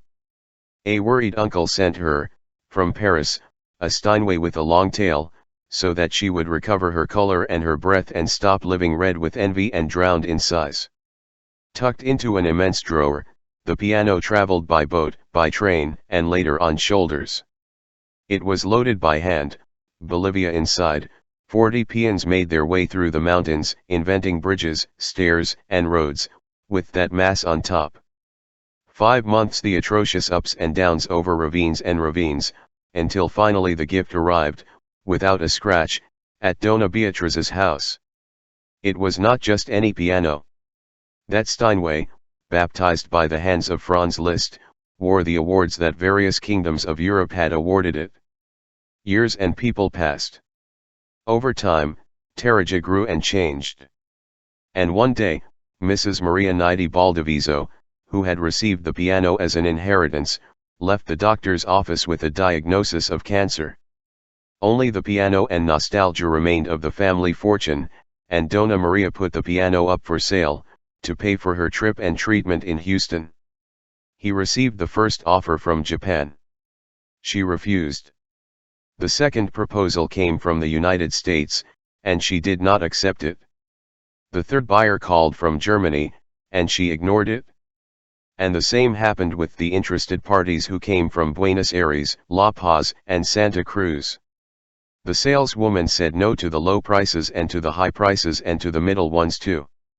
From her sick bed, Dona Maria gathered the musicians, theater artists, image makers, and other eros of Tarja, and proposed to them. Give me what you have, and you keep the Steinway. Dona Maria died without a trip and without treatment. The piano did not want to leave Tarja. There he had found love, and there he continues to provide his invaluable services in cultural evenings, in national anniversaries and in all civic events in the town. The harmonium. Hermogenskayo arrived in Buenos Aires, walking thousands and thousands of leagues, from the distant heights of Jujuy. He traveled in 1946, along with other indigenous people who were fighting for their right to land, and then, casually, he took a little walk around Luján, where he had been told that there was a cathedral that was worth falling on your back. When he returned to his land, he built a cathedral of Luján, in a dwarf version, at the entrance of his stone house. With adobe he made the Gothic arches, and he assembled the stained glass windows with bits of broken bottles, of all the colors he could find. The copy was identical to the original, but a little prettier. Jorge Prelaran filmed it, for the record. Years later, Hermogens heard a harmonium in some church. He had never heard a harmonium in his life, and found that he could not go on living without it. But the people are few and the distance is great, there in the Puna, and the church was several walking days. So Hermogens had no choice but to convince the priest that the harmonium was not sounding right. Claiming to be an expert, he offered his services to adjust the instrument. He disassembled it, carefully drew each one of the pieces, and back home he made his own harmonium, all carved from teasel. His harmonium offered him music at the end of each day. The electrician. He was riding a bicycle, with the ladder on his shoulder, along the paths of the Pampa. Bautista Rialfo was an electrician and 7 trades, a tadero who fixed tractors, watches, mills, radios or shotguns. The hump on his back had grown from bending over, fumbling with sockets and gears and oddities. René Favaloro, the only doctor in the region, was also an all-rounder. With the few instruments he had and the remedies he found, he acted as a cardiologist, surgeon, midwife, psychologist, and specialist in everything that needed to be composed. One fine day, René traveled to Bahia Blanca and on his return he brought a machine never seen before in those solitudes inhabited by wind and dust. That record player had its tricks. Within a couple of months, it refused to continue working. And there came Bautista, on his bicycle. Sitting on the ground, he scratched his beard, investigated, soldered some little cables, adjusted screws and washers. "Let's see now," he said. To test the device, René chose a record, Beethoven's Ninth, and placed the pick in his preferred movement. And the music filled the house and flew out the open window, into the night, into the empty land, and she was still alive in the air when the disc stopped spinning. René commented something, or asked something, but Bautista didn't answer anything. Bautista had his face squeezed in his hands. A long time passed, until the electrician managed to say, "Excuse me, Don René, but I had never heard that. I didn't know that electricity existed in the world. The singer. When Alfredo Zitarosa died in Montevideo, his friend Josica went up with him to the gates of paradise, so as not to leave him alone in those proceedings. And when he returned, Josica told us what he had heard. San Pedro asked name, age, trade. Singer, said Alfredo. The porter wanted to know, singer of what? Milonas, Alfredo said. Saint Peter did not know. Curiosity piqued him, and he ordered. Sing. Alfredo sang. 1 milonga, 2, 100. Saint Peter wanted that to never end. Alfredo's voice, which had made the ground vibrate so much, was making the heavens vibrate. And God, who was out there shepherding clouds, stopped his ear. And Josica told that this was the only time that God did not know who God was. The singer. Liliana Villagra had been wanting to sleep for a long time, wanting to and not being able to, and after a lot of tossing and turning in bed and a lot of fighting with the pillow, she heard the 3 chimes of the clock and needed air. She got up. Opened the window wide. All the snow of all the winters had fallen on Paris. The Pigalle neighborhood was always noisy, resounding with revelry and fights, agitated by the coming and going of whores and transvestites, but that night Pigalle had become a white desert, marked by the footprints of gone steps.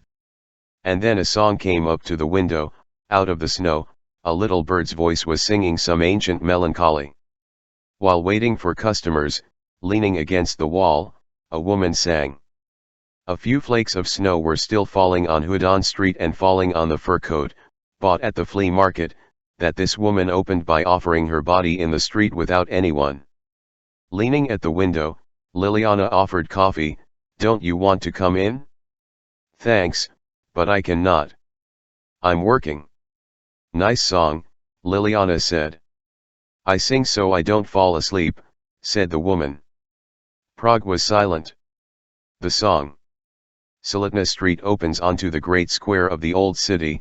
A voice suddenly broke the silence of the night. From her invalid chair, nailed to the cobblestones, a woman sang. I had never heard such a beautiful and rare voice, a voice from another world, and I pinched my arm. I was asleep. What world was he in? Some boys answered me, appearing behind my back. They made fun of the paralyzed singer, they imitated her laughing out loud, and she fell silent. Another song. Ren Weskler collected his testimony. In 1975 Breidenbach was the only white prisoner among the many blacks sentenced to death in Pretoria jail. At the end of each night, one of the condemned marched to the gallows. Before the floor opened under his feet, the chosen one sang. Each sunrise a different song woke Bryden up. Isolated in his cell, he listened to the voice of the one who was going to die. Bryden survived. He keeps listening to her. Sirens. Don Julian lived alone, on the loneliest of the Xochimilco Islands, in a hut of branches watched over by dolls and dogs. Broken dolls, collected from garbage dumps, hung from the trees. They protected him against evil spirits, and 4 skinny dogs defended him against bad people. But neither the dolls nor the dogs knew how to scare off the mermaids. From the bottom of the waters, they called him. Don Julian had his spells. Every time the mermaids came to take him away and sang the litanies that repeated his name, he chased them away in countersinging. I say so, I say so. May the devil take me, may God take me, but not you, but not you. And also, get out of here, give another mouth your fatal kiss, but not me, but not me. One afternoon, after preparing the land to plant pumpkins, Don Julian began fishing on the shore. He caught a huge fish, which he knew because it had already escaped twice, and as he was pulling the hook out, he heard voices he also knew. Julian, Julian, Julian, the voices sang, as always. And as always Don Julian bowed before the waters, where the reddish reflections of the intruders rippled, and he opened his mouth to sing his infallible counter-songs. But he couldn't. This time, he couldn't. His body, abandoned by the music, appeared floating adrift among the islands. Coplas. In the days when a tape recorder took up a whole horse, Loro Istaran walked cross-country, collecting the memory of music. In search of lost couplets, Loro once arrived at a hidden ranch in the distances of Tacuarembó. There lived a Creole who had been a young dancer and guitarist, and skilled in verse duels. The man was old. He no longer went back and forth from town to town and from party to party. He walked little and fell a lot, and to get up he leaned on the back of one of his dogs. I no longer saw he didn't sing either, rather he breathed words, but he had a reputation for memory. Of what there is, nothing is missing, he whispered, tapping his head with a finger. Guitar in hand, just touching it, the old man sang, hummed. In the evening, the words that celebrated the memory of loose cows and free men sounded hoarse. They turned and turns BC in the reels of the recorder. The blind Copler listened to the hum without comment, until he finally asked what that little noise was. This is a machine for saving voices, Istaran explained. He fiddled with the recorder and the newly sung verses came back on. The old man heard his own voice for the first time in his life. He didn't like that imitation one bit. Idle. Some nights, in the cafes, the competition was fierce. A lion pissed on me when I was a child, said one, without raising his voice, denying importance to his tragedy. What I liked the most was walking on the walls, confessed another, and complained because in his house they prohibited the pastime. Another. I, as a boy, wrote love poems. I lost them on a train. And who found them? Neruda. Don Arnaldo, a dentist by profession, was not intimidated. Leaning on the counter, he blurted out a name. Liberty Lamarck. I waited for the impact, and then. Does it ring a bell? And then he evoked his encounter with America's Bride. Don Arnaldo no _Snincha, one early morning, back in the 30s, Libertad Lamarck, singer and actress, had been suffering harsh punishment in a hotel. From Santiago de Chile. The husband was flying slaps at her, because prevention is better than cure, and in the midst of the rage, Libertad yelled. Enough!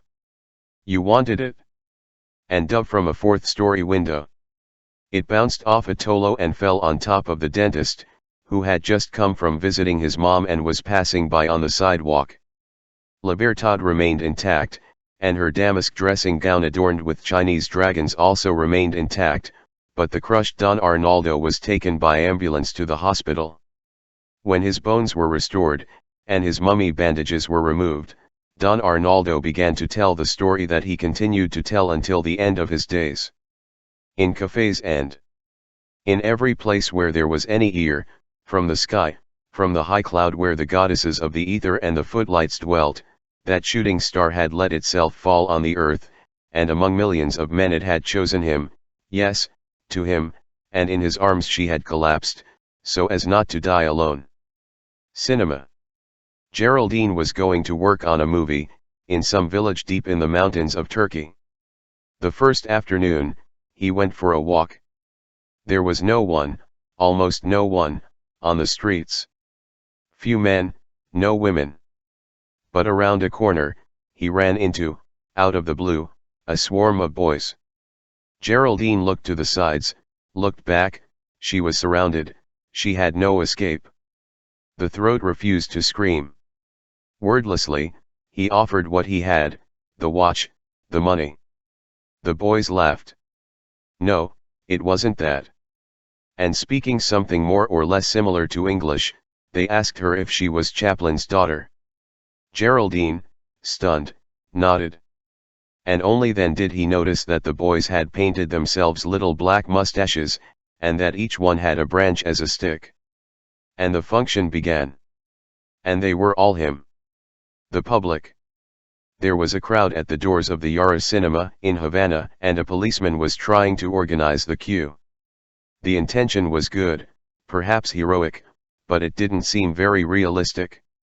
Every time he managed to get people in line, the queue would break out into a new melee.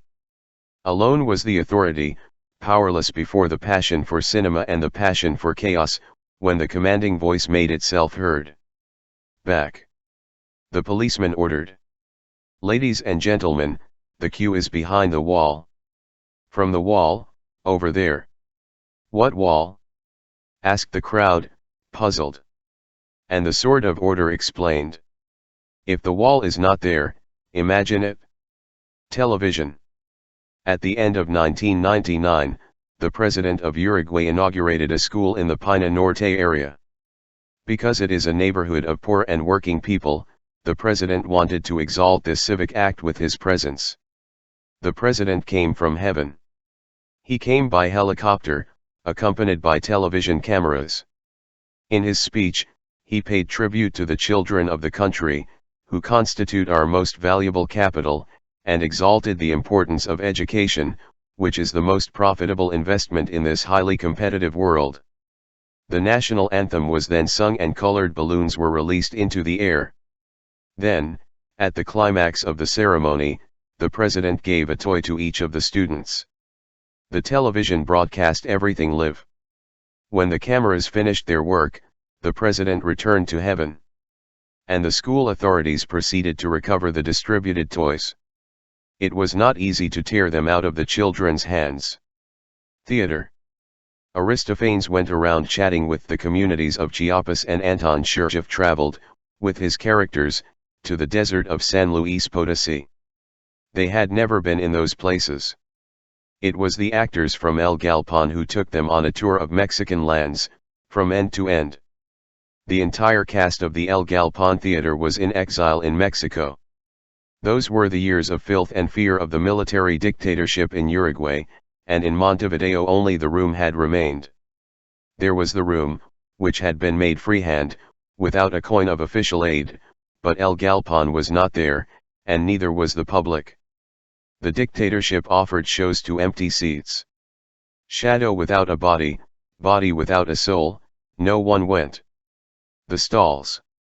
Gonzalo Muñoz, whose sepia-colored image is part of my family album, was born to live at night and sleep during the day. He spent sleepless nights, watching over ghosts, but during the day there was always so much to do, so he had no choice but to sleep bit by bit. He would fall asleep at any moment, and when he woke up he would get the wrong time, and sometimes even the species. On some occasions, Don Gonzalo, who had the habits of an owl, would crow like a rooster and in the middle of the afternoon greeted the dawn from the roof. Those mistakes of his didn't go down well with the neighborhood. One night, he went to the premiere of a drama at the Solis Theater in Montevideo. It was a gala function, European cast. In the second act, he fell asleep. She fell asleep just as the main character, a bad-tempered husband, was crouching behind a screen, pistol in hand. Shortly after, when the cheating wife entered the scene, the husband jumped out of hiding and fired. The bullets turned the sinner over and woke up Don Gonzalo, who stood up in the middle of the audience and exclaimed, opening his arms. "Calm down, gentlemen, calm down. Don't be scared, don't run. Nobody move." His wife, sitting next to him, disappeared forever into the depths of the chair. The actor Horacio Tubio had made a home in the El Bolson Valley. The house had no electricity. He had come all the way from California, carrying his modern gadgets, but the computer, the fax machine, the television, and the washing machine refused to work by candlelight. Horacio went to the corresponding office. An engineer took care of him. The engineer consulted some enigmatic maps, and replied that the electrical service was already working in that area. "Yes, it works," Horace acknowledged. "It works in the woods. The trees are happy." The engineer was outraged and sentenced. "Do you know what your problem is? Arrogance. With that arrogance, you will never achieve anything in life." And he pointed out the exit. Horacio withdrew, closed the door. But immediately the engineer heard, knock, knock. Horacio was there, kneeling, bowing his head. You, engineer, who has been lucky enough to be able to study. Get up, get up. You who have a title. Get up, please. Understand my situation, engineer. I would like to learn Aline. Horacio did not interrupt the litany until the electric light reached his house. The actress. Leap. More than half a century ago, the national comedy brought blood wedding to the fields of. This work by Federico Garcia Lorca came from other fields, distant fields of Andalusia. It was a tragedy of feuding families, a broken wedding, a stolen bride, two men stabbing each other over a woman. The mother of one of the dead demanded from her neighbor. Shut up. I don't want crying in this house. Your tears are tears from the eyes, nothing more. Margarita Zerga was, on stage, that haughty and hurt mother. When the applause died down, a farmhand approached Margarita and said to her, hat in hand, head bowed. I accompany the sentiment. I also lost a son. Those applause. Since Garcia Lorca had fallen, riddled with bullets, at the dawn of the Spanish War, the prodigious shoemaker had not appeared on the stages of his country. Many years had passed when the theater artists from Uruguay brought that play to Madrid. They acted with soul and life. In the end, they received no applause. The public began to stamp the ground, in full fury, and the actors did not understand anything. China Zorilla told it. We were stunned. A disaster. It was to start crying. But then the applause broke out. Long, thank you. And the actors still didn't understand. Perhaps that first clap of the feet, that thunder on the earth, had been for the author. For the author, shot for being read, for being a fag, for being weird. Perhaps it had been a way of telling him, so you know, Federico, how alive you are. The comedy of the 5 centuries. Today function today, Portugal celebrated in style the 500 years of the landing of Bartolomé Dias on the coast of southern Africa. Converted into a great theatre of imperial nostalgia, the country staged the daring navigator who had reached the Cape of Good Hope in 1487, at a time of great glory, when God had given Portugal half the world. Actors dressed in the style of the times, silks and velvets, fine swords, hats with a lot of plumage, populated an exact copy of Bartolomé Dias's ship, which put to sea and headed towards Africa. On the South African beach, it was predicted, there would be a crowd of blacks, jumping with joy and gratitude before the sailors who had come, 5 centuries before, to do them the favor of discovering them. But that beach was, in 1987, exclusively for whites. Blacks were not allowed in, because of that apartheid stuff. An euphoric crowd of whites, painted black, greeted the Portuguese. The comedy of the century. In 1889, Paris celebrated the 100 years of the French Revolution with a great international exhibition. Argentina sent a varied sample of the country's fruits. Among others, it sent a family of Indians from Tierra del Fuego. There were 11 Ona Indians, rare specimens, an endangered species. The last Onas were being annihilated, in those years, by Winchester shots. Of the 11 Onas sent, 2 died on the journey. The survivors were exhibited in an iron cage. South American cannibals, a sign warned. For the first few days, they were not given anything to eat. The Indians howled with hunger. So, they started throwing some bits of raw meat at them. It was beef, but no one wanted to miss that horrifying spectacle. The public, who had paid admission, crowded around the cage where the savage cannibals fought over food with their claws. This is how the first 100 years of the Declaration of the Rights of Man were celebrated. The comedy of the half-century. 50 years had passed since the atomic explosions that had destroyed Hiroshima and Nagasaki. The Smithsonian Institution announced, in Washington, a great exhibition. The exhibition was going to include a lot of documentary information and numerous opinions of scientists, specialized historians, and military experts. I was also going to offer testimonies from the protagonists, from the colonel who commanded the bombings, who had never lost sleep over the matter, to some surviving Japanese, who had lost sleep and everything else. Visitors to the exhibition were in danger of learning that the crowd killed from the sky was made up, for the most part, of women and children. And, worse still, the extensive documentation gathered could inform them that the bombs had not been dropped to win the war, because the war had already been won, but to intimidate the Soviet Union, which was the next enemy. To avoid these serious risks, the show was announced, but it never happened. It all came down to displaying the Enola Gay, the plane that had dropped the bombs, so that zealous patriots could kiss its nose. The tailor. He swore he was going to fly. She swore by all the buttonholes she'd ripped and buttons she'd attached and the countless suits and dresses and coats she'd measured and trimmed and basted and sewn, stitch after stitch, throughout the days of her life. And since then, the tailor Reichelt devoted all his time to the making of enormous bat wings. The wings were foldable, so they could enter the Kovacha where he had a workshop and home. Finally, after a lot of work, this complicated framework of tubes and metal rods, all covered with fabric, was ready. The tailor spent the night without sleep, praying to God to give him a windy day. And the next morning, a morning of strong air in the year 1912, he climbed to the top of the Eiffel Tower, spread his wings and flew his death. The plane. The flags were flying high.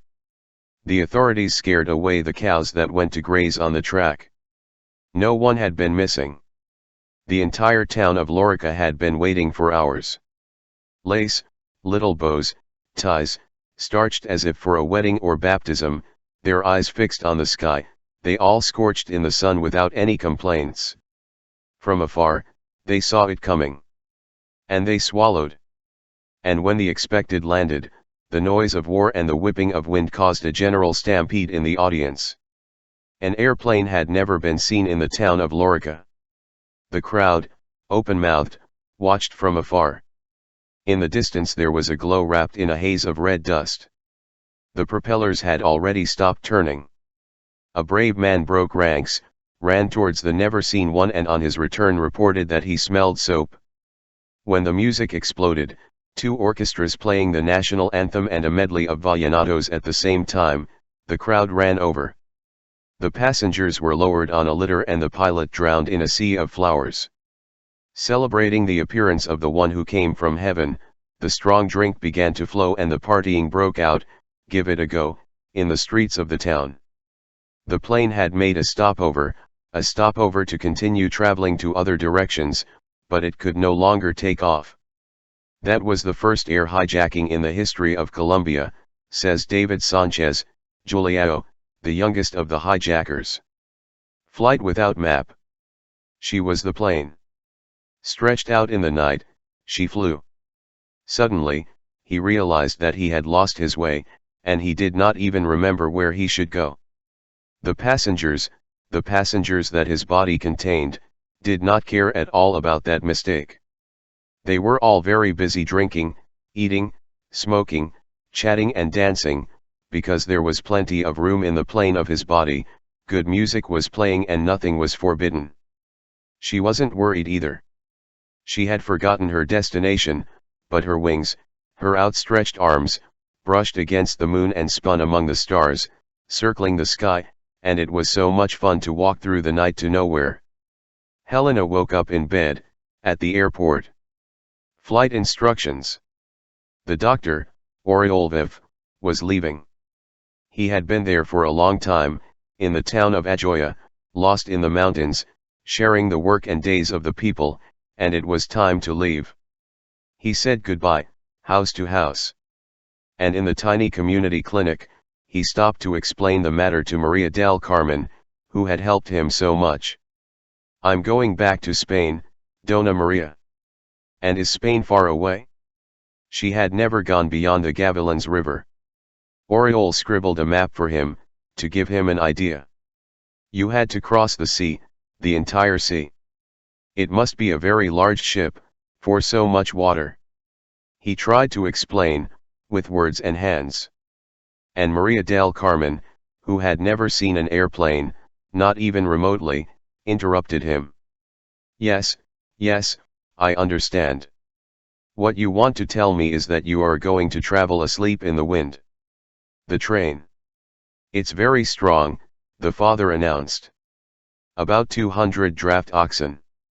The son, Simon de la Pava, saw a great jet of smoke rising on the horizon. After a while, the powerful beast appeared. It had been growing from afar. Roared. Howled. When the boy saw her coming, terrified, he wanted to escape, but the father did not let go of his hand. A creak of iron, a long groan, and the train stopped.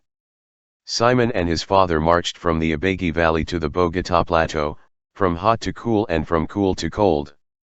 The journey never ended. Puffing, parched with thirst, the train drank rivers of water at each station. Then, crying, sweating steam from his belly, he continued his rattling up the hill. The passengers arrived at their destination exhausted and covered in soot and dust. While the father collected the suitcases, Simon approached the locomotive. She was panting. He patted her warm rump in gratitude. The passengers. Through the fields and the times, the train marched from Seville to Morón de la Frontera. And through the window, the poet Julio Vélez contemplated, with tired eyes, the groves and houses that fled in gusts, while his memory wandered through the geographies and the years. Sitting in front of Julio was a tourist.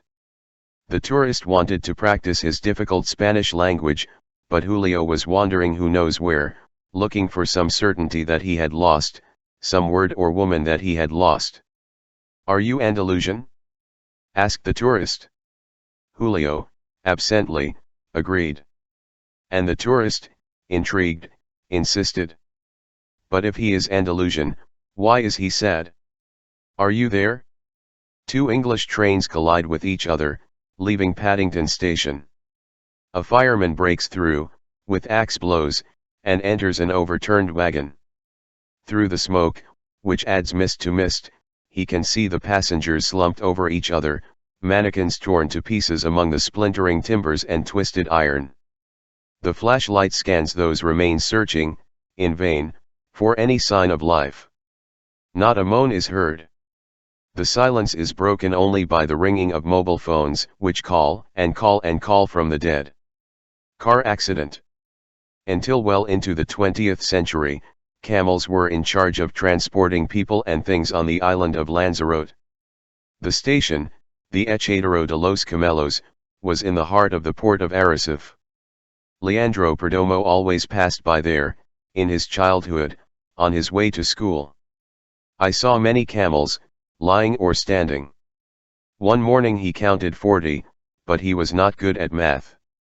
In those years, the island floated out of time, world before the world, and people had time to waste time. The camels came and went, at a slow pace, through the immensities of the black lava desert. They had no schedule, neither departure time nor arrival time, but they left and arrived.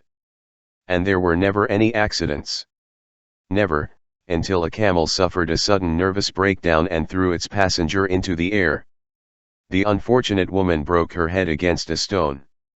The camel went crazy because a strange thing crossed its path that coughed, smoked, and walked without legs. The first car had arrived on the island. Red, yellow, green. Overnight, it happened, sticks with 3 eyes sprouted on the corners of the main street. Nothing similar had ever been seen in the town of Corre, nor in the entire border region. On horseback, coming from afar, the curious came. They tied their horses outside, so as not to disturb the traffic, and they sat down to contemplate the novelty.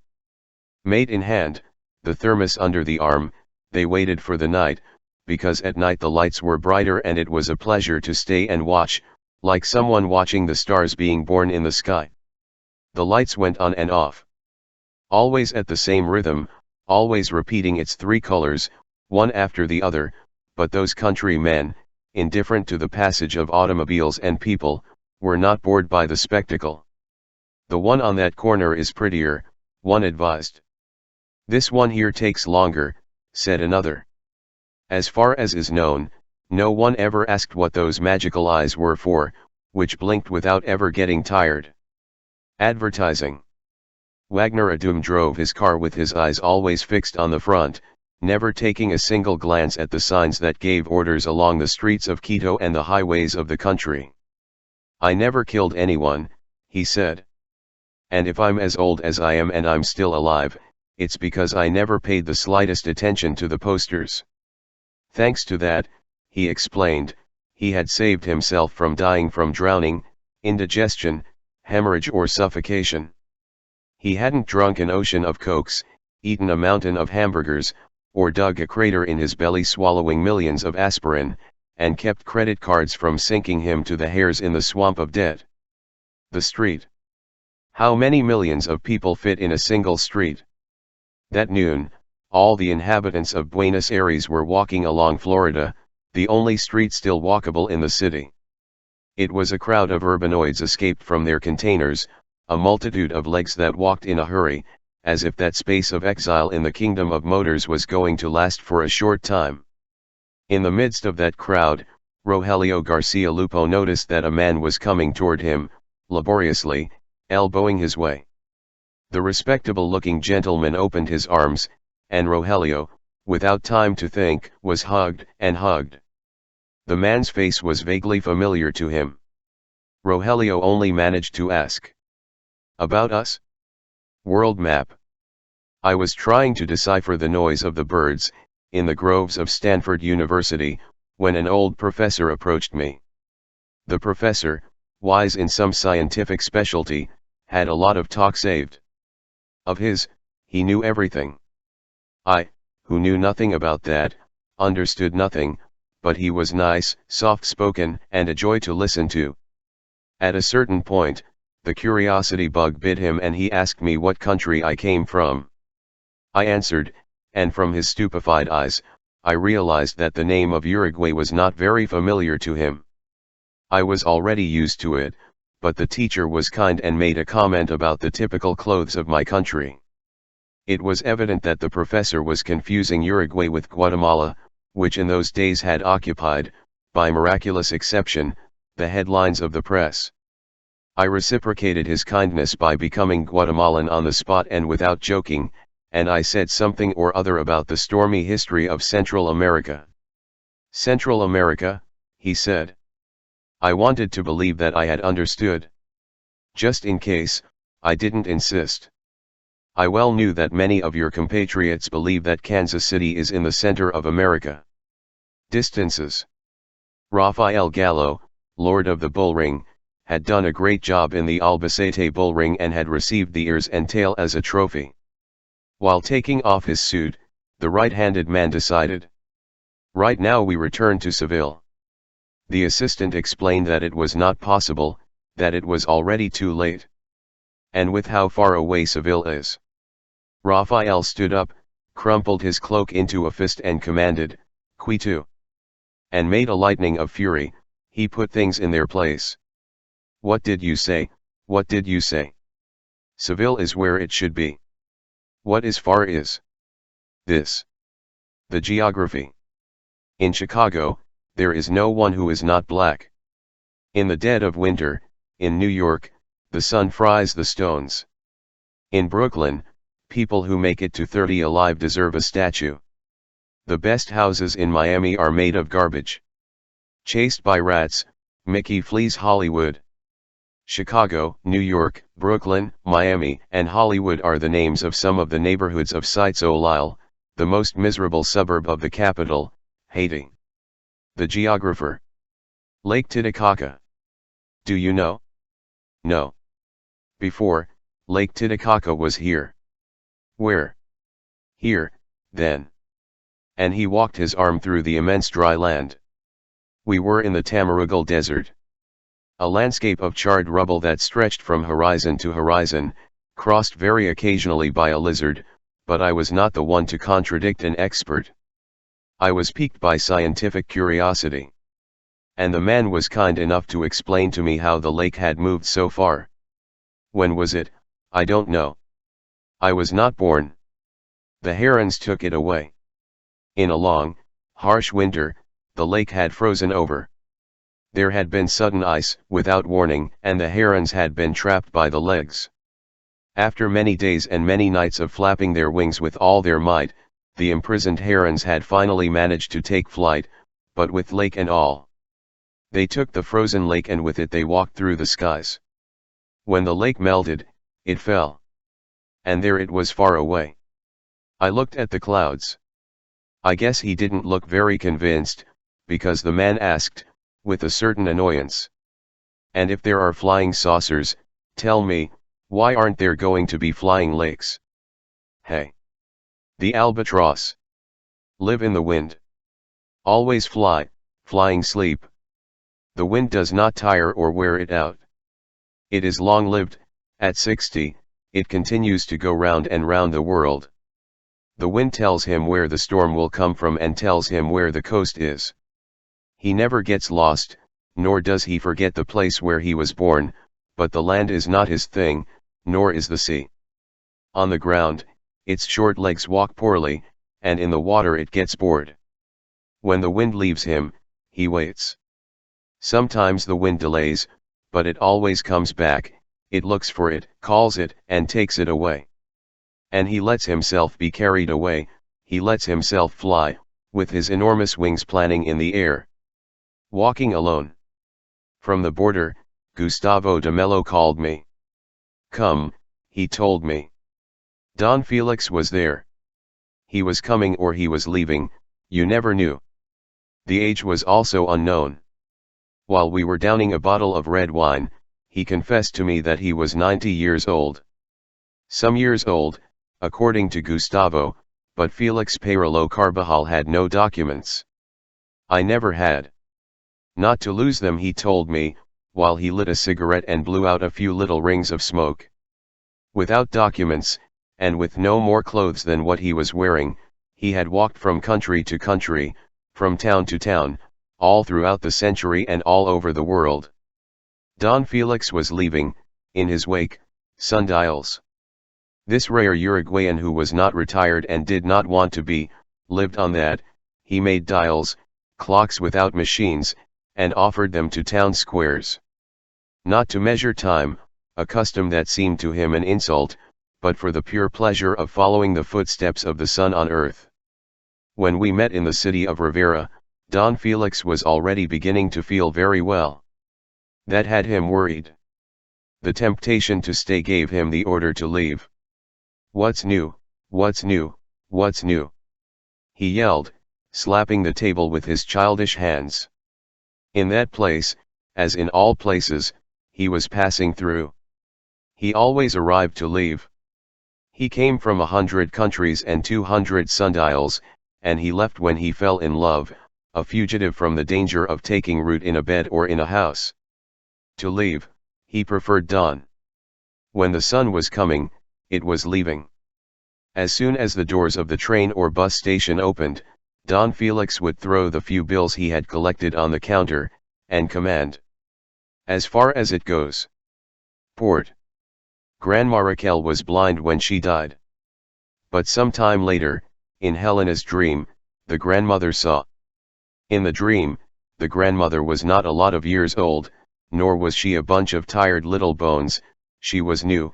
She was a 4-year-old girl who was completing the sea journey from remote Bessarabia, an emigrant among many emigrants. On the deck of the ship, the grandmother asked Helena to lift her up, because the ship was arriving and she wanted to see the port of Buenos Aires.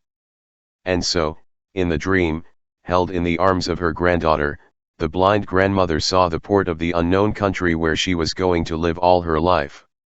The emigrants, a century ago. A lock of hair.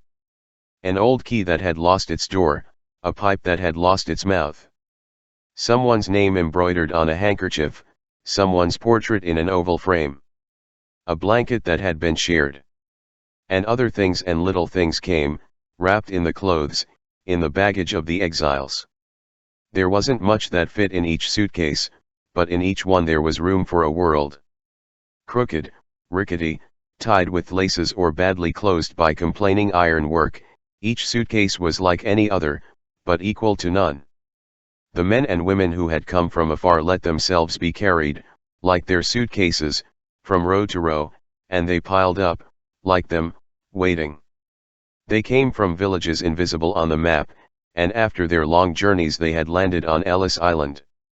They were one step away from the Statue of Liberty, which had arrived, shortly before them, in New York Harbor. On the island, the strainer worked. The porters of the Promised Land interrogated and classified the immigrants. They listened to their hearts and lungs, studied their eyelids, mouths, and toes, weighed them and measured their blood pressure, fever, height, and intelligence. The intelligence tests were the most difficult. Many of the newcomers did not know how to write, or could only stammer incomprehensible words in unknown languages. To define their IQ, they had to answer, among other questions, how to sweep a ladder, was it swept up, down, or to the sides? A Polish girl replied, "I have not come to this country to sweep stairs." The flight of the years. When autumn arrives, millions and millions of butterflies start their long journey south, from the cold lands of North America. A river flows, then, across the sky, the gentle swell, waves of wings, leaves behind, in its wake, a splendor of orange in the heights. Butterflies fly over mountains and meadows and beaches and cities and deserts. They weigh little more than air. During the 4,000 kilometers of crossing, a few fell overturned by exhaustion, winds, or rains, but the many that resist finally land in the forests of central Mexico. There they discover that never-before-seen kingdom, which called them from afar. They were born to fly this flight. Afterwards, they return home. And there in the north, they die. The following year, when autumn arrives, millions and millions of butterflies begin their long journey. The emigrants now. Since always, butterflies and swallows and flamingos fly fleeing the cold, year after year, and whales swim in search of another sea and salmon and trout in search of their rivers. They travel thousands of leagues, through the free paths of air and water. On the other hand, the paths of human exodus are not free. In immense caravans, the fugitives of the impossible life march. They travel from the south to the north and from the rising sun to the setting. They have been robbed of their place in the world. They have been stripped of their jobs and land. Many flee from wars, but many more flee from exterminated wages and devastated land. The castaways of globalization make a pilgrimage inventing paths, wanting a house, knocking on doors, the doors that magically open to the flow of money close in their faces. Some manage to sneak in. Others are corpses that the sea delivers to the forbidden shores, or nameless bodies that lie underground in the other world where they wanted to go. Sebastião Salgado has photographed them, in 40 countries, for several years. Of his long work, 300 images remain. And the 300 images of this immense human misfortune fit, all of them, in a second. Just 1 second adds up all the light that has entered the camera, throughout so many photographs, barely a wink in the eyes of the sun, no more than a tiny instant in the memory of time. The story that could be. In the month of March of the year 2000, 60 Haitians jumped into the waters of the Caribbean Sea, in a small Morondanga boat. All 60 drowned. Since it was routine news, no one found out. Those swallowed by the waters had all been rice farmers. Desperate, they fled. In Haiti, rice farmers have become rafters or beggars, since the International Monetary Fund prohibited the protection that the state offered to national production. Now Haiti buys its rice from the United States, where the distracted International Monetary Fund has forgotten to ban the state's protection of domestic production. The expulsion. Christopher Columbus failed to discover America, because he did not have a visa and did not even have a passport. Pedro Alvarez Cabral was prohibited from disembarking in Brazil, because he could spread smallpox, measles, the flu, and other pests unknown in the country. Hernan Cortés and Francisco Pizarro were left with the desire to conquer Mexico and Peru, because they did not have a work permit. Pedro de Alvarado bounced in Guatemala and Pedro de Valdivia could not enter Chile, because they did not carry police certificates of good conduct. The Mayflower Pilgrims were sent back to sea, because there were no open immigration quotas on the Massachusetts coast. Goodbye. Like it was a birthday, but it wasn't. Under the garlands of lights, flowers, and streamers, corn delicacies sprouted from the steaming pots, the bottled devil spilled out in streams, and feet raised dust to the sound of guitars and knas.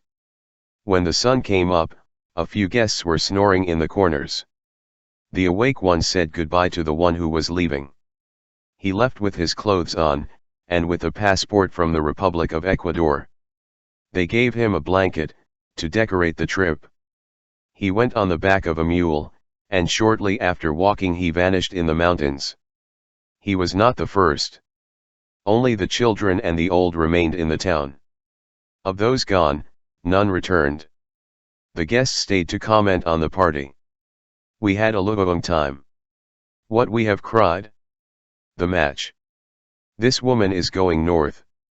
He knows that he can die of drowning while crossing the river, and from bullets, thirst, or a snake while crossing the desert. He says goodbye to his children, wanting to say see you later. And already leaving Oaxaca, he kneels before the Virgin of Guadalupe, at a small altar, and prays for a miracle. I do not ask you to give me. I ask you to put me where there is. The arrival. Without documents, without money, without anything, he started walking from his village in Sierra Leone. The mother watered his first footprints with water, to give him luck on the trip. Of those who went out with him, none arrived. Some were caught by the police, and others were eaten by the sand or the sea. But he has managed to enter Barcelona. Together with others. Survivors of other odysseys, last night in Plaza Cataluna. He lies on the stone floor, facing the sky. In the sky, which is rarely seen, look for its stars. Here they are not. I would like to sleep, but the city lights never go out. Here the night is also day. Ceremony. El Chato had been behind that counter for many years. He served drinks, sometimes made them up. He was silent, sometimes he listened. He knew the customs and hobbies of each of the clients who came, night after night, to wet their throats. There was a man who always came at the same time, at 8 o'clock every night, and asked for 2 glasses of dry white wine. He would order both at once and drink them by himself, a sip from one glass, a sip from the other. Very slowly, in silence, the man drained his 2 glasses, paid and left. El Chato had the habit of not asking questions. But one night the man read some curiosity in his eyes, and like who does not want the thing, he told. He said that his best friend, his friend forever, had left. Tired of running the hare, he had gone far from Uruguay, and now he was in Canada. He's doing very well there, he said. And then he said, I don't know if he's doing very well. And shut up. Since his friend had left, the two of them would meet every night, at 8 o'clock, Montevideo time, he in this bar here and his friend in a bar over there, and they would have a drink together. And so time passed, night after night. Until once the man arrived punctually as always but asked for only one drink. And he drank, slow, quiet, perhaps a little slower and quieter than usual, to the last drop of that one cup. And when he paid the bill and got up to leave, Chato did what he never did, he touched him. He stretched out his arm across the counter and touched it. My condolences, said. Exile. Leonardo Rossiello came from the north of the world. The trip from Stockholm to Montevideo was complicated, there were I don't know what problems with the flight connections, and Leonardo finally arrived, very late at night, on a plane that no one expected. At the door of his parents' house, he hesitated. Shall I wake them up? I don't wake them up. He had been living far away for years, the time of exile, the blind years of the military dictatorship, and he was mad with desire to see his people. But he decided that he better hoped. He began to walk down the path of his childhood, and felt that the tiles recognized his feet. Old news and bad jokes filled his head, and everything seemed new and hilarious. It was a freezing winter night, the city was covered in frost, but he was grateful for those tropical airs. It took Leonardo a long time to realize that he was carrying a suitcase, and that the suitcase weighed more than a whole cemetery. Then he crossed the street, crossed the vacant field, and sat on the suitcase, with his back against a wall. The cold did not let him sleep. When she got up, in the moonlight she saw that the wall was full of scars, there were scribbles and words, hearts shot with arrows, promises of love and insults of heartbreak, and even some slander. La Maria has cellulite. And Leonardo was able to read, too, some half-smeared letters, which asked, "And then where were you? Saying what words? Talking to what people?" Exiles. A few years had already passed since the end of the war in Spain, but the losers still continued it, in the afternoons, arguing loudly in the cafes of Montevideo, and at night they consoled their defeat in the wineries, singing, embraced, their songs from the trenches. One of the exiles, who had fought on the Republican front from beginning to end, told me about the war, step by step, in his kitchen. The battles took place on the tablecloth. The spoons, the sugar bowl and the cups of coffee with milk marked the positions of the militiamen and Franco's troops. A knife leaned over and fired a cannon shot, knocking over the jam jar, red with blood. The glasses, the tanks, advanced rolling over the toasts, which crunched flattened. Hitler's planes threw oranges and bread that shook the table and devastated the toothpicks, which were the infantry. At that breakfast table, my ears and my soul ached from the thunder of the bombs, the storm of shrapnel and the howls of the victims. The plot of time. He was 5 years old when he left. He grew up in another country, spoke another language. When he returned, he had already lived a long life.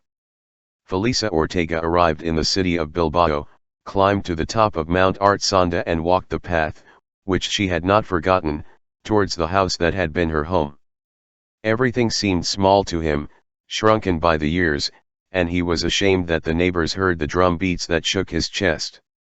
She did not find her tricycle, nor the colored wicker armchairs, nor the kitchen table where her mother, who read her stories, had cut off the wolf that made her cry with a snip. Nor did he find the balcony, from where he had seen the German planes that were going to bomb Guernica. After a while, the neighbors were encouraged to tell him, no, this house was not his house. His house had been wiped out. This one she was looking at had been built on top of the ruins. Then someone appeared, from the depths of time. Someone who said, "I'm Elena." They spent hugging each other. They had run a lot, together, in those childhood groves. And Ellen said, "I have something for you." And she brought him a white porcelain dish, with blue drawings. Felisa recognized her. His mother offered, in that fountain, the hazelnut cookies that she made for everyone. Elena had found it, intact, in the rubble, and had kept it for 58 years. The food. Many did not return. Many of the citizens of the world who marched to fight for the Spanish Republic, remained underground in Spain. Abe Asharoff, of the Lincoln Brigade, survived. A bullet had ruined his leg. With one foot still and the other foot walking, he returned to his country. Spain was his first lost war. And since then, carried by his walking foot, Abe has not stopped.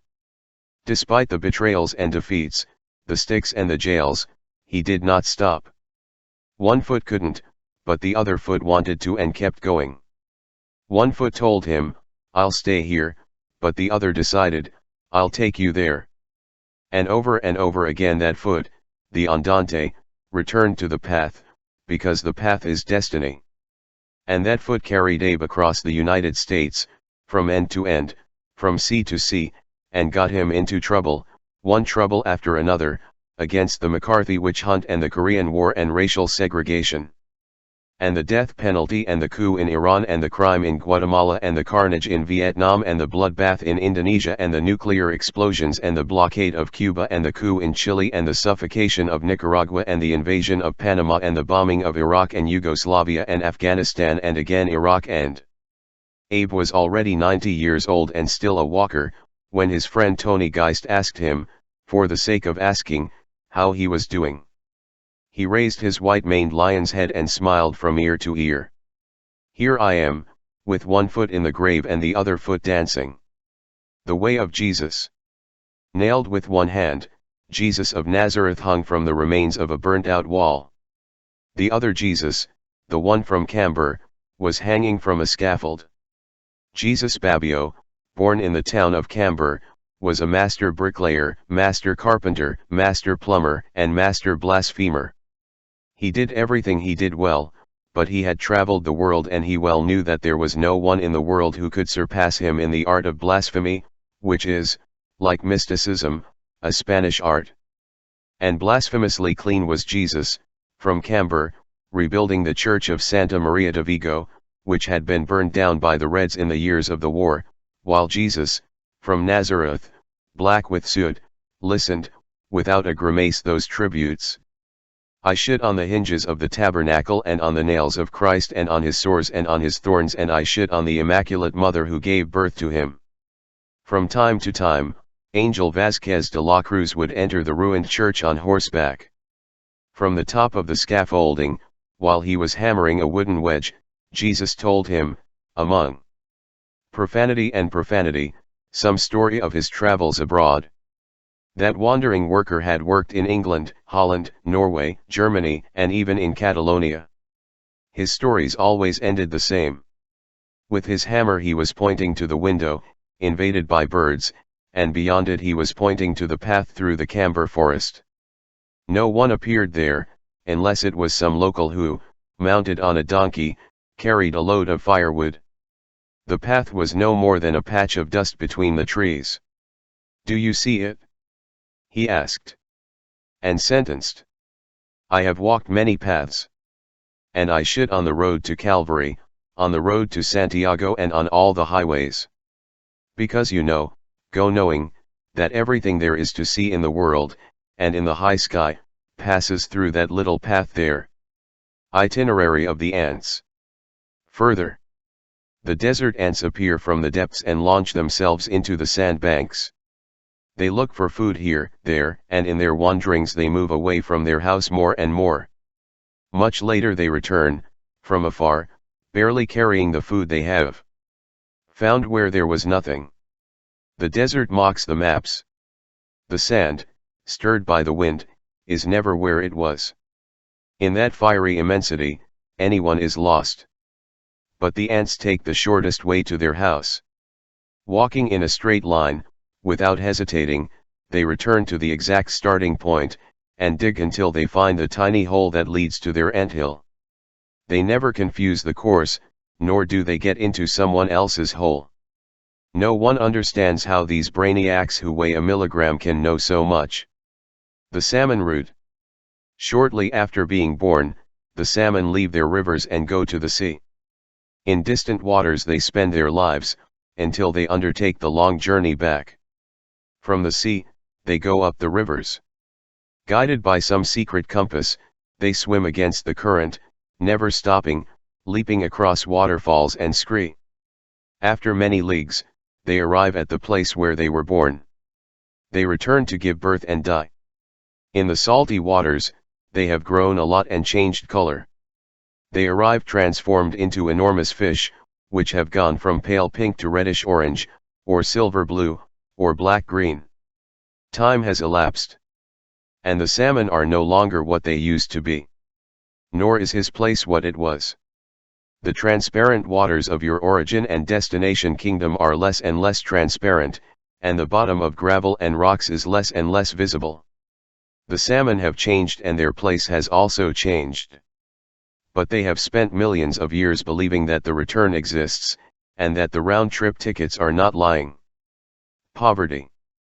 Statistics say that there are many poor people in the world, but the world's poor are many more than the many it seems to be. The young researcher Catalina Alvarez Insua has pointed out a useful criterion to correct the calculations. Poor are those who have the door closed, he said. When he formulated his definition, she was 3 years old. The best age to look out into the world, and see the closed door. Mexico City. Pedro was more on foot than mounted. He rode from time to time, so as not to torment Chaparro's tired back. They were already, both of them, past years, and the journey was long. Walking the days, little by little, they finally arrived at the great square of the Zocalo. And they stood at the gates of the National Palace, where power lives. Waiting for an audience, they stayed. Pedro and El Chaparro came to tell what was happening and demand justice, cornered in lands of gravel and dust, which fed them a fixed menu of stone and dust.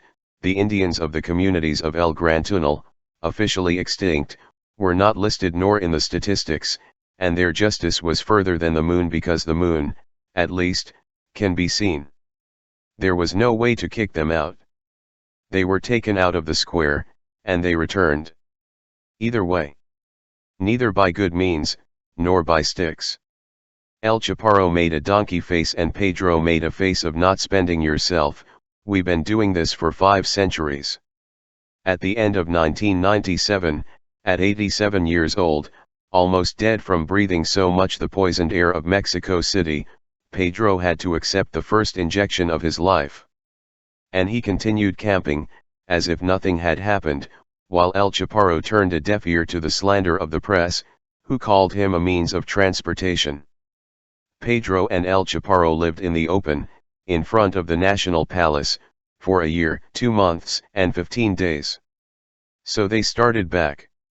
The door had not opened, but these 2 stubborn men had achieved something. They had made their people stop being invisible. Shortly after returning, after the strenuous walk, El Chaparro died. Or perhaps he let himself die, humiliated, because on the trip he found that power was a man more stupid than he was. Since then, he has shared a cloud, there in the high sky, with the white horse of Emiliano Zapata. A law class. Poverty are lining up. The law wakes up early. Today the doctor attends first thing in the morning. The lawyer sees that an old woman is waiting in line with a bunch of children and a baby in her arms. When it's her turn, she shows her papers. Children are not grandchildren. That woman is 30 years old and has 9 children. He comes to ask for help. She had built a tin and wood ranch somewhere on the banks of Cerro de Montevideo. I thought it was no man's land, but it belonged to someone. And now they are going to throw her out of there. That thing called a launch has already arrived. The lawyer listens to her. Check the papers she has brought. There is no law, thinks the doctor of law.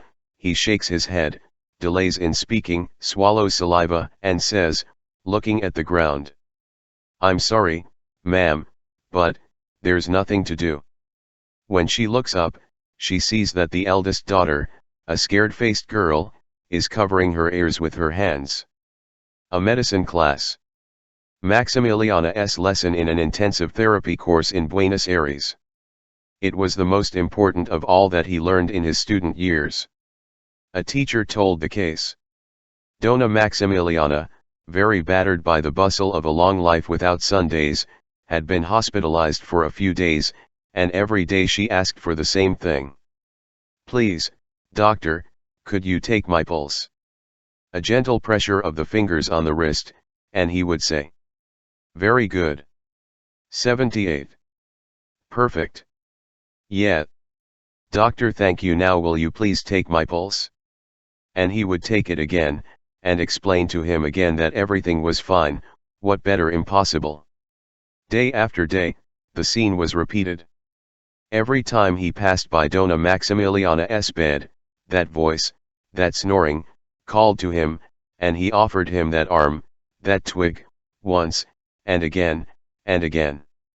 He obeyed, because a good doctor must be patient with his patients, but he thought, this old woman is a lead.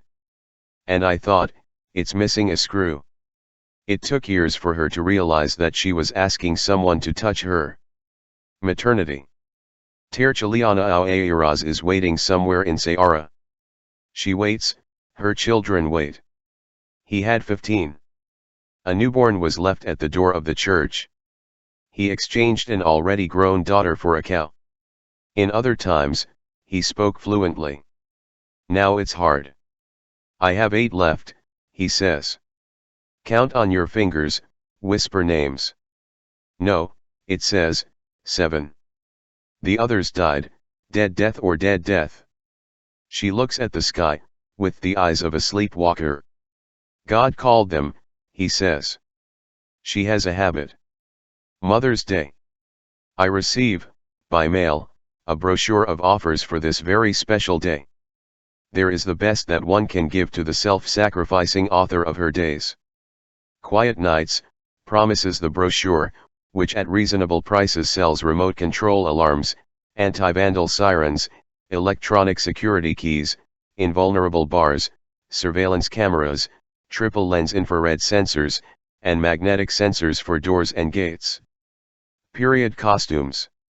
The wardrobe of the new century can be admired at the Miguel Caballero Haute Couture Center in Bogotá. This young company, specialized in contemporary fashion, is the most successful in the country. He sells a lot, here and abroad, and gives a lot of money and envy. In my trade, there is no right to make mistakes, explains the businessman, while testing a new model by firing a pistol at the chest of one of his employees. Fear is no longer naked. At the service of public safety and private elegance, Caballero produces armored clothing. Their invulnerable garments are protected by a synthetic fiber 5 times stronger than steel. Various weights and designs are offered. There are 1 kilo shirts, 4 kilo waterproofs, leather or camel hair coats, party suits, sportswear, vests decorated with hearts. Signs. It is not known if it happened centuries ago, or a while ago, or never. When it was time to go to work, a lumberjack discovered that his axe was missing. He looked at his neighbor and found that he had the typical aspect of an axe thief, the look, the gestures, the way of speaking. A few days later, the woodcutter found his axe, which was lying around. And when he looked at his neighbor again, he found that he did not look like an axe thief at all, neither in his eyes, nor in his gestures, nor in the way he spoke. Evidence. Good night, greets the deep voice, and then announces the worst: fear, impotence, helplessness. Television offers its most successful cocktail of blood and panic. The TV Globo program, which shakes millions of Brazilians, recounts the ferocity of the criminal fauna against the defenseless population. August 1999, it is the turn of Marcos Capeta, the heir to the Cangaceiros, the terror of Bahia. Professional actors dramatize the function. A close-up shows the stunned faces of the policemen.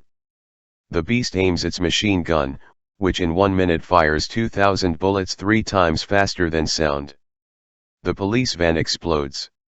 In the staging, there is no shortage of special effects. The flames of the explosion draw, in the air, the face of the murderer, who smiles cynically. Television accuses him and judges him. He condemns him, without listening to him, and marks him for death. It will not be easy. Marcos Capeta is the boss of a large gang. The withering hunt breaks out. Law enforcement is in charge of the execution. In the following program, the immense teleduct audience sighs and applauds. The screens display the trophy. After a long fight, society has one less enemy. Nilo Batista takes the trouble to read the judicial file and the police report. The outlaw fell, riddled with bullets, in a solitary house. He did not have, nor had he had, any machine gun, and his numerous gang consisted of a 14-year-old boy, who died at his side. The allegation. State your version of the facts, the judge commanded. The clerk, hands on the keyboard, transcribed the statements of the defendant, known by his nickname El Tornillo, resident of the city of Melo, of legal age, single civil status, unemployed by profession. The defendant did not deny his responsibility in the crime with which he was charged. Yes, he had strangled a chicken that he did not own. He alleged, "I had to kill her. It had been a while since I had been crazy about an empty belly." And concluded, "It was in self-defense, Your Honor." Sentence. We were in a circle of wines, empanadas, and chanterelles, with Pero Santillan, Diablero Arias, and other friends, when someone invited Patet, who was deceased, and Patet came to have a few drinks with us. I didn't know him, but that noon, drinking and singing with this short Ponchi, we became friends. And he told me that he had died because being poor he had the bad idea of getting sick. Diabetes attacked him in the middle of the night and the Jujuy hospital had no insulin. The jail.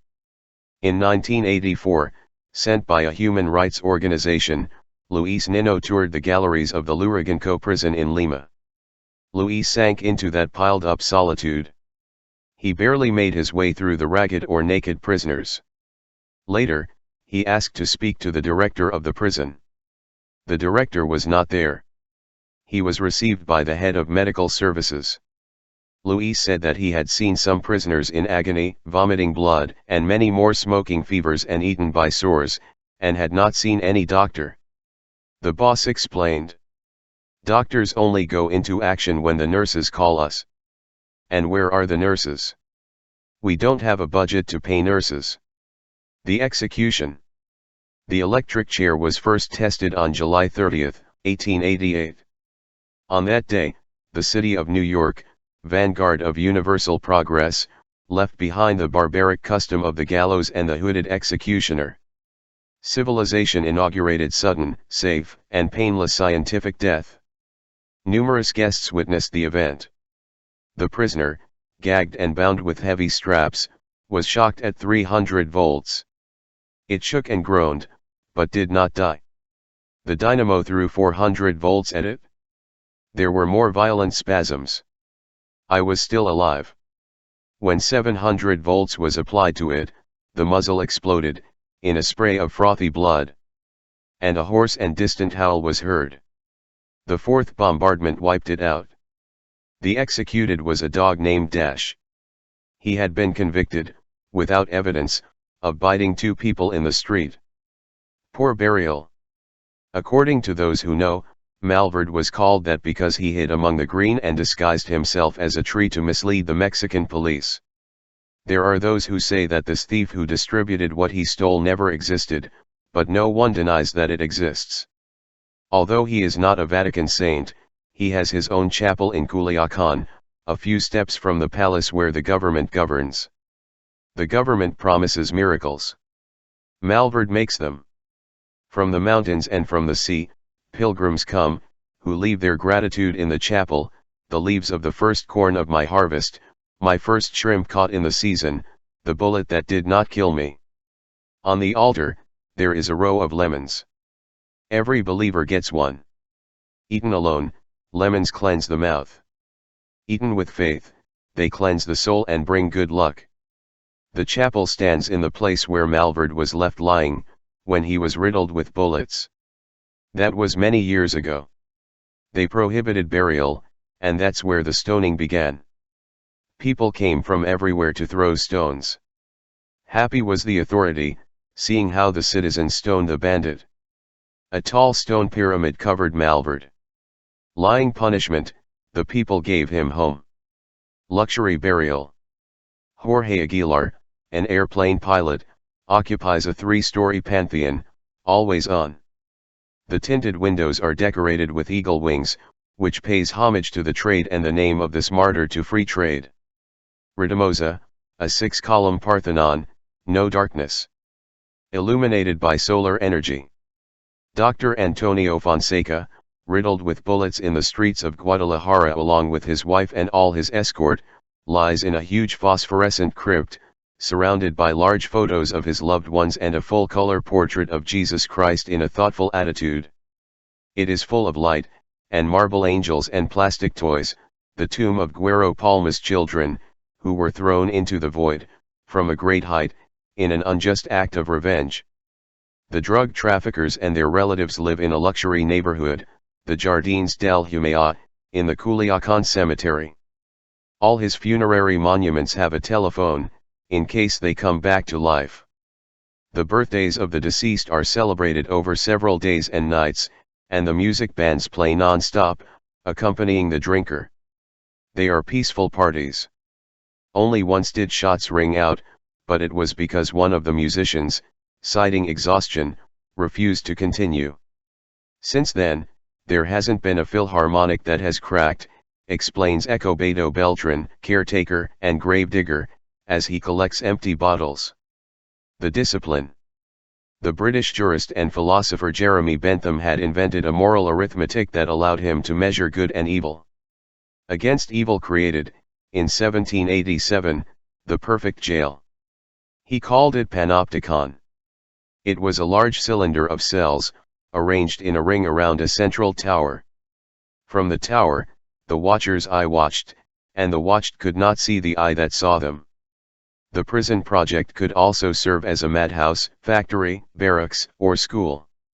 In many countries of the world, in the following years, this architecture of power was put into practice, which Bentham had designed to punish the incorrigible, control the insane, correct the vicious, isolate the suspects and make the criminals work idle. When he died, his last wish was fulfilled. Bentham was stuffed, as he wanted, sitting in his usual chair, dressed in black, with his fist on his cane. And so this tamer of the world's chaos was able to continue monitoring, for many years, the meetings of the Board of Directors of the University College of London. Present but not voting, as recorded in the minutes of the sessions. The evil. In Colombia, the peons call him Don Sada. He gives them machetes that cut the cane by themselves, without the hand working. And he goes on a party with them, who have a great time and don't smell sulfur or fear burning. In Bolivia, the miners call him El Tío. In exchange for cigarettes and brandy, he leads them through the guts of the mountains and offers them the best veins. In Argentina, the northern lands are yours while the carnival lasts.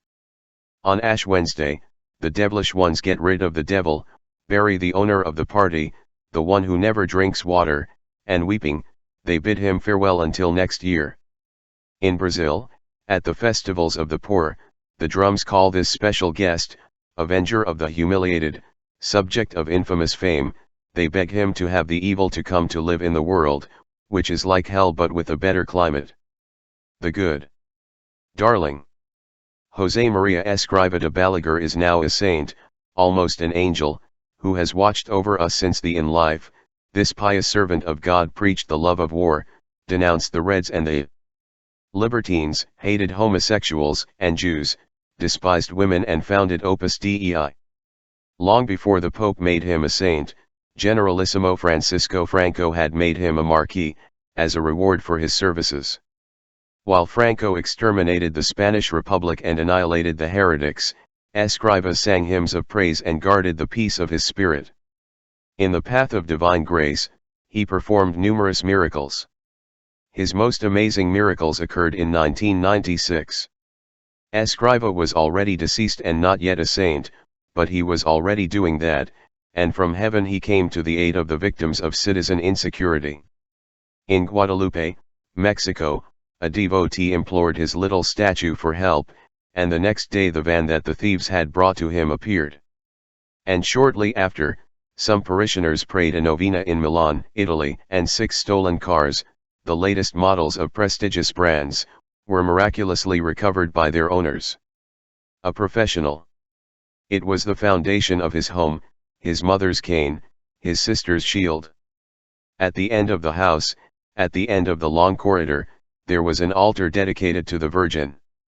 There he collected his bullets, his prayed bullets, submerged in the font of holy water, and tied the scapular to his chest, before leaving to fulfill a service. and there they remained, kneeling before the altar, the mother and the sisters. For hours and hours, they reeled off rosaries begging the miraculous for a little help, so that the boy's work would go well.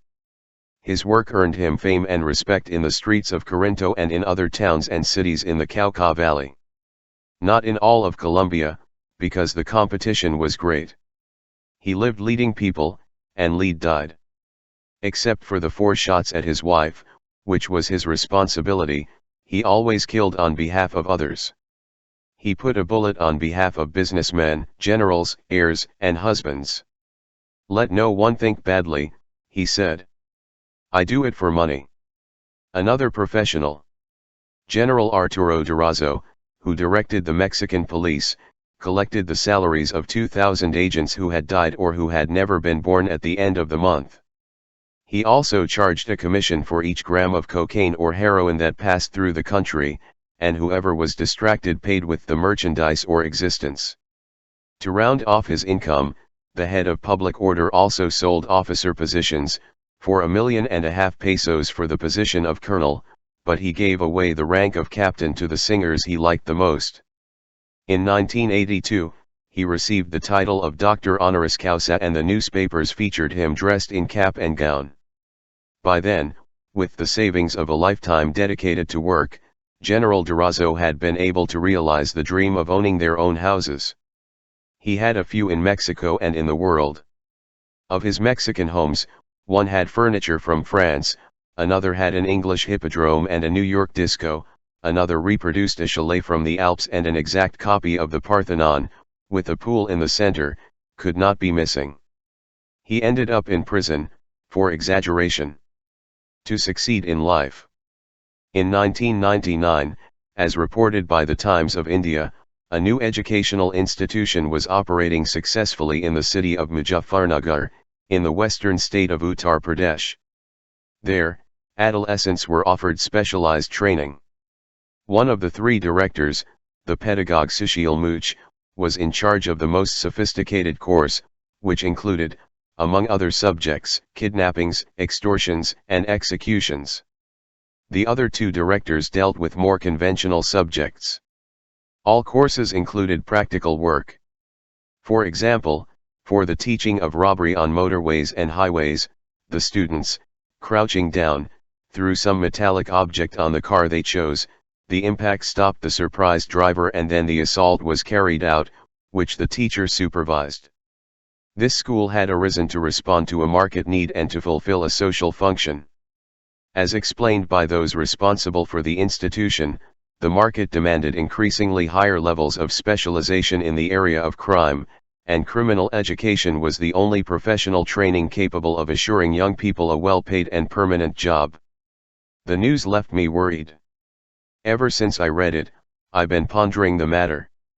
How many traditional school teachers will be able to retrain and adapt to these modern demands? Beggars. To succeed in life, beggars also study. Spying on TV, in bars and shop windows, the beggars receive lessons from the masters of the trade. On the small screen, they attend classes given by Latin American presidents, who pass the hat at international conferences, and who practice the art of imploring on their periodic pilgrimages to Washington. Thus, beggars learn that the truth is not effective. A good professional never asks for a few coins for the wine. No, he extends his hand begging for help to take the elderly mother to the hospital, or to pay for the box of the little son who has just died, while with the other hand he displays the medical prescription or the death certificate. Beggars also learn that something must be offered in exchange for alms. They have the street for their homeland, they lack territory, there are no floors, no subsoils, no public companies that they can deliver. But they can repay charity with a little place in the hereafter, and that's what they do. Do not force me to steal, Jesus also asked, the Bible says so, God pay you, God have you in glory, you deserve heaven. The work uniform. 135 years after his death, Abraham Lincoln walked the streets of Baltimore, Annapolis, and other Maryland cities. Lincoln entered any store. Touching the brim of his top hat, he bowed his body in a slight bow. He studied the panorama with his unmistakable melancholic eyes, while he scratched his grayish beard without mustaches, and then took a 357 Magnum pistol from his black coat.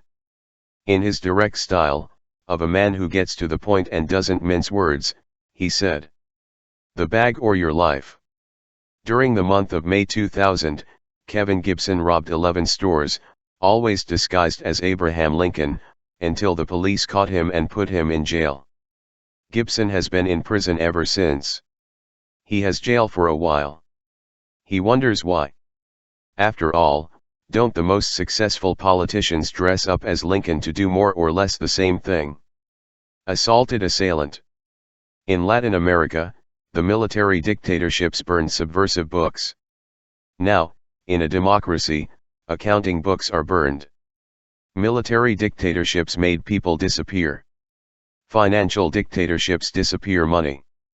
One fine day, the banks of Argentina refused to return the money of the savers.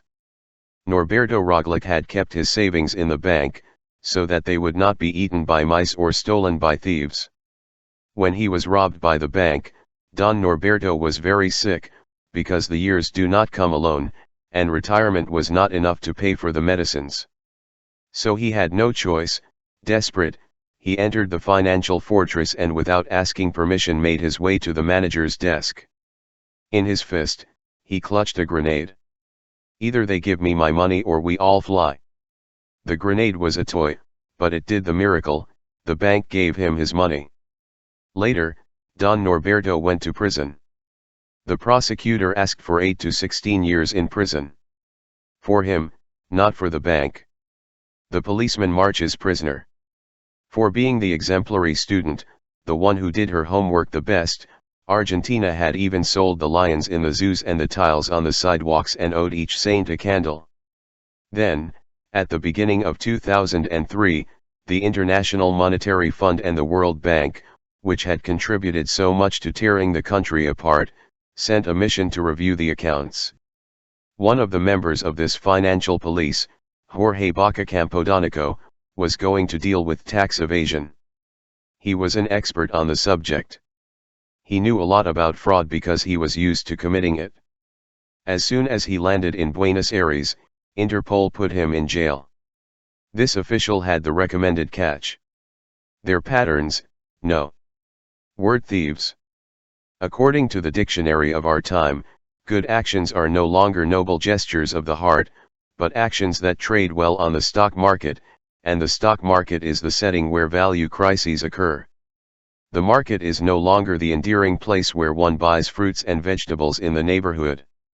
Now Mercado is called a fearsome man without a face, who claims to be eternal and watches over us and punishes us.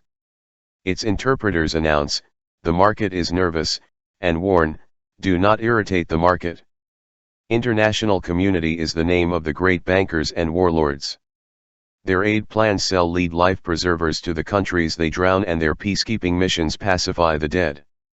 In the United States, the Ministry of Attacks is called the Secretary of Defense, and they are called humanitarian bombardments, their deluges of missiles against the world. On a wall, written by someone, written by everyone, I read, "My voice hurts. Thefts and robberies." The words lose their meaning, while the green sea and the blue sky lose their color, which had been painted courtesy of the algae that released oxygen for 3 billion years. And the night loses its stars. There are already protest posters nailed in the big cities of the world. They don't let us see the stars. Signed, the people. And many posters have already appeared in the firmament that cry out, they don't let us see people. Signed, the stars.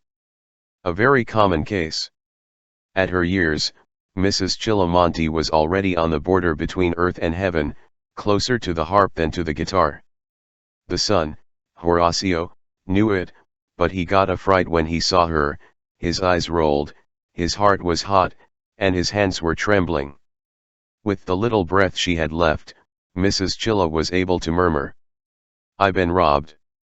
When Horacio asked what things had been stolen, she instantly recovered her vision, her breathing, and her pulse.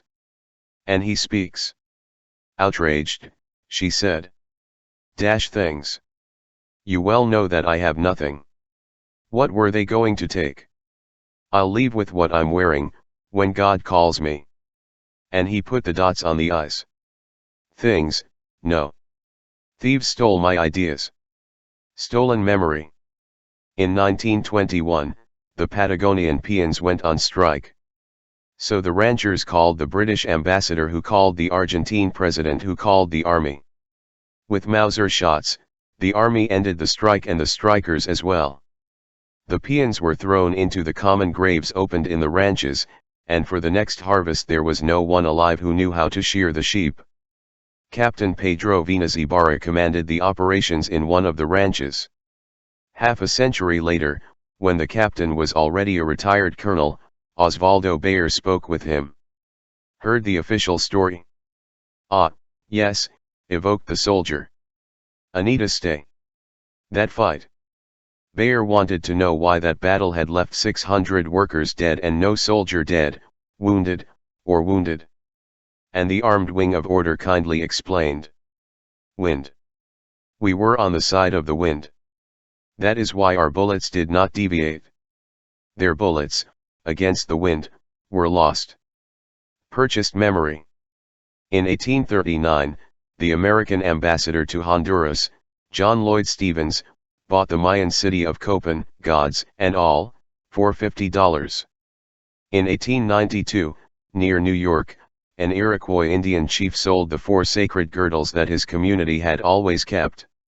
Like the ruins raised in the undergrowth of Copan, those strips of shells told the collective story. General Henry B. Carrington bought them for $75.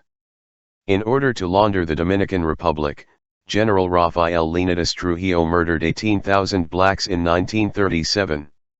They were all Haitians, like their maternal grandmother. Trujillo paid the Haitian government an indemnity of $29 per death. In 2001, after several trials for his crimes, Chilean General Augusto Pinochet ended up paying a $3,500 fine. $1 per dead. The memory burned.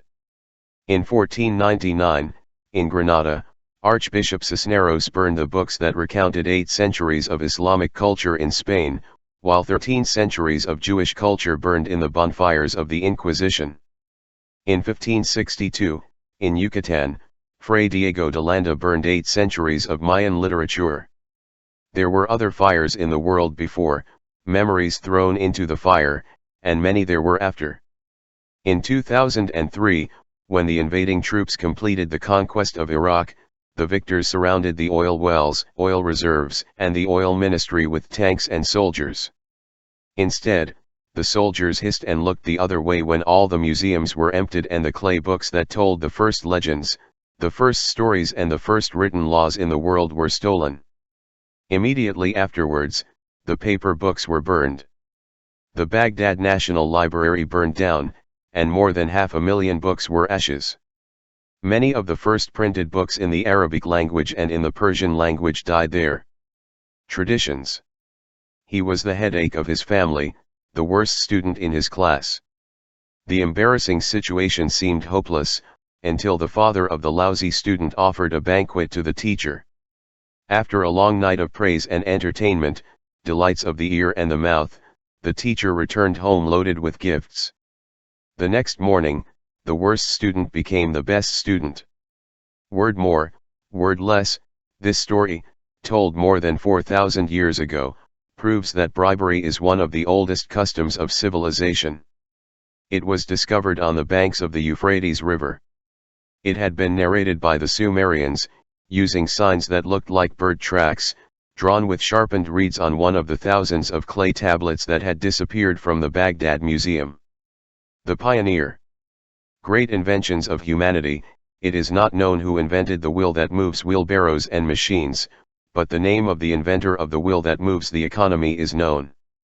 It was Marco Licinio Crasso, born in the year 115 BC. He discovered that the vitality of the market depends on the mutual momentum between supply and demand for goods and services. To put this law of the economic circuit into practice, he founded a company in Rome. This is how the first private fire company was born. It was very successful. Don Marco Licinio started the fires and then charged to put them out. Another pioneer. Pepe Arias founded the first virtual company. Half a century before online businesses and the Nasdaq index were born, he put up for sale a 4,000 square meter piece of land in the heart of Buenos Aires. Pepe received the interested parties with the contract in hand, ready for signing. He received them standing up, because there was not enough space to fit even a chair. "Where is the land?" they asked. "Here." "Here?" "Yes, sir," Pepe clarified, raising his arms to heaven. "They are 4,000 square meters, but up." Models. As the end of the millennium approached, the Uruguayan press published the biography of a successful compatriot, who shone with his own light in the skies of the Internet. The brilliance of our cyberspace star turned out to be very fleeting, but, while it lasted, the president of the country exhorted us all to follow his example. This exemplary businessman had been a child prodigy. By the age of 6, he was renting out his toys to friends in the neighborhood, at hourly or daily rates. And at the age of 10, he had already founded an insurance company and a bank. He insured school supplies against theft and accidents and lent money, at a reasonable interest rate, to his classmates. Cutting-edge technology. It's been almost half a century since Levi Fristov came to Patagonia. Came by chance or out of curiosity. Walking these lands and these airs, he discovered that his parents had taken the wrong map. And it stayed forever. He had just arrived when he got a job on a hydroponics project. A doctor from around here had read about this novelty in a magazine, and had decided to put it into practice.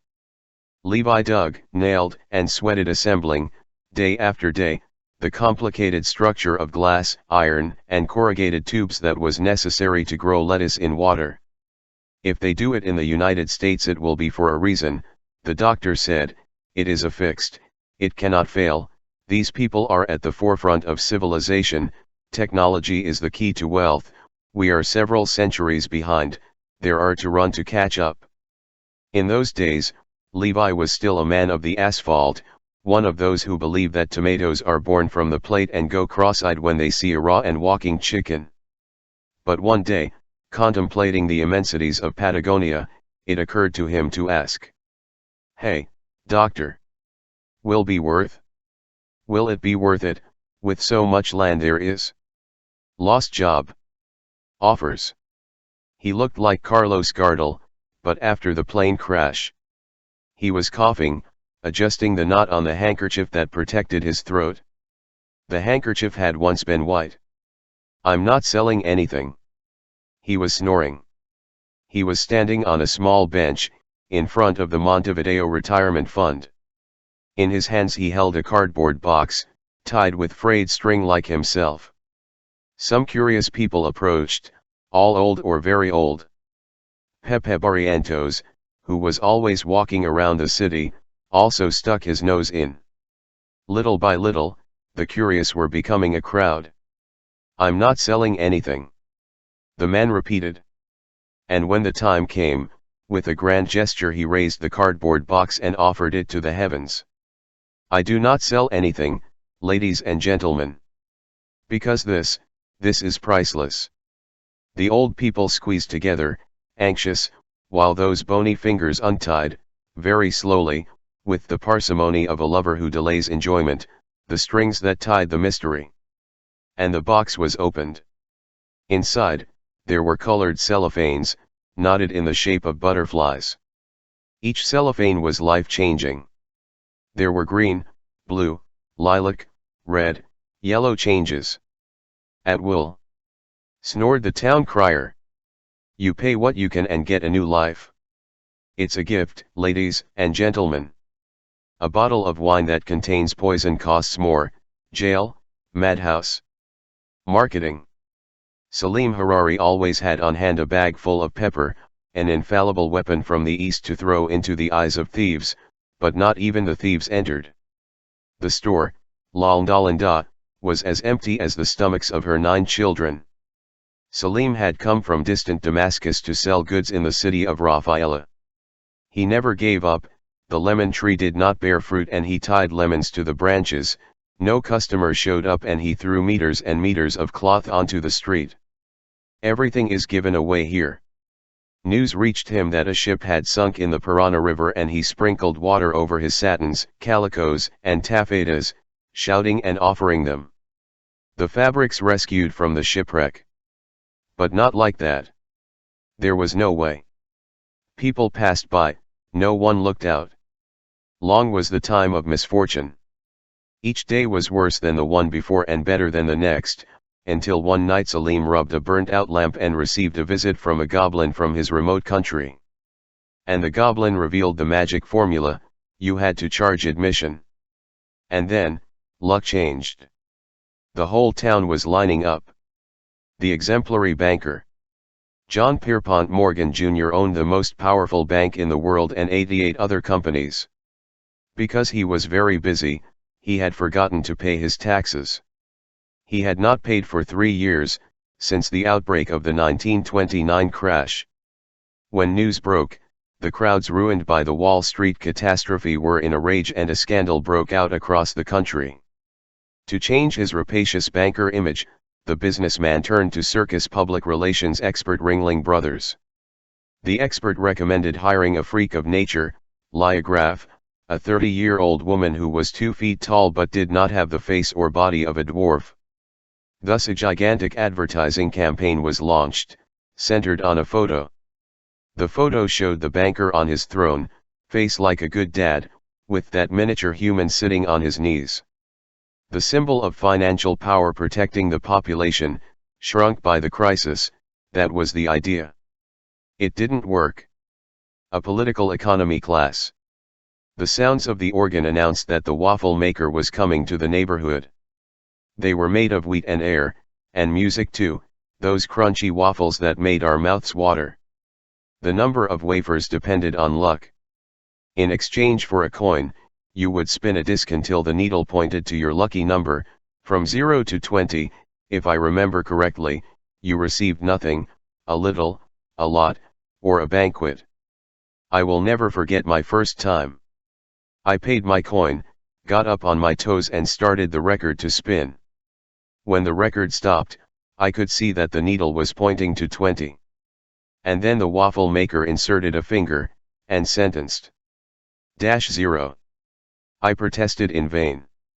I was already able to count to 20 with the help of both hands, but I didn't know a thing about political economy. That was my first lesson. The exemplary worker. The Z potion is not a technological novelty in the age of labor globalization, but an ancient secret of Haitian traditions. This is how it applies. At night, bees fed Z potion stick their darts into the body of someone sleeping. At dawn, the inoculated cannot get up. At noon, it goes out like a candle. At sunset, his loved ones take him, on a litter, to the cemetery. At midnight, the deceased opens his grave and returns to the world. The returnee, turned into a zombie, has lost passion and memory. He works without hours or salary, grinding cane, or erecting walls or carrying firewood, his eyes wide, his mouth silent, he never complains, nor demands anything, nor even asks. The exemplary woman. He lived obeying the biblical mandate and historical tradition. She swept, polished, soaped, rinsed, ironed, sewed, and cooked. At 8 o'clock in the morning she served breakfast, with a spoonful of honey for her husband's eternal burning throat. At 12 o'clock he served lunch, bouillon, mashed potatoes, boiled chicken, peaches in syrup, and at 8 o'clock dinner, with the same menu. He was never behind, never ahead. She ate in silence, because she was not an opinionated or questioning woman, while her husband recounted past and present feats. After dinner, she would linger slowly washing the dishes, and go to bed praying to God that he was asleep. By then the washing machine, the electric vacuum cleaner, and the felicitous orgasm had become quite widespread. Menino, who had arrived shortly after the penicillin, but she did not know the news. He only listened to radio dramas, and rarely left the refuge of peace where he lived safe from the violence of the world. One afternoon, he went out. He went to visit a sick sister. When she returned, at nightfall, she found her husband dead. Some years later, the self-sacrificing woman confessed that the story had not ended exactly like that. She told the other ending to a neighbor named Gerardo Mendive, who told it to a neighbor who told it to another neighbor who told it to another. When she returned from her sister's house, she found her husband fallen on the ground, panting, squinting, his face the color of tomato, and he walked past, went into the kitchen, prepared an unforgettable banquet of squid in ink and hake Basque style, with a dessert from a high tower of fruit and ice cream, all washed down with an old wine that he had hidden, and at 8 o'clock at night, as was his duty, he served dinner, had his fill of eating and drinking, confirmed that he was definitely still on the ground, crossed himself, dressed in black and phoned the doctor. The exemplary athlete. There were 2 World Soccer Championships that were held in Asia, in the year 2002. Flesh and blood athletes played in one. In the other, at the same time, the robots played. The World Robot Tournaments take place, each year, in a different place. Its organizers hope to compete, some time from now, against the selections of flesh and blood. After all, they say, a computer has already beaten champion Garry Kasparov on a chessboard, and it's not so hard for them to imagine mechanical athletes ever pulling off a similar feat on a soccer field. The robots, programmed by engineers, are strong on defense and fast on offense. They never get tired or protest, nor do they entertain themselves with the ball. They comply without a word with the orders of the technical director, and not for a moment do they commit the folly of believing that the players are playing. And they never laugh. Coronation. It wasn't 2. There were 3. In 2002 there was also a 3rd World Championship. It consisted of a single match, which was played in the Himalayan peaks on the same day that Brazil became champion in Tokyo. Nobody found out. The 2 worst teams on the planet, the last and the penultimate in the world ranking, measured their forces, the Kingdom of Bhutan and the Caribbean island of Montserrat. The trophy was a large silver cup, waiting at the edge of the field. The players, none famous, all anonymous, had a great time, with no obligation other than to have a lot of fun. And when the 2 teams finished the game, the cup, which was stuck in the middle, opened in 2 and was shared by both. Bhutan had won and Montserrat had lost, but that detail was of no importance. The exemplary mourner. They somewhat resemble each other. In Brazil, as elsewhere, the most popular politicians, notorious millionaires, soccer idols, television stars, and musical geniuses all have something in common: they are all mortals. Jaime Sabino had studied this matter very well. And every time someone famous fulfilled his destiny, he was the first to know and the first to appear. At the speed of light, Jaime attended the funeral of the deceased, wherever he went, from the suburb of Rio de Janeiro where he was a humble employee of a public office. "I come on behalf of the 200,000 inhabitants of Nilopolis," he said, "and thus passed through all the checkpoints and security cordons without problems, because anyone can stop a person but nobody is capable of forbidding the passage of 200,000. Immediately, Jaime was in the exact place at the exact moment. Just as the television cameras and the photographers' flashes came on, he was carrying on his shoulder the coffin of national glory that had left an impossible void to fill, or he appeared craning his neck, standing on tiptoe, between the closest relatives and closest friends. His saddened face was inevitable on the news and in the newspapers. The journalists called him a pirate's parrot. Out of envy. The miraculous deceased. Living is a deadly habit, there is no one who can fight that, and Dona Asuncion Gutierrez also died, after a long century of life. Relatives and neighbors watched over her at her home in Managua. It had been a while since they had gone from crying to partying, the tears had already given way to drinks and laughter, when at the height of the night, Dona Asuncion rose from the coffin. "Get me out of here, you slobbers," he commanded. And he sat down to eat a tamale, paying no attention to anyone. In silence, the mourners left. The stories no longer had someone to tell them, nor the cards who played them, and the drinks had lost their pretext. Wake without death, it's not funny. People got lost in the dirt streets, not knowing what to do with what was left of the night. One of the great-grandchildren commented, indignant. "This is the third time the old woman has done this to us. Inflation." He had been a skinny living being, but he was a balloon in death. To nail down the coffin lid, the entire family had to sit on it. And there was a diversity of opinions about that sudden fattening. Death swells. It's carbon dioxide. It's bad milk. It's the soul, sobbed the widow. The soul, which wants to get out of the suit. The suit, an English tweed, had been the only luxury in the deceased's entire life. He had ordered it made, to measure, to dress his death, when the owls were already flying close to him and he saw that he was about to finally arrive. Inheritance, did not leave. Nothing. The family, which had always lived in poverty, did not notice the difference. Many years later, Nicola di Sabato attended the disinterment of his uncle. Little was left of the deceased, the bones and the tattered clothing. The suit was all stuffed with money. The tickets, many thousands of tickets, were no longer worth anything. The exemplary candidate. She didn't cry over her helpless childhood, she didn't kiss the children, she didn't sign autographs or take pictures with the disabled. It didn't promise anything. He did not inflict endless speeches on the constituents. He had no ideas of the left, nor of the right, but neither of the center. He was incorruptible, he despised money, although he smacked his lips in front of bouquets of flowers.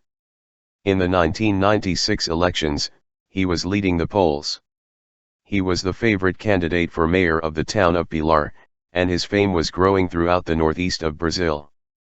People, fed up with politicians who lie even when they tell the truth, trusted this young artiodactyl bovid, commonly called a goat, white in color and with a matching beard.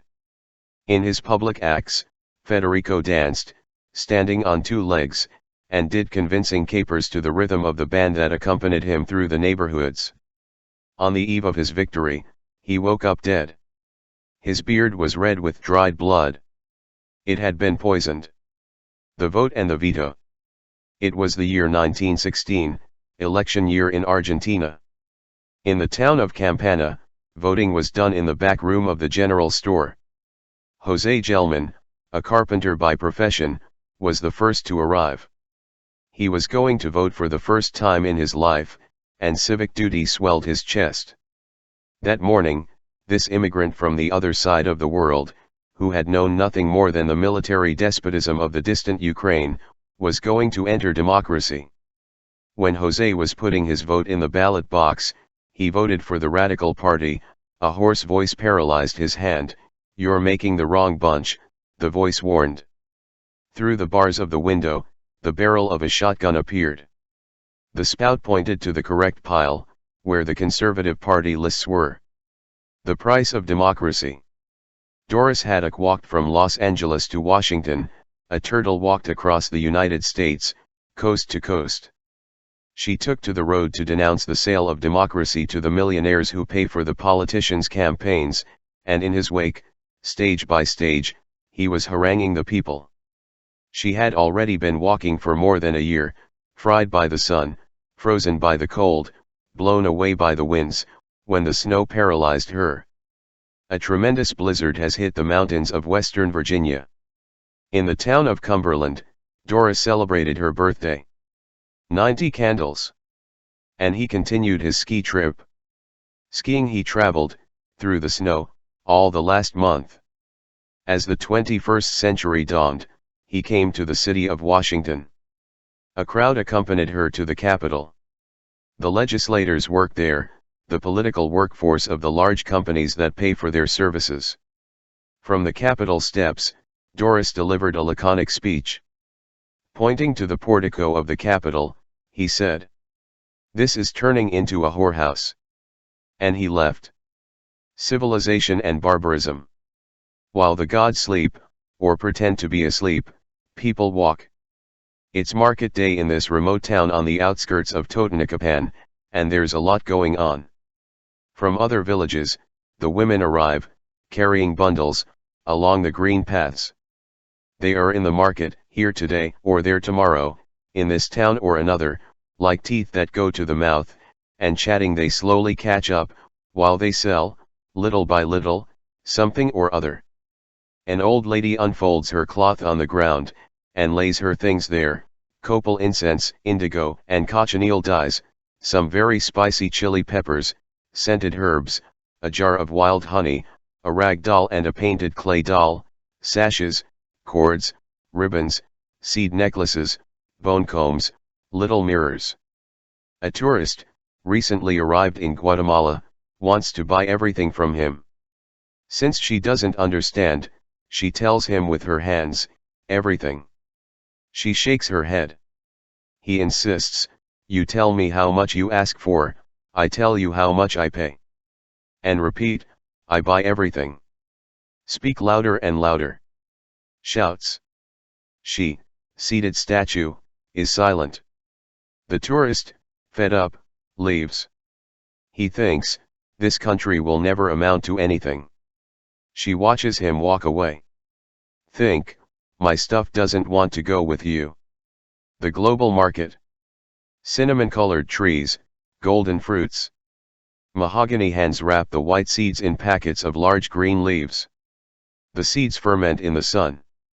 Then, already unwrapped, the sun dries them out in the open, and slowly paints them copper. Then, the cocoa begins its journey through the blue sea.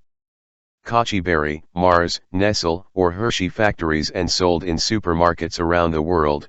For every $1 that goes into the box, 3.5 cents they go to the villages where the cacao comes from. A journalist from Toronto, Richard Swift, was in one such village, in the mountains of Ghana. He toured the plantations. When he sat down to rest, he took some chocolate bars out of his backpack. Before the first bite, he found himself surrounded by curious children. They had never tried that. They love me. The global government. In the twilight of the 20th century and of his own life, Julius Nyerere spoke to the international community. In other words, the heads of the World Bank received him in Washington. Nyerere had been the first president of Tanzania, after much fighting against colonial power, and he had believed in independence and had wanted it to be much more than a salute to the flag. "Why have you failed?" asked the senior international experts. Nyerere replied, "The British Empire left us a country where almost everyone was illiterate and spoke 2 engineers and 12 doctors. At the end of my government, almost no illiterate spoke, and we had thousands of engineers and doctors. I left the government in 1985. 13 years have passed. Now, we have far fewer children in schools, a third fewer, and public health and social services are in ruins. In these 13 years, Tanzania has done everything that the World Bank and the International Monetary Fund demanded that it be done to modernize the country." And Julius Nyerere returned the question. "Why have you failed?" The white man's burden. Captain Leon Rom collected butterflies and human heads. The butterflies were nailed to the wall. The heads decorated his garden.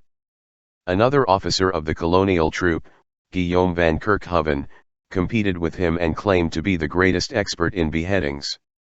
The Congo, 100 times the size of Belgium, was the personal property of King Leopold, a prodigious source of rubber and ivory, a vast landscape of chained, whipped, mutilated, murdered slaves. In the year 1900, the English diplomat Roger Casement was invited to eat at the Royal Palace in Brussels. Between courses, King Leopoldo spoke of the tremendous difficulties that his civilizing mission encountered at every step. It was a feat to impose labor discipline on an inferior race, ignorant of the culture of work, under that African sun that melted the stones. The king recognized that sometimes his men of goodwill, committed abuses. It was the weather's fault. The intolerable heat drives them crazy. Wonderful science. At the age of 26, he entered the operating room for the first time. Since then, he has lived between the operating room and the stage. What color is the top of the world? The color of snow. To be King of Kings, the tallest of the tall, he changed his skin, his nose, his lips, his eyebrows, and his hair. He painted his black skin white, tapered his broad nose, thick lips, and bushy eyebrows, and implanted straight hair on his head. Thanks to the chemical industry and the arts of surgery, from injection to injection, from operation to operation, after 20 years his image was cleansed of the African curse. He no longer had a single stain. Science had defeated nature. By then, his skin was the color of the dead, his many mutilated nose had been reduced to a scar with 2 holes, his mouth was a slash dyed red and his eyebrows a pattern of fright, and he covered his head with wigs. Nothing was left of him. Just the name. His name was still Michael Jackson. Wonderful bureaucracy. Sonia Pida d'Andre gets up very early, because work forces her and also because it's nice to breathe the day when she's just born and smells like a baby. That morning, she walked, singing softly, through the streets of Santo Domingo, drenched in new light, and was among the first in line, at the counter where passports are collected. When he received his, he saw that the data included skin color. Dark-haired, the document said. Sonia is black, and that doesn't seem bad at all. He asked that the error be corrected. Mistake. There are no blacks in this country, explained the black official who had filled out the forms. Spells. Alexandra Schilderup came back from the cold. He had been living away for 15 years. The first thing Alexandra, newly arrived, did was turn on the radio. He wanted to hear the news and the voices of his country. A country, Panama, that owes to its indigenous people the tamales that make your mouth water, the hammocks where you take your naps in the air, and also the colors it displays and the memory it hides. The radio was broadcasting advertising. A broken telephone conversation was heard, pure incomprehensible noises, a furious woman asking, "But who is this Indian calling me?" and a professional voice advising, "If you don't want to be mistaken for an Indian, buy your cable and wireless cell phone." The Little Christ. Nina Maria slept little or not at all. Since the first light appeared among the mountains and until the end of each night, the Nina Maria was nailed on her knees before the altar, whispering her prayers. At the center of the altar, reigned a small brown Christ. The little Christ, darkened by the smoke from the candles, had people's hair, the black hair of the people around there. The peasants of the Conlara Valley frequented that Son of God who was so similar to them. The Nina Maria lived poorly, the dirt ate her up, but every day she bathed the little Christ with spring water, covered him with the flowers of the valley and lit the candles that surrounded him. She had never been married. In his early years, he had taken care of his 2 deaf-mute brothers, and then he had consecrated his life to the little Christ. She spent her days taking care of the house, and at night she watched her sleep.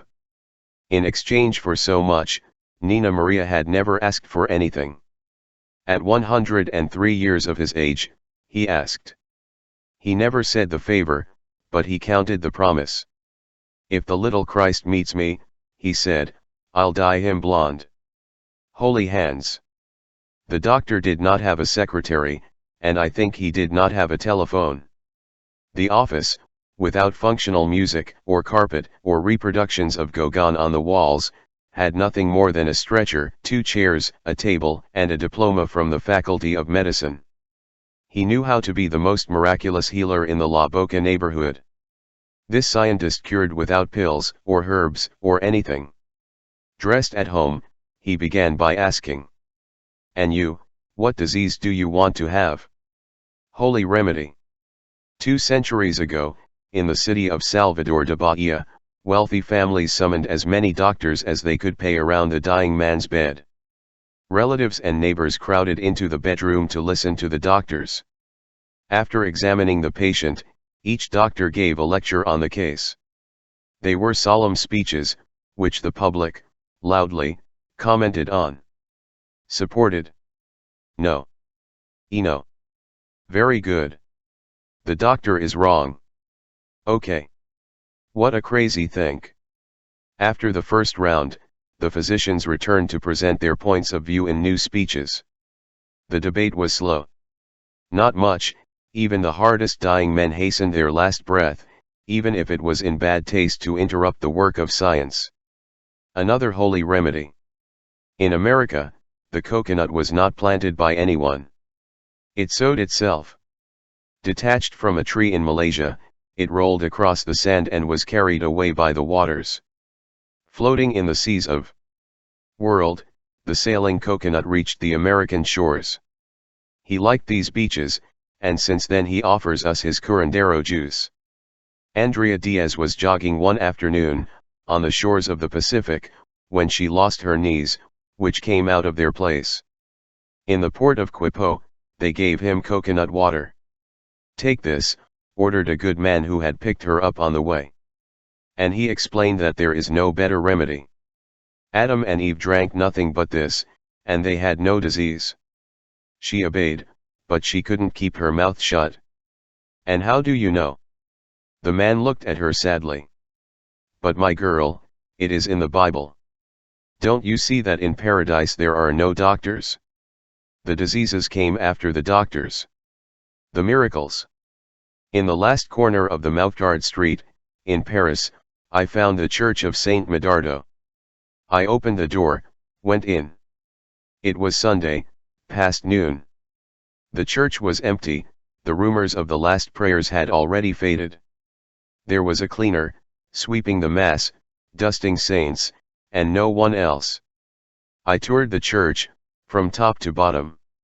In the gloom, I searched for the royal ordinance of the year 1732, by order of the king, God is forbidden to perform miracles in this place. Carlitos Machado had told me that the prohibition was engraved on a stone, at the entrance of this church dedicated to a saint who was too miraculous.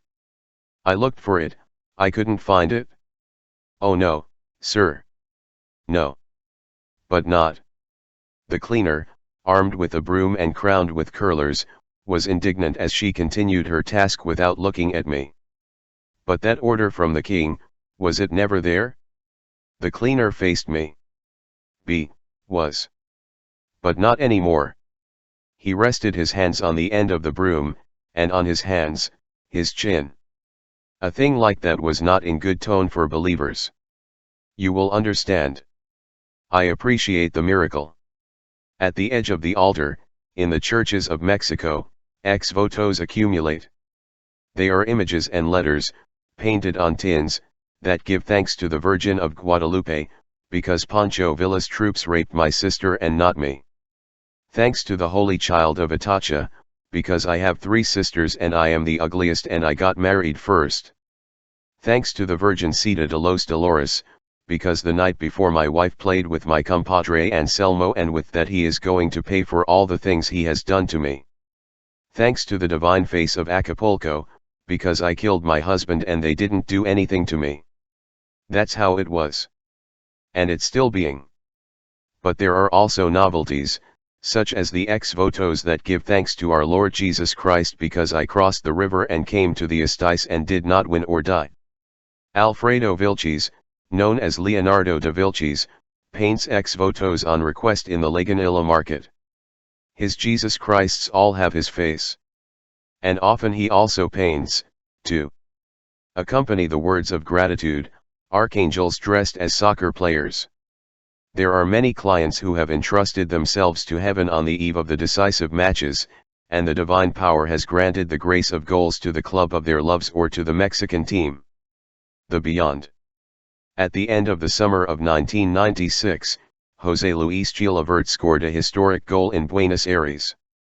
The Paraguayan goalkeeper, who saved goals and also made them, shot from far away, almost from the center of the field, the ball flew into the sky, went through the clouds and suddenly fell vertically on the opponent's goal and entered. The journalists wanted to know the secret of his shot. How did the ball make that incredible journey? Why did it fall in a straight line from the height? Because he collided with an angel, Chilavert explained. But no one thought to see if the ball was stained with blood. Nobody noticed. And so we missed the opportunity to know if the angels are similar to us, even in that. The Virgin. The past as a feat of the males. There are no women in the official history of the Canary Islands. None. There is a. Centuries ago, before Spain conquered the islands, she reached the shores of Tenerife. It came floating on the water, asleep in the foam, and was picked up by the fishermen. When they spoke to him, he did not answer. The fishermen took her to the king of the island. Before the monarch remained mute. And when the princes fought over her, and disputing her favors killed each other, she attended the spectacle without raising an eyebrow. The only woman in the history of the islands is still there. Her name is Maria, and they call her Candelaria, because of the candles that illuminate her. It is virgin and it is made of wood. Men worship her on their knees. The others. According to the Gospel of St. Matthew, Jesus had 46 ancestors, 41 men and 5 women. One of the 5 women, Mary, conceived without sin, as is well known.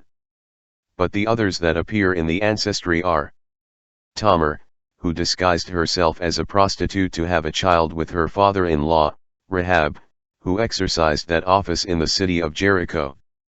Bathsheba, who was married to another when she fathered Solomon in King David's bed, and Ruth, who did not belong to the chosen race and was therefore unworthy of the faith of the people of Israel. 3 sinners and 1 despised, cursed on earth had been the grandmothers of the son of the darling. Christmas Eve. Spain, December 24 to 25, 1939. It's Christmas Eve. They're going to give us some gift, Javier said, and he laughed to himself.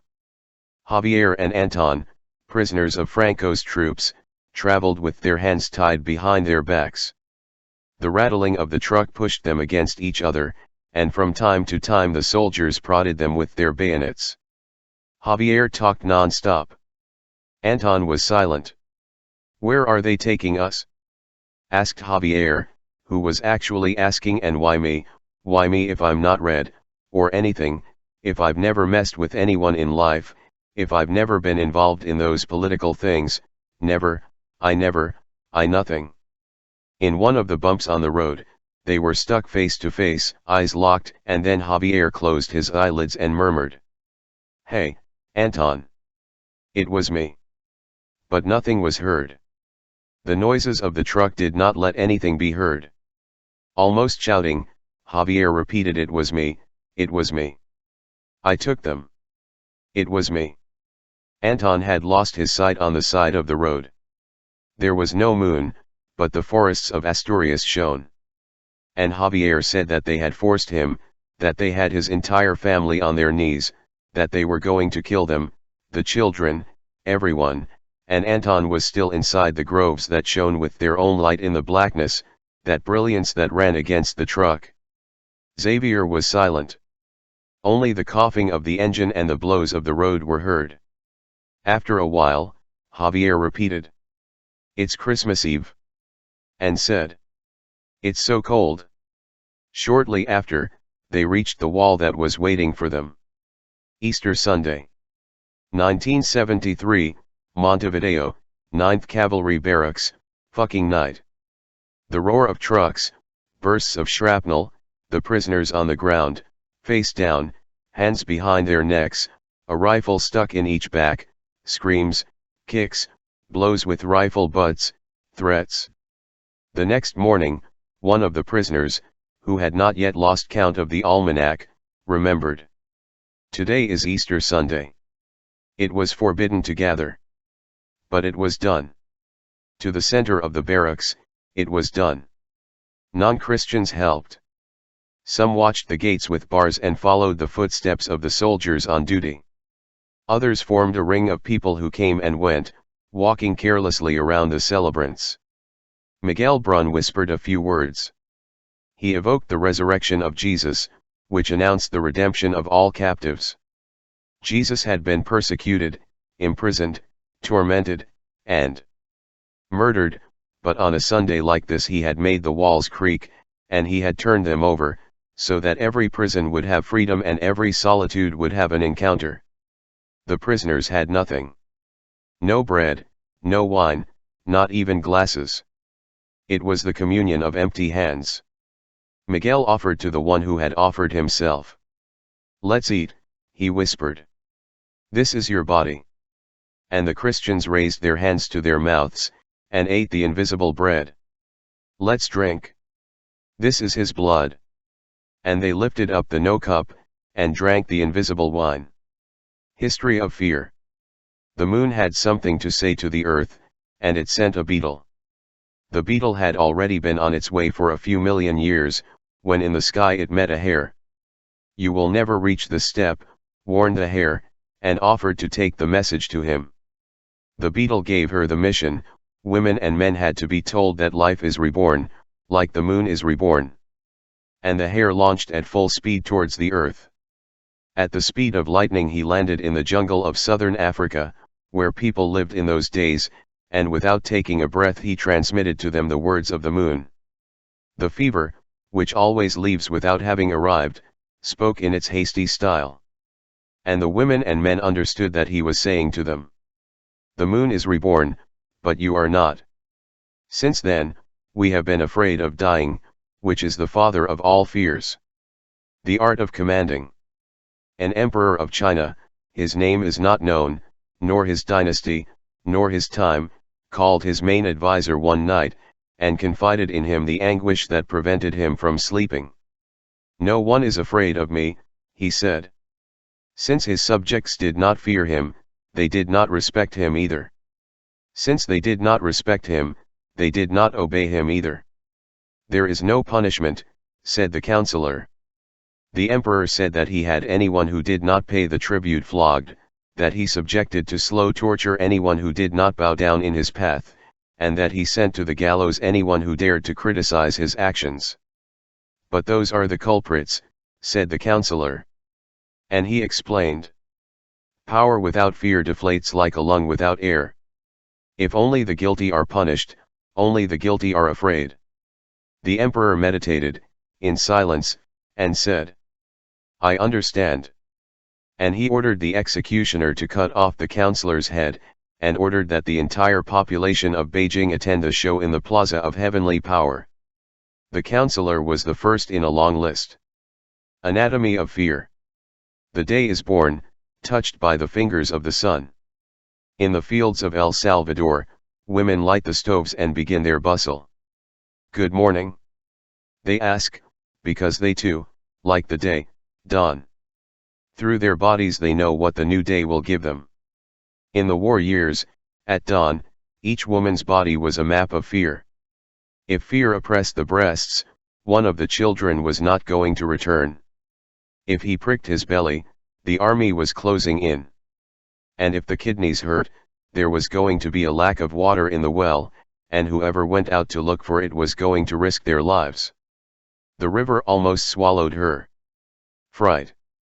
Eufrosina Martinez was washing clothes when the current caught her and dragged her away. She saved her life, after much struggling among the rocks, but he lost his soul. Fright took her away, her soul, scared to death, went into the water. Since then, Eufrosina's heartless body could no longer move, she stopped eating, she couldn't sleep, and she no longer knew how to distinguish night from day. A healer from the Sierra de Puebla healed her. When the soul returned from fear and found its body, Eufrosine got up and walked again on this world that sometimes turns you upside down like a raging river underfoot. The cuckoo. Playing non-stop, all mixed up with everyone, the little ones lived in a happy jumble with the bugs and the plants. But one bad day, some traveler, came to that rest of the ranch in the fields of Paysandú, and caused the fright. Watch out, the cuckoo is coming. The cuckoo comes and takes you. The cuckoo comes and eats you. Olga Hughes noticed the first symptoms of the plague. The disease that has no pharmacy had attacked his numerous children. And then he chose, among his many dogs, the most rickety, the most harmless and affectionate, and he named it Cuco. The magic flute. The doctor healer of the instruments that had lost the cut was walking through the streets.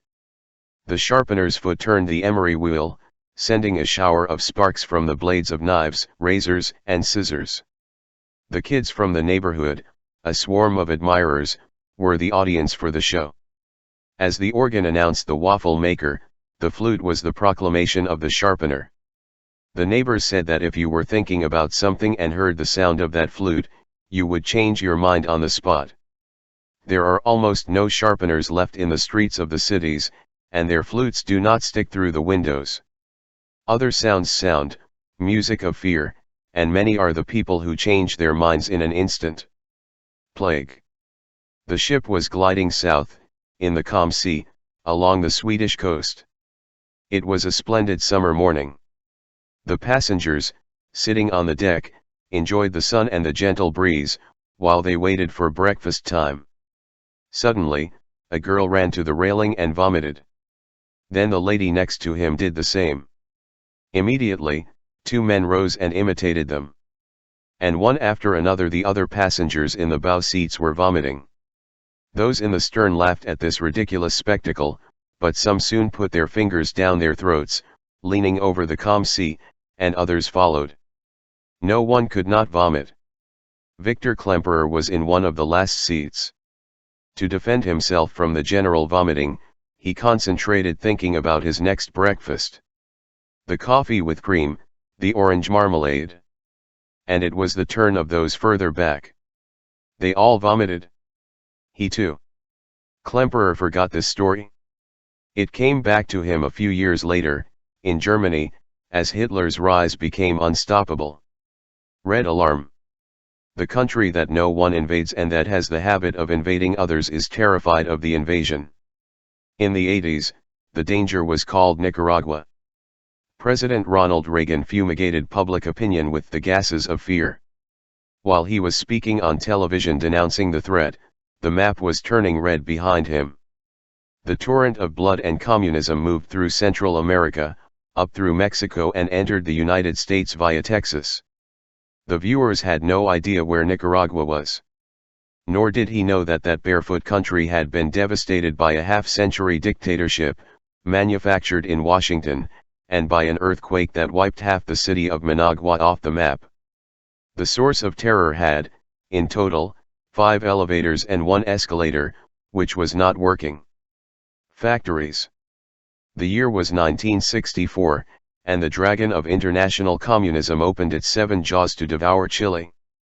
The publicity bombarded public opinion with images of burned churches, concentration camps, Russian tanks, a Berlin Wall in the heart of Santiago, and bearded guerrillas taking children away. There were elections. Fear won. Salvador Allende was defeated. In those days of pain, I asked him what had hurt him the most. And Allende told me what had happened right there, in a neighboring house, in the Providencia neighborhood. The woman who worked there as a cook, cleaner, and babysitter in exchange for a small salary, had put all the clothes she had in a plastic bag and buried them in her employer's garden, so that the enemies would not strip her of her clothes. Private property. Hooded. 6 years later, against fear, the left won the elections in Chile. We cannot allow, warned Henry Kissinger.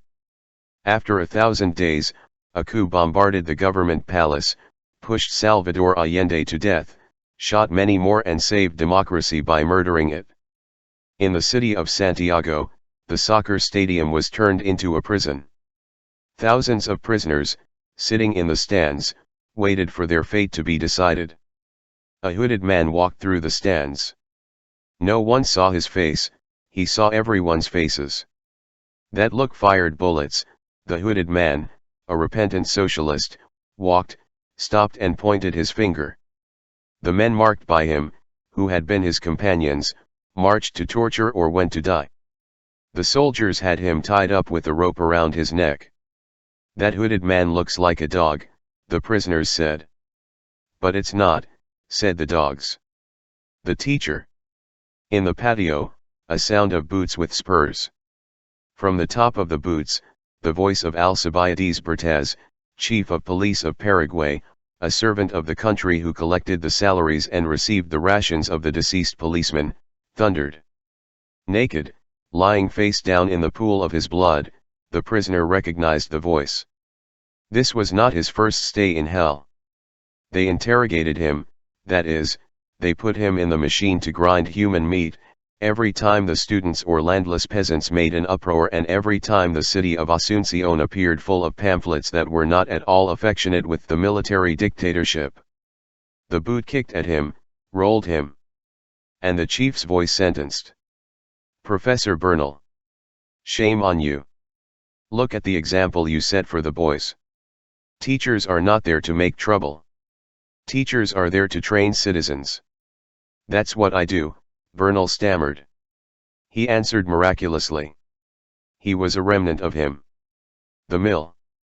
Nelly Delosi crossed barbed wire fences and pastures in search of a concentration camp called La Escuelita, but the Argentine army had not left a single brick standing.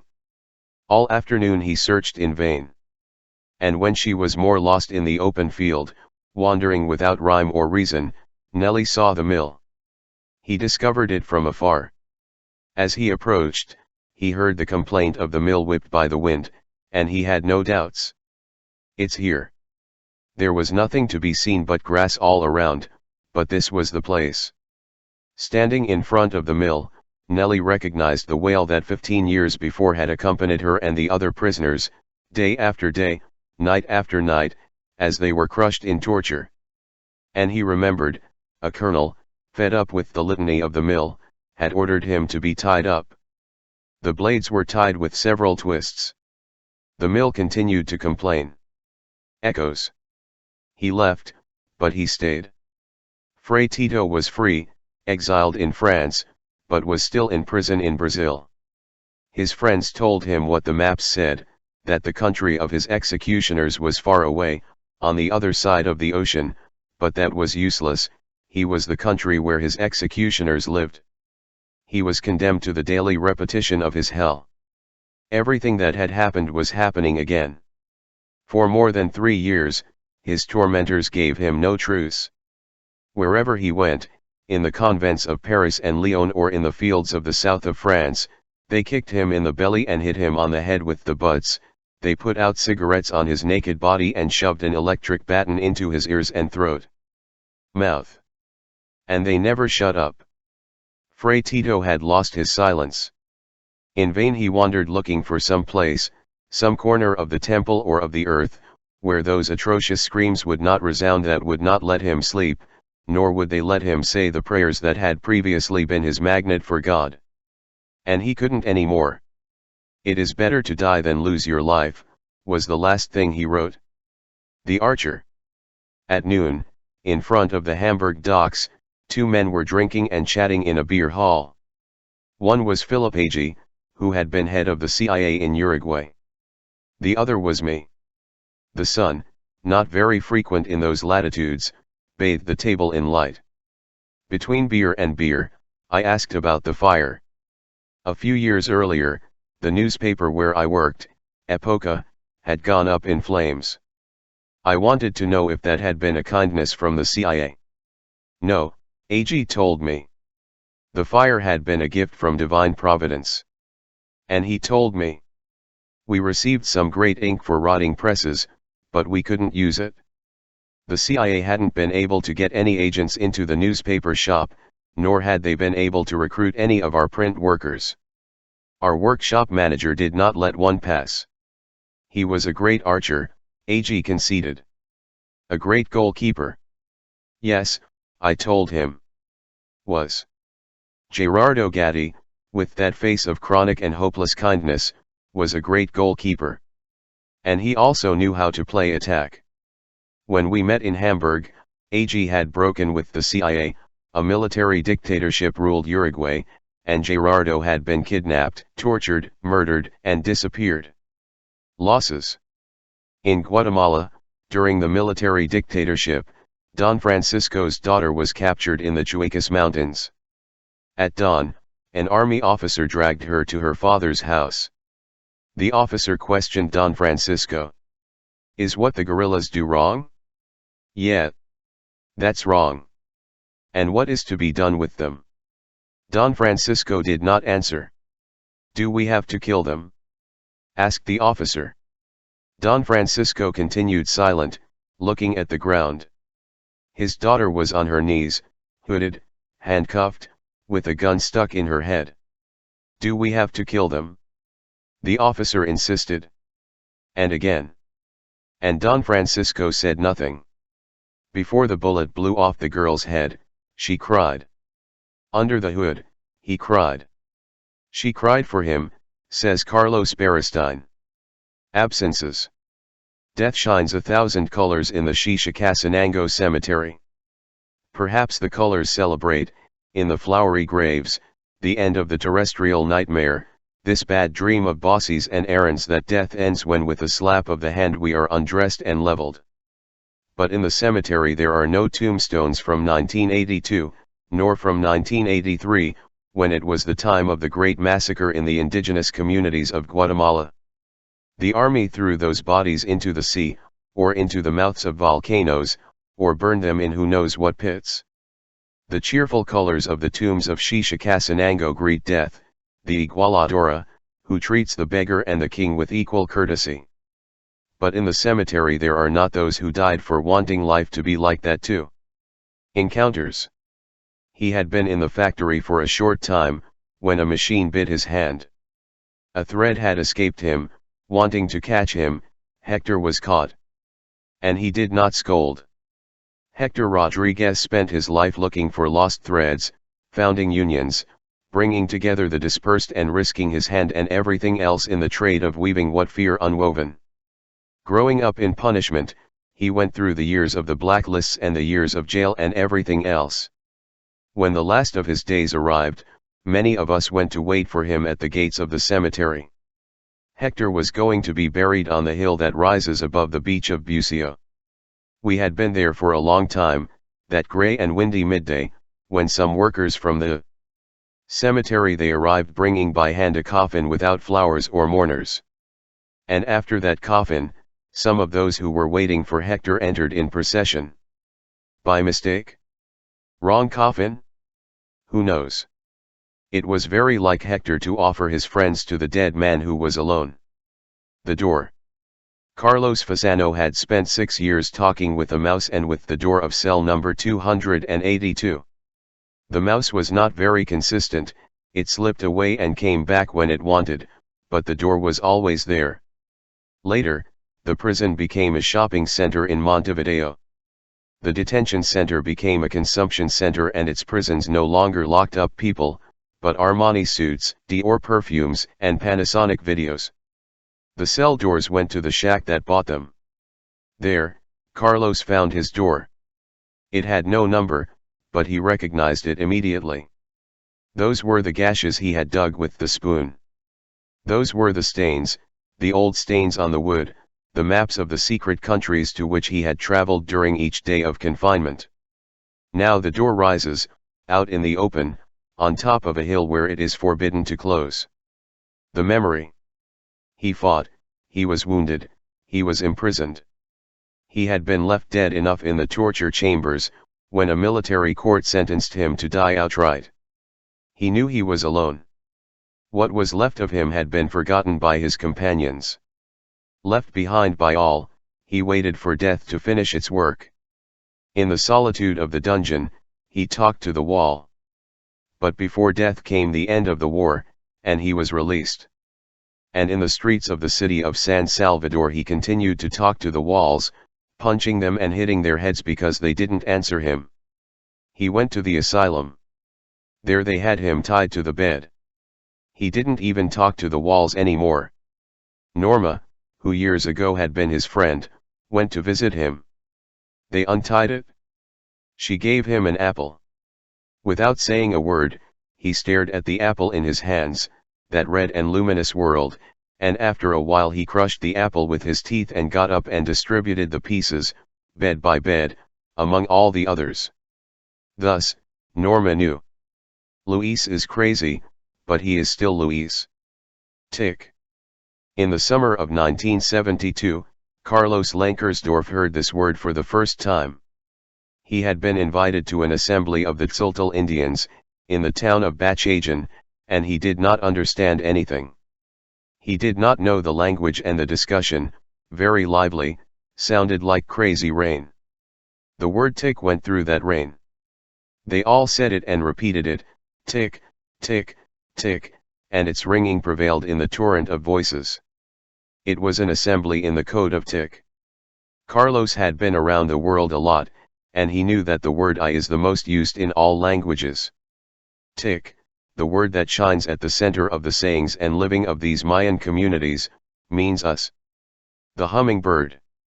In some hamlets lost in the Andes, those who remember when the sky was mounted on the world.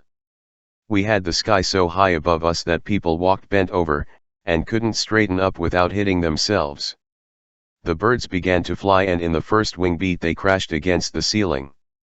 The eagle and the condor attacked with all their impetus, but the sky did not take notice.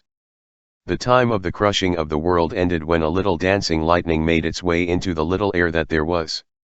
The hummingbird pricked the ass of the sky with its needle beak, and the punctures forced it to go up and up and up to the heights where it is now. The eagle and the condor, powerful birds, symbolize strength and flight. But it was the smallest of birds that freed the earth from the weight of heaven. Sex symbol. The flea does not show off. It does not raise tall masts, towers, obelisks or skyscrapers. Nor does it make long rifles, cannons, or missiles. The flea, lover of the flea, does not need to invent any phallic symbol, because he wears it.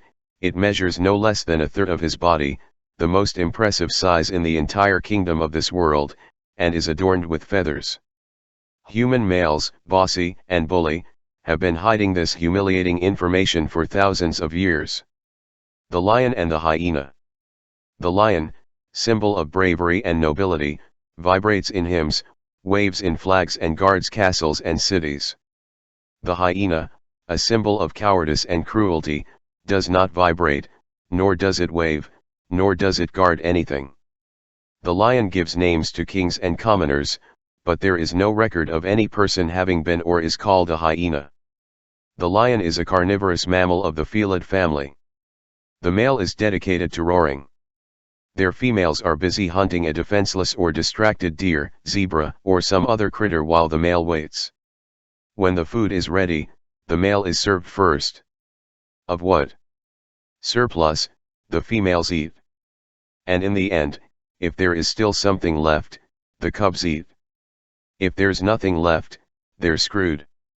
The hyena, a carnivorous mammal of the Hyenidae family, has other customs.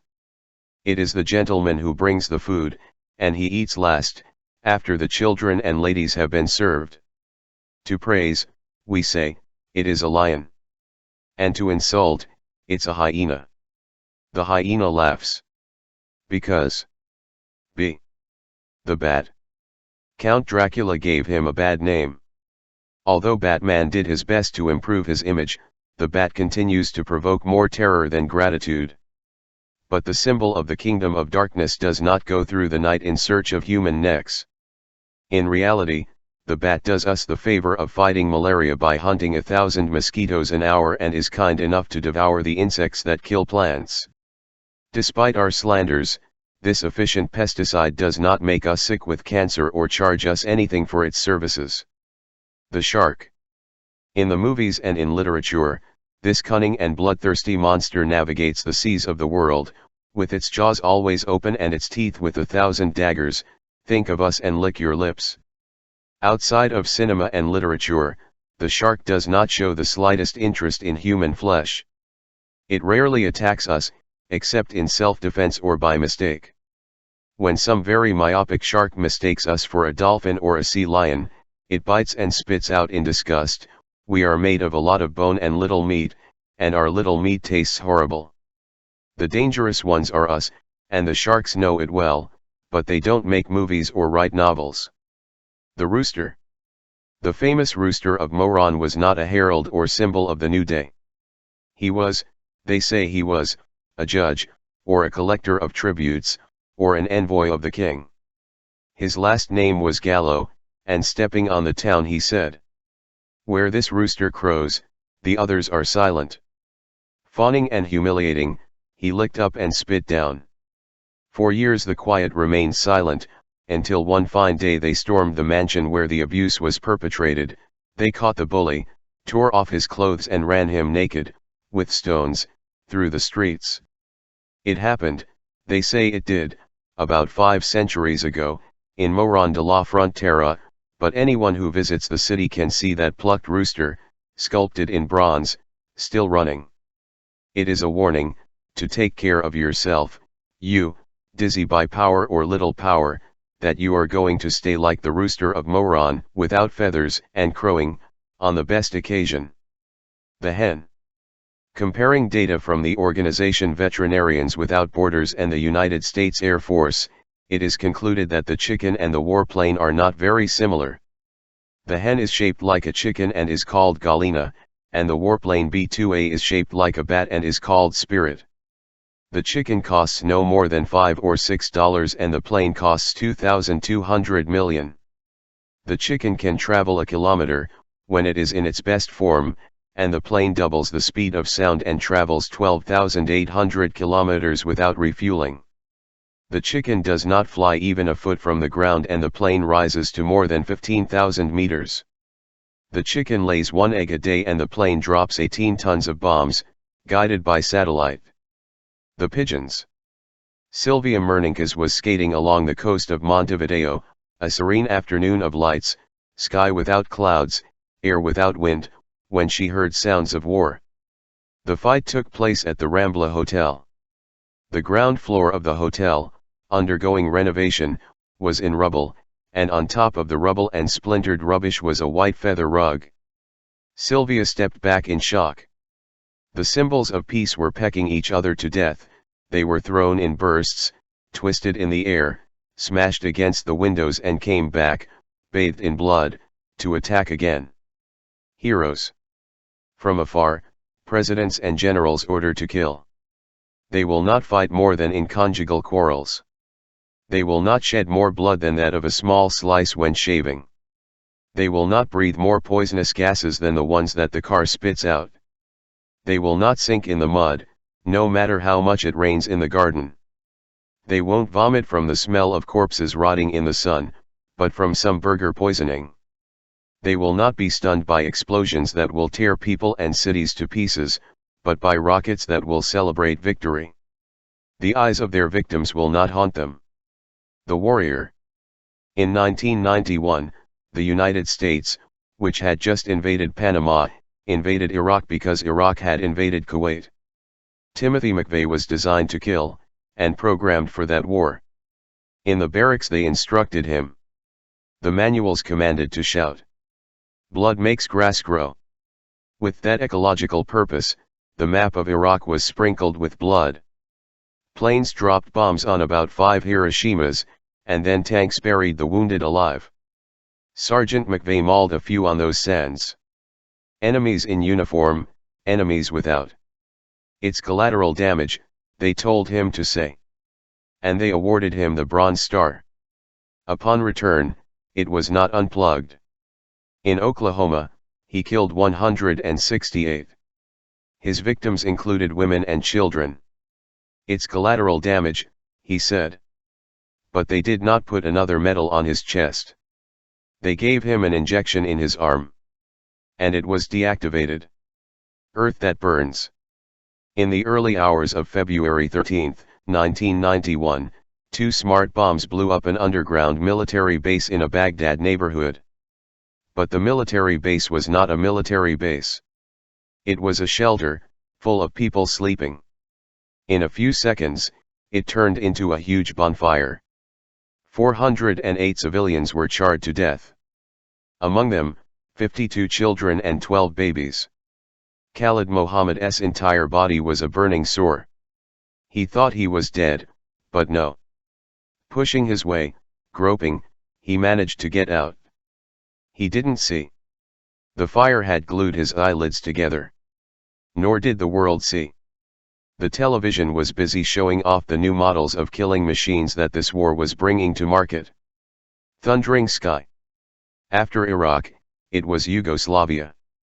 From afar, from Mexico, Alexander listened on the phone to the fury of the war over Belgrade. When the phones worked, sometimes yes, sometimes no, he received Slava's voice Lalaki, his mother, barely audible over the din of the bombs and the wail of sirens. Missiles rained down on Belgrade, each blast repeated many times in Slava's head. Night after night, for 78 nights in the spring of 1999, she couldn't sleep. When the war ended, he also couldn't. "It's the silence," he said. "This unbearable silence."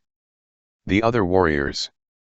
While the missiles were suffered by Yugoslavia, celebrated on television and sold by toy stores around the world, two boys realized the dream of their own war. Lacking an enemy, they chose what was closest to hand. Eric Harris and Dylan Klebold killed 13 and left a trail of wounded, in the Columbine School cafeteria, where they studied. It was in Littleton, a city that lives off the Lockheed missile factory. Eric and Dylan did not use missiles.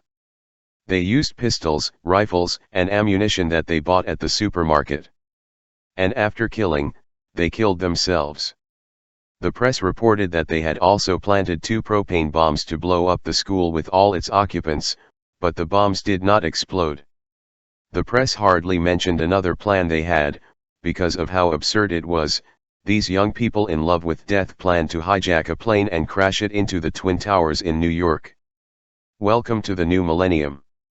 2.5 years after that school shooting, New York's Twin Towers collapsed like castles of dry sand.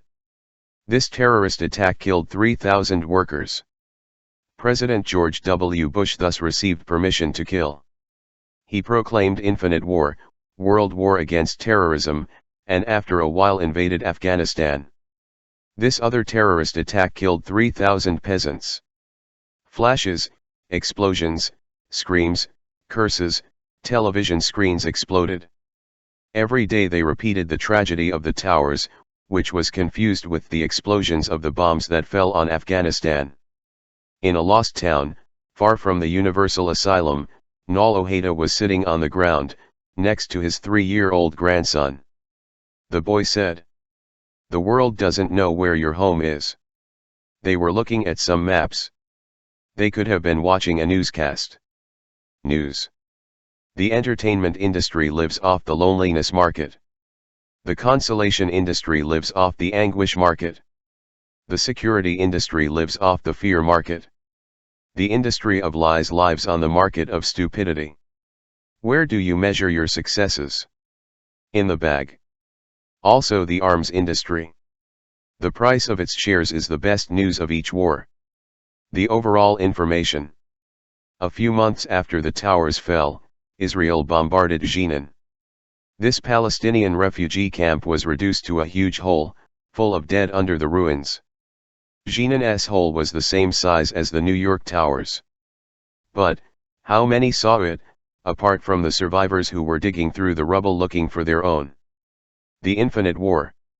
As was his custom, the planet's president reasoned. He reasoned like this. To put an end to forest fires, you have to cut down the forests. To end the headache, the sufferer must be beheaded. To free the Iraqis, we're going to bomb them to a pulp. And so, after Afghanistan, it was Iraq's turn. Again Iraq. The word oil was not mentioned. Objective information. Iraq was a danger to humanity. Because of Saddam Hussein the towers had fallen, and at any moment this terrorist tyrant was going to drop an atomic bomb on the corner of your house. That's what they said. Later, it was found out. The only weapons of mass destruction turned out to be the speeches that invented their existence. Those speeches lied, the television, the newspapers and the radios lied. On the other hand, the smart bombs, which seem so dumb, did not lie. Disemboweling unarmed civilians, blown to pieces in the fields and on the streets of the invaded country, the smart bombs told the truth of this war. Orders. It happened on September 11, 2001, when the plane hijacked by the terrorists rammed the second tower in New York. As soon as the tower began to creak, people flew down the stairs. In full flight, the loudspeakers suddenly blared. Loudspeakers ordered employees to return to their jobs. Those who did not obey were saved. The gunner. The Prime Minister of Israel made the decision. His defense minister passed it on. The Chief of Staff explained that he was going to apply chemotherapy against the Palestinians, who are cancer. The Brigadier General declared a curfew. The Colonel ordered the razing of the farmhouses and planted fields.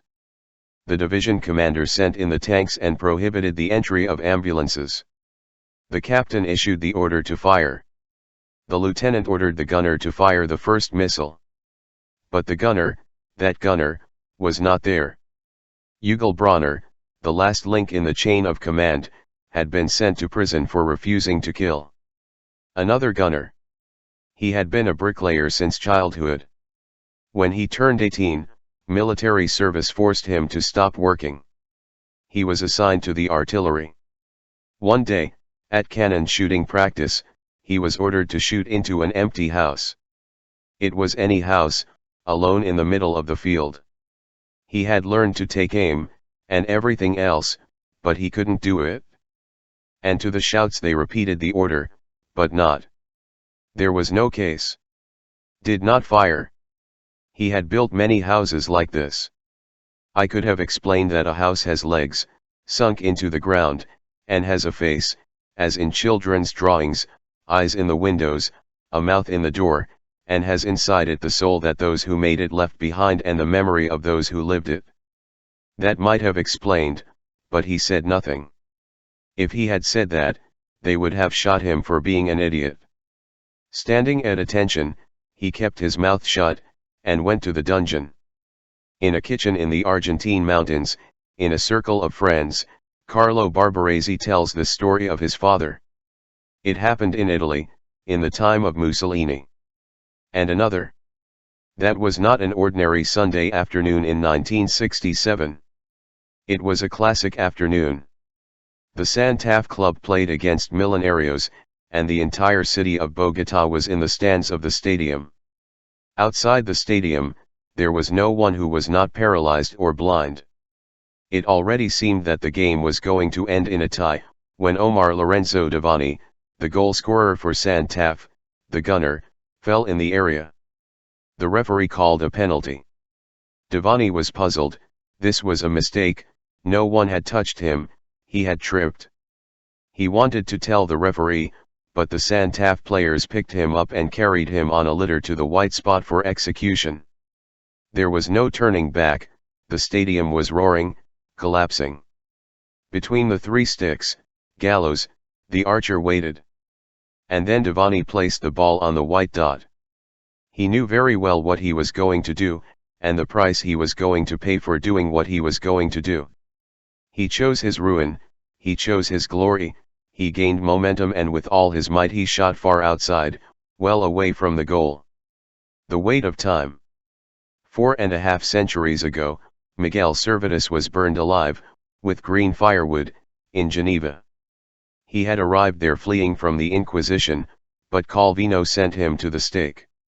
Servetus believed that no one should be baptized before reaching adulthood. He had his doubts about the mystery of the Holy Trinity and was so hard-headed that he insisted on teaching, in his medicine classes, that blood passes through the heart and is purifies in the lungs. His heresies had condemned him to a gypsy life. Before they caught him, he had changed countries, homes, jobs, and names many times. Servetus burned, in slow agony, along with the books he had written. On the cover of one of those books, an engraving showed Samson carrying a very heavy door on his back. Underneath, it read, "I carry my freedom with me." Over time. 6 centuries after its founding, Rome decided that the year would begin on the first day of January. Until then, every year he was born on March 15th. There was no choice but to change the date, due to war. Spain burned. The rebellion, which challenged the imperial power and devoured thousands and thousands of legionaries, forced Rome to change the count of its days and the cycles of its affairs of state. The uprising lasted for many years, until finally the city of Numancia, the capital of the Spanish rebels, was besieged, burned and razed. His remains lie on a hill surrounded by wheat fields, on the banks of the Duero River. Almost nothing has remained of the city that forever changed the universal calendar.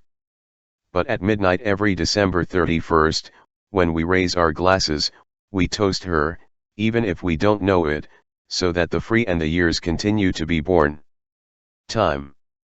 We are children of the days. What is a person on the road? Time. The Mayas, ancient masters of those mysteries, have not forgotten that we have been founded by time and we are made of time, which is born from death to death.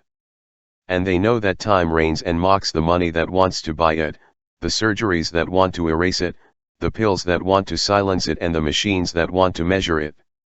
But when the indigenous people of Chiapas, who had risen up in arms, began peace talks, one of the Mexican government officials put the dots on the i's. Pointing to his wrist, and pointing to the wrists of the Indians, he declared, "We use Japanese watches and you also use Japanese watches. For us it is 9 in the morning and for you it is also 9 in the morning. Stop bothering with this time thing." Setbacks. When the weather is bad, black skies, icy days and storms, the newborn alfalfa stands still and waits. The timid little sprouts lie down to sleep, and in dormancy they survive, while the bad weather lasts, however long the bad weather lasts. When the suns finally arrive, and the sky blues and the soil warms, the alfalfa awakens. And then, only then, does it grow. It grows so much that one looks at it and sees it grow, pushed, from the roots, by a wind that does not come from the air. The flight of light.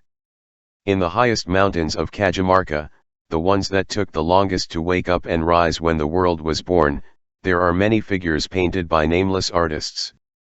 Those colored tattoos have survived on the stone slopes for thousands of years, despite the weathering. The paintings are and are not, depending on the time. Some light up when the day opens and turn off at noon. Others change shape and color all along the path of the sun, from dawn to night. And others can only be seen when twilight arrives. The paintings have been born from the human hand, but they are also the work of light, the light that time sends, day after day, and they are at your command. She, the light, the other artist, queen and lady, hides them and shows them how she wants and when she wants. The challenge. The biggest birds in the world fly on the ground, not in the sky. They were drawn by the ancient inhabitants of the Nazca region, who knew how to dig these beautiful figures in the ugly desert. Seen from below, the lines say nothing, they are nothing more than long channels of stone and dust that are lost in the wasteland of dust and stone. Seen from above, from an airplane, these desert wrinkles form gigantic birds with outstretched wings. The drawings are 2,000 or 2,500 years old. Planes, that is known, there were no. For whom, were they made? For whose eyes, whose? The experts do not coincide. I say, I wonder, those perfect lines, which shine in the dryness, were they not born for heaven to see? The sky offers us its splendid designs, traced with stars or clouds, which is to be appreciated, but the earth can too. Perhaps that is what those people who turned the desert into a masterpiece meant, that the earth can also draw as the sky draws, and can fly, without leaving the ground, on the wings of the birds it creates.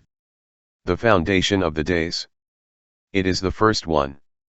When the end of the night approaches, the tuneless breaks the silence. The out of tune, who never tires, awakens the master singers. And before first light, all the birds in the world begin their serenade at the window, flying over the flowers that resemble them. Some sing for the love of art. Others transmit news, or tell gossip or jokes, or make speeches, or proclaim joy. But everyone, the artists, the journalists, the gossips, the funny ones, the annoying ones and the crazy ones come together in a single merriment in full orchestra. Do the birds herald the morning? Or do they sing? End. Mouth of Time. Eduardo Galeano.